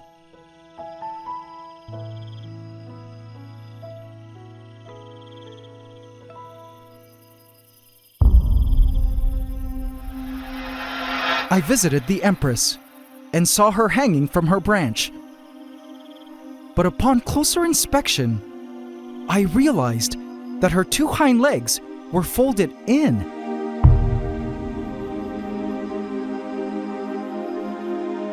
And that's when I knew what had happened.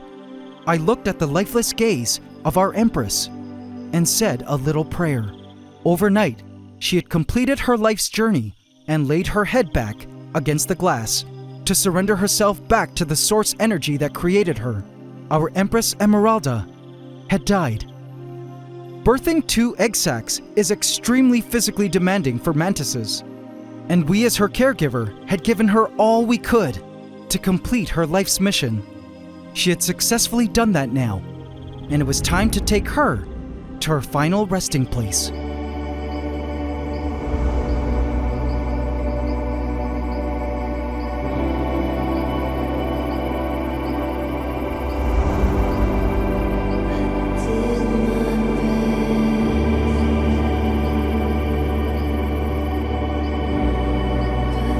I placed her into the banyan tree roots, where she could decay and offer food for soil creatures, which would ultimately provide fertilizer to nourish the banyan tree.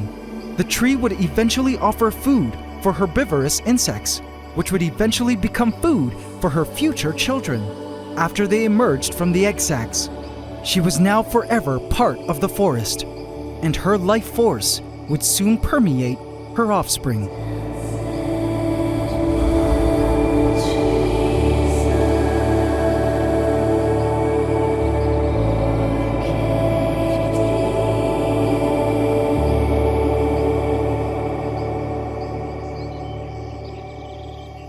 I noticed the orchid had finally completed its bloom, a beautiful bouquet commemorating our Empress over her burial site.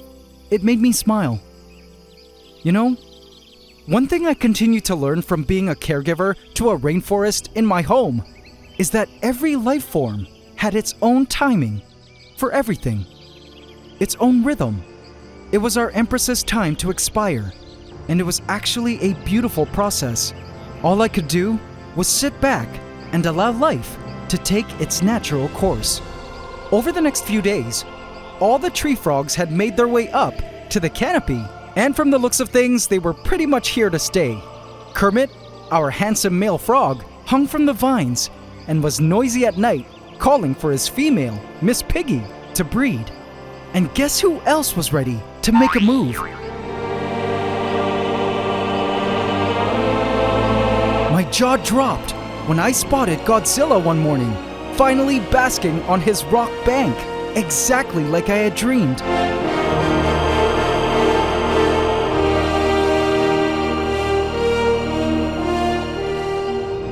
He laid there happily soaking in the heat and UV rays from the sun lamp and had officially learned how to properly bask.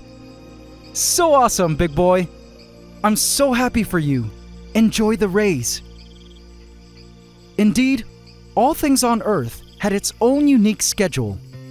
A timing to go places, a timing to thrive, a timing to bloom, a timing to grow, a timing to emerge, a timing to rise up and to descend, a timing to sleep, a timing to catch food, a timing to learn new things, a timing to be born, and a timing to die. It was the one thing most apparent to me now as I stood before our giant 2-story cloud rainforest vivarium. There was a rhythm to life and a heartbeat in our rainforest, which tied all living things on our planet together.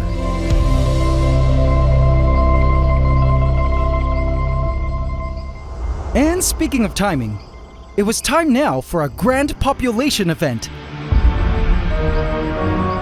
Canopies are the most biodiverse and life-dense areas of the rainforest. And so, it was time to make that a reality now.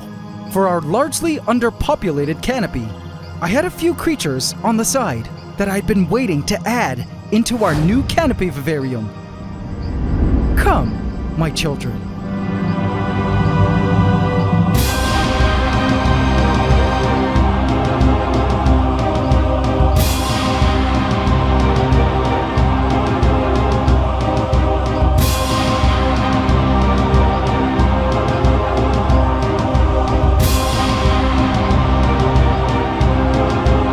Time to enjoy your new world of trees.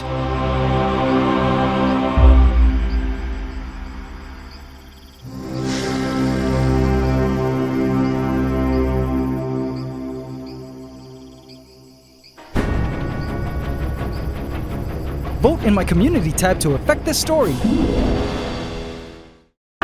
This is Pantdora, my 1,000-gallon cloud rainforest vivarium.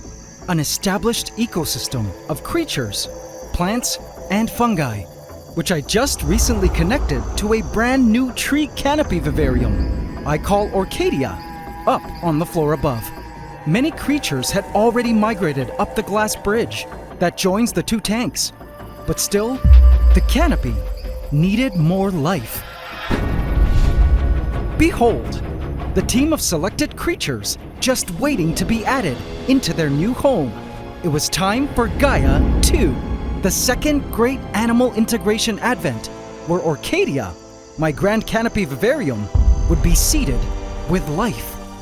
But little did I know, after adding these new creatures into our new rainforest, the chain of events that occurred would result in the greatest heartbreak I've ever experienced in the history of caring for this rainforest world. This is the Season 2 finale of my Ecosystem Vivarium series, and sadly, the end of an era, here on the AntsCanada Ant Channel. Please subscribe to my channel and hit the bell icon. Welcome to the AC family. Enjoy.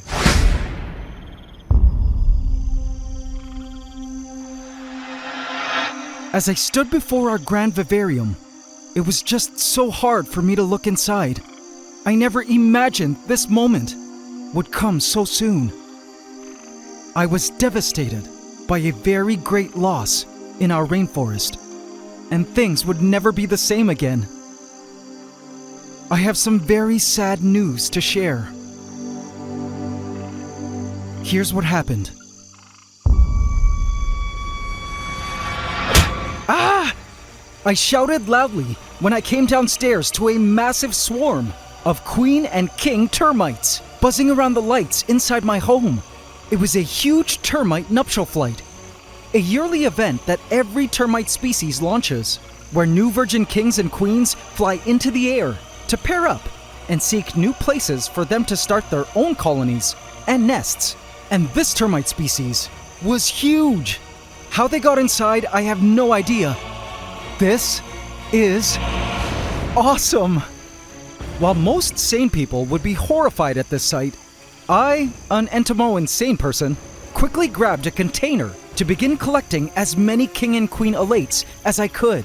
This termite species was special, and if you've been following the channel for a while, you already know why. These are Macrotermes gilvus, a fungus-growing termite species that create amazing fungus comb gardens deep within their nests, fertilized by their poop, which eventually sprout massive mushrooms that are so delicious to eat. And year after year, I've taken a stab at getting one of these termite colonies going, so I could try to be the first in the world to grow their highly sought-after Termitomyces mushrooms in an indoor setting, something scientists still haven't been able to do, despite humans eating these tasty Termitomyces mushrooms for thousands of years.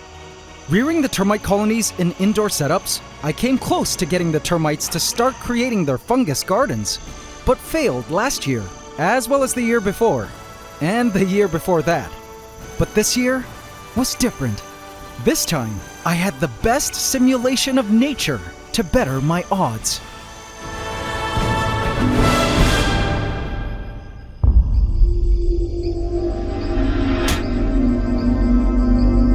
Godzilla, our resident baby Croc, stared at me as I approached the vivarium. "What on earth is he holding? Is it food?" he inquired. I opened the tank and with a swift flick of the wrist, threw all the termite elates into the rainforest. What the? All the kings and queens were a bit disoriented by the sudden transport into a strange environment as they flew around in a flurry of wings and legs. But despite the jarring relocation, they each knew they had an important job to do tonight. They'd waited their entire lives for this moment. They had this one shot at finding their single life partner to marry, then burrow underground to form their official love chamber, where they would get started on founding their termite colony and fungus comb. But there was just one problem. Actually, 4 of them. Termite nuptial flights are buffets for frogs, and every year at this great culling ritual, termites that fail to pass this important test of survival do not get to pass their genes onto the next generation. They get eaten. The termites at this point had no idea they were being hunted and were fully consumed by the drive to find a mate as the frogs leaped to grab mouthfuls of nutritious termite royals. Could you imagine the pressure? You have minutes to sort through the chaos, to speed date and select the love of your life, all while dodging being eaten. The tree frogs were loving this buffet. My heart beat loudly in my chest as I watched the action unfold.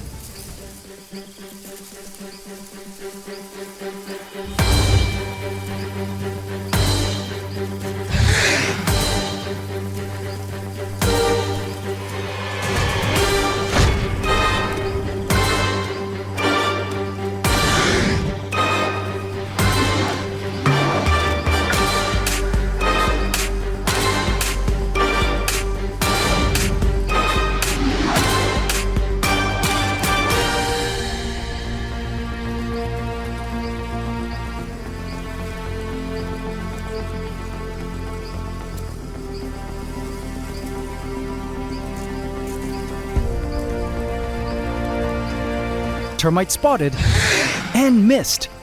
Kermit, you gotta be faster than that. The frogs were starting to get full and were losing their coordination.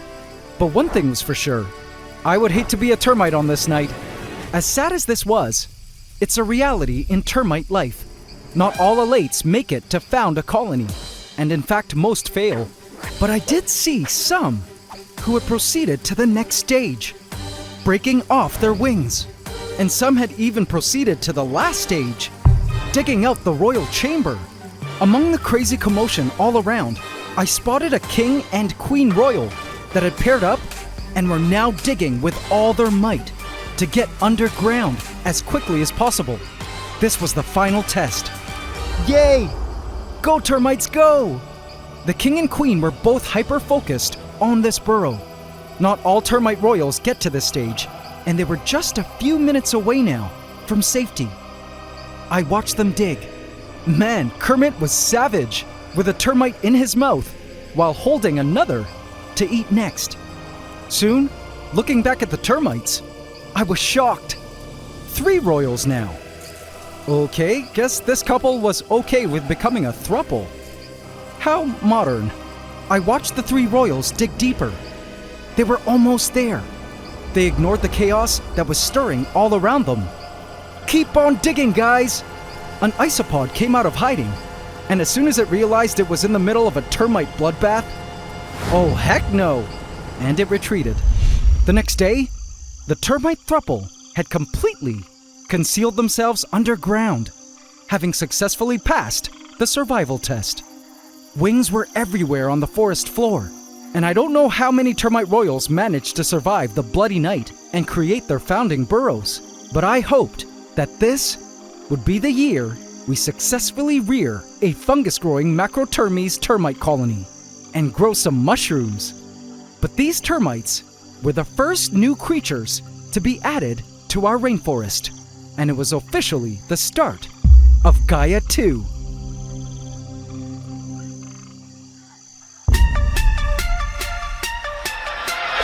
My new team of initial creatures were ready to be added into Orchadia. These were simply going to be a first round of creatures, and I'd be adding more over time. First was the stick carrying the mantis egg sacs. And in the stick went. I fixated it here, on the eastern end of Orchadia, close to the glass, so we could clearly see them if we're lucky enough to catch the baby mantises emerging. Next were our detritivores. These creatures would be essential at breaking down organic matter in our rainforest canopy. First up, everyone's favorite, roaches. In these bottles, we had the usual lats and dubia roaches. In you go, my roach children. Shake it like a salt shaker.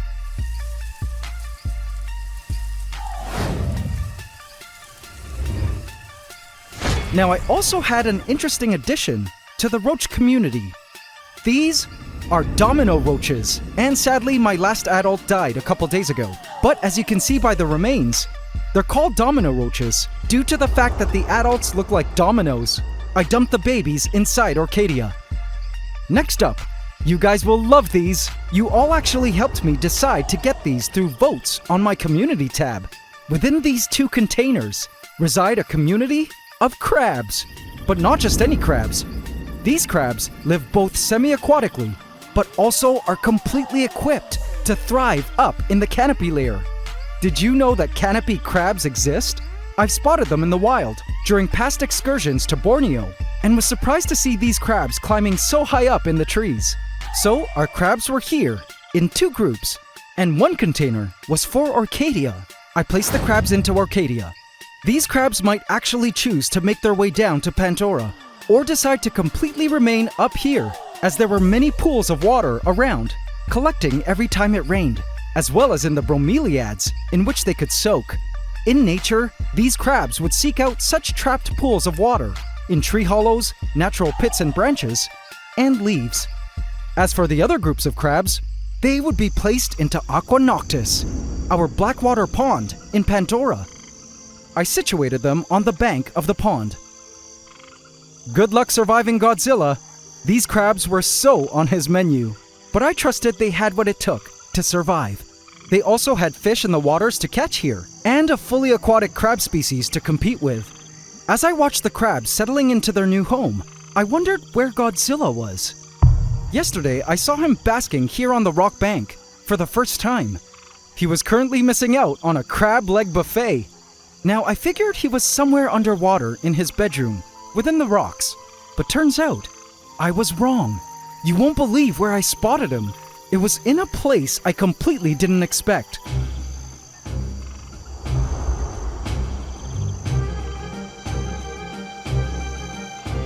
On the other side of the tank, deep in the shadows of the vegetation and tree trunk, was a cave, and inside I spotted the eyes. It was Godzilla. Hey, what are you doing all the way here? It looked like he was waiting in ambush to pounce on anything that might wander into this cave. It seemed our baby Croc had become more and more comfortable with emerging in the daytime. Before this, he only ventured this far out onto land, in the night, to hunt. But now, it seemed he was super comfortable romping around and hunting during the day. I spotted Drake, our Sun Skink, with a concerned look, stationed on the driftwood nearby, and Smaug basking high up on the rock wall. Daenerys was hiding in the moss. It was then that a worrying thought entered my mind, and an unshakable feeling of concern came over me. These two species used to operate on opposite schedules, with the Croc hunting by night while the Sun Skinks were asleep underground, and then switching shifts come daytime, so they would never meet. But now I realized that for the first time ever, the two predators were suddenly in direct competition. I had to come up with a solution for how to deal with this. There was one idea that came to mind, but I decided to wait and consider more options. But little did I know, I was not ready for what was to come.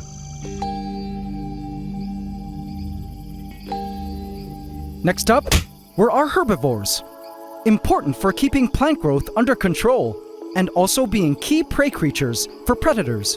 For sure, a new population of black forest crickets to replenish the gene pool was on the list.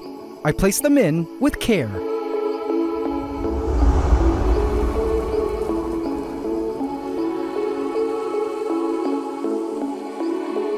I spotted a cricket immediately munching on a decaying fern leaf. Next, a series of grasshoppers. I had a green grasshopper, a couple gray grasshoppers,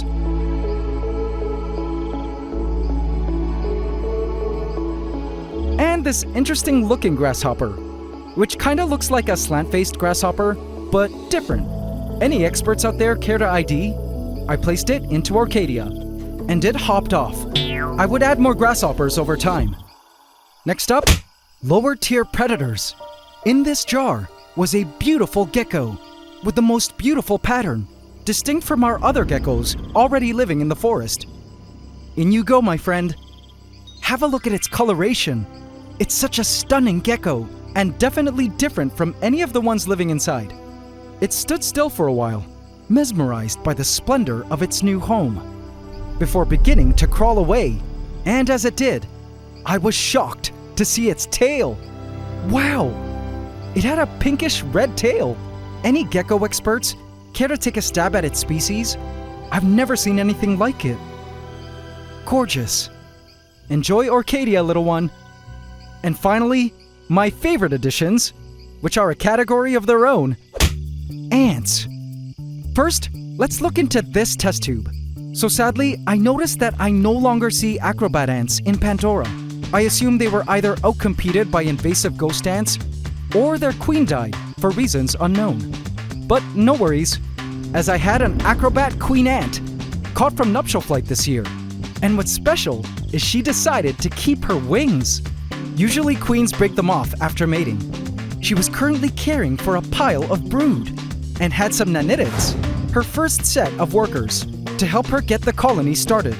I placed the test tube into Orchadia behind one of the orchids and placed a smaller cotton piece at the opening of the test tube to form a large double door. The ants will hopefully find a more suitable place to nest somewhere in the canopy and will move out of this test tube. And finally, this here is an AC Hybrid Nest Mini plus Outworld setup, one of our several great ant farm starter kits available on my site, AntsCanada.com. And as some of you may know, when we hit 5 million subs, I moved a young black carpenter ant colony in here. Check them out now. They've since tripled in size, with an active and healthy queen, and lots of majors, brood, and busy workers. The hybrid nest is attached by way of tubes to their outworld, where they eat and dump all their garbage. As you can see, now because the golden carpenter ants have been doing so well in Pantdora, and we're approaching 6 million subs soon, I wanted to give these black carpenters a shot at life in our rainforest and bring the golden carpenters a little competition. I disconnected all tubes and placed both the nest and outworld into Orchadia, removing the cover to encourage the colony to move out when ready. Now I do have a starting multi-queen weaver ant colony that will be placed into Orchadia as well, but they're not ready yet to move in. I wanted to give them the best chance by ensuring the colony has plenty of workers first, as this species is extremely hard to get started from just queens. They will be ready in a few more weeks. And just like that, Gaia 2 was complete. All the animals had been added into our canopy, and I couldn't wait to see how our rainforest had been transformed with all of this new life. I wanted to allow this team of creatures to establish for the time being, before adding in any larger animals I had in mind. But while our new animals were starting their journey with us in our rainforest, others in the rainforest were about to be ending theirs.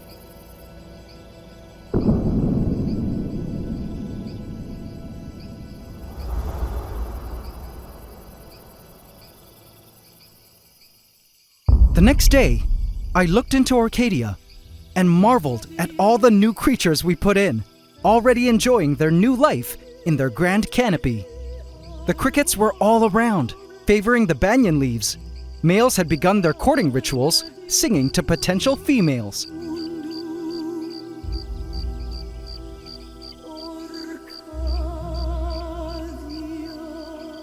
The grasshoppers were seen all around, just hanging out in the foliage. Up there was a gray grasshopper, up close to the lights. I spotted a roach tucking into a moss cavern to sleep. The acrobat ants had moved out of their test tube overnight, so I removed the test tube.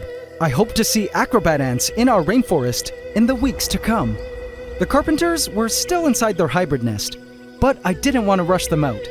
They'd be moving when they were ready. The crabs in the canopy were hiding in the shadows, waiting to emerge at night. But when I headed down to ground level to check out how the crabs were doing in the pond, I was shocked to see this.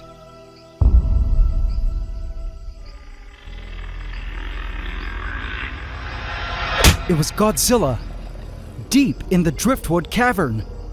And from what I could see, he was swallowing something. He had crawled into here to feed, again in broad daylight. This scared me greatly.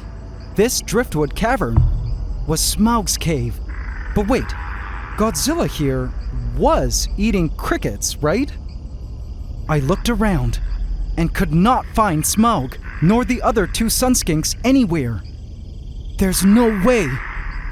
When Godzilla was done, he crawled out and basked on the driftwood ledge, one of Smaug's favorite basking spots. Seeing our Croc taking it now, though cool, was very alarming to see. Still no sign of the Sun Skinks anywhere. That was it. I had to look for them. Later that day, I had a team come in to completely remove one panel of glass to convert it into a door so it could be easier for me to get into this key area of the Vivarium by the moss wall, high in vegetation density where the Sun Skinks like to hide. The guys worked meticulously to carefully remove all framing, silicone caulking, and parts to make way for the new glass door that was to be installed. For the brief period that the glass panel had been removed, I had to make sure nothing was escaping, but it was so crazy to suddenly have full access to this area of the tank. I initially didn't design a door here because in my mind, I thought this area would be all moss and wouldn't be an area I would need to get into. But the day had come where I needed to. And when the glass door was finished, I went in to search for our missing Sun Skinks.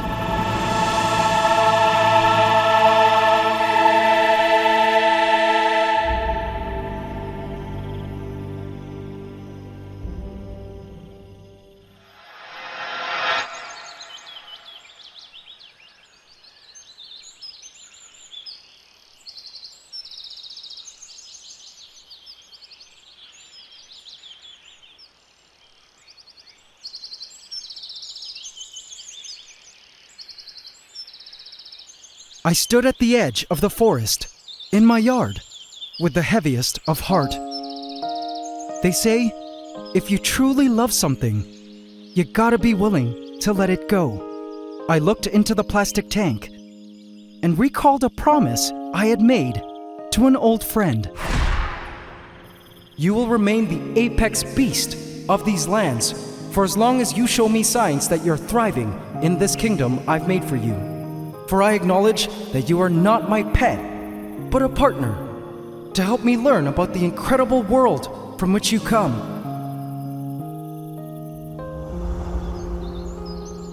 With the Croc now freely frolicking and basking on Pandoran soils during the daylight hours, he would only grow more and more confident and strong as he competes with the Sun Skinks for the same food and basking areas.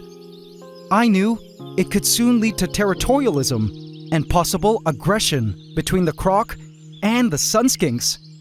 So, in light of this, I felt the time had come where I could no longer guarantee the fulfillment of my end of the partnership with Smaug and the Sun Skinks, that they would remain the unharmed apex predators of the forest.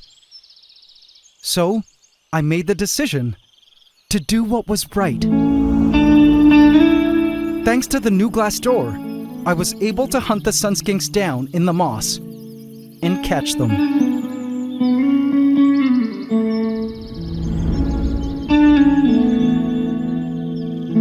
Drake, thank you. You may return to the forest.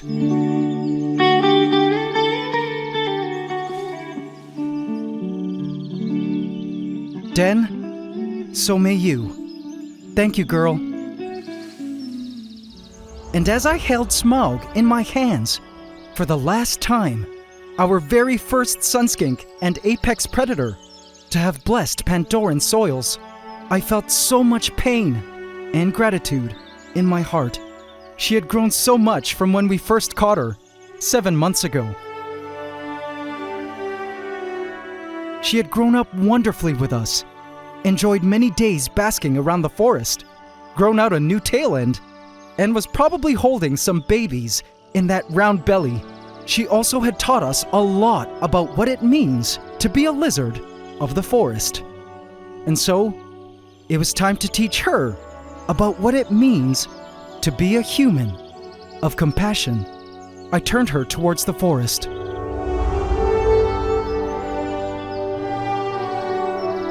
Do you remember this place, Smaug? It's time to return home, my golden dragon. I laid her down, and as soon as her body felt the old familiar soils of her birthplace, she took off. There was a quick moment when Smaug glanced back to see if I was following her. Bye, Smaug. Go ahead. I watched as our beloved sun skink disappeared into the foliage. My heart was so heavy saying goodbye, but also full of joy, knowing our sun skinks were back in the wild where they belonged. I hoped they would enjoy the rest of their lives consuming insects in the forest, and so marked the end of an era, the era of the sun skinks in Pantdora.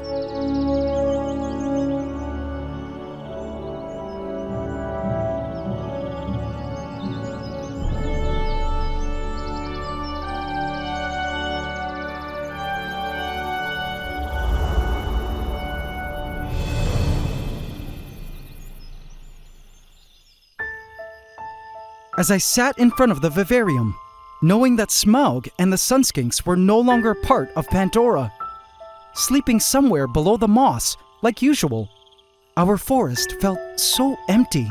With all the new animals having been placed inside our rainforest, this day was supposed to be an exciting one. But right now, it was just so hard to look inside.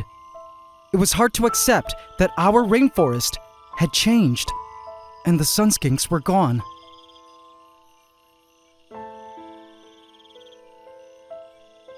But I looked up and noticed a small movement over by the pond.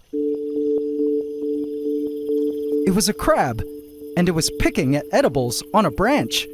It was quite cute and made me smile a bit. It then crawled back to its friends, who were all enjoying their new pond.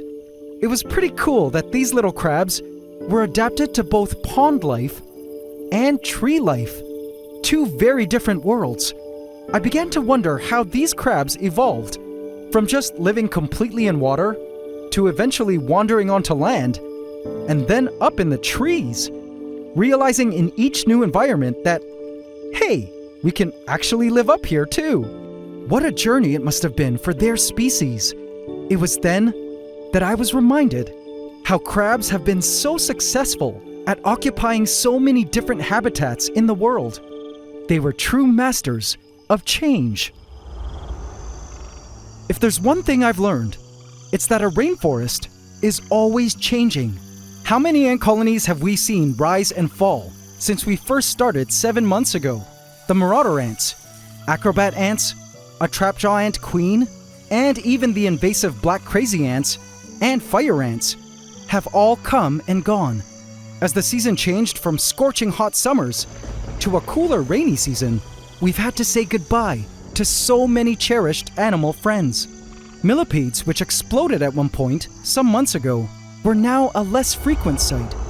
Whatever happened to the tarantula I put in that one time? Or that tiny mystery frog I spotted out of nowhere in one episode?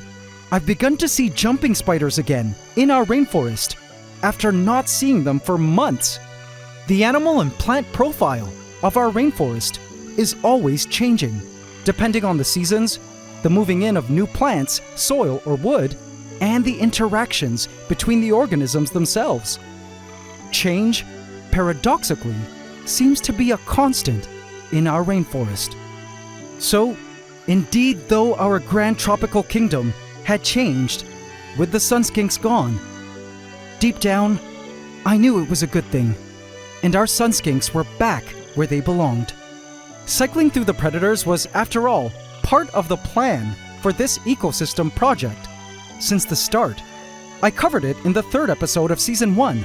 It would mimic how predators naturally move in and out of a given space of wild rainforest.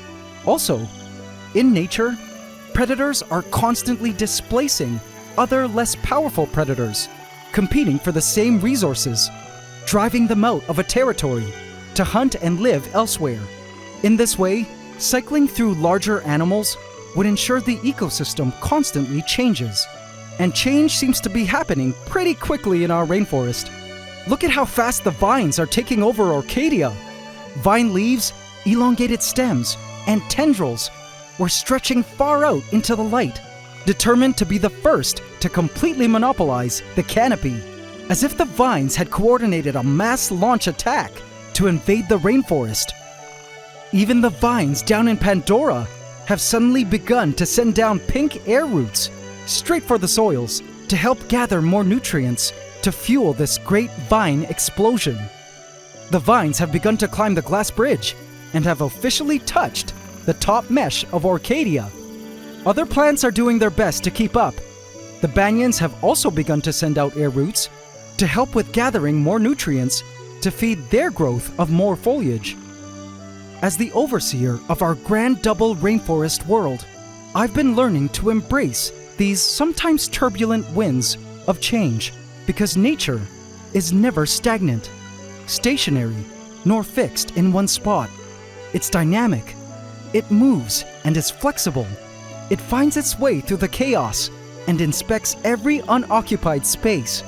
It cycles through and reinvents itself, evolving in a never-ending process towards an outcome that is always net positive for life.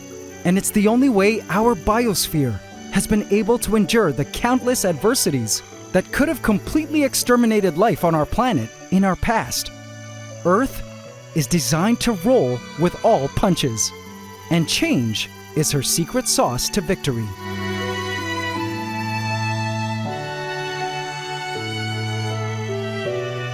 Change was definitely a sign that our cloud rainforest ecosystem vivarium was truly alive.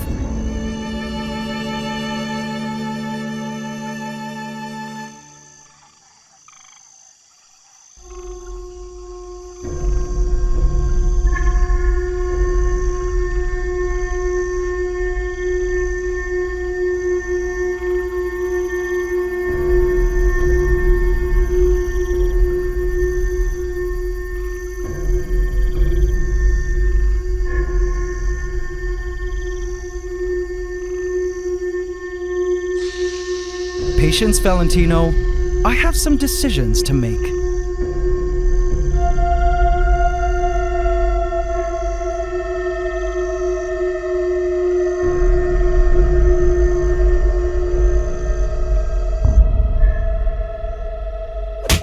Hey, what's that? Not the crab. That. Oh no!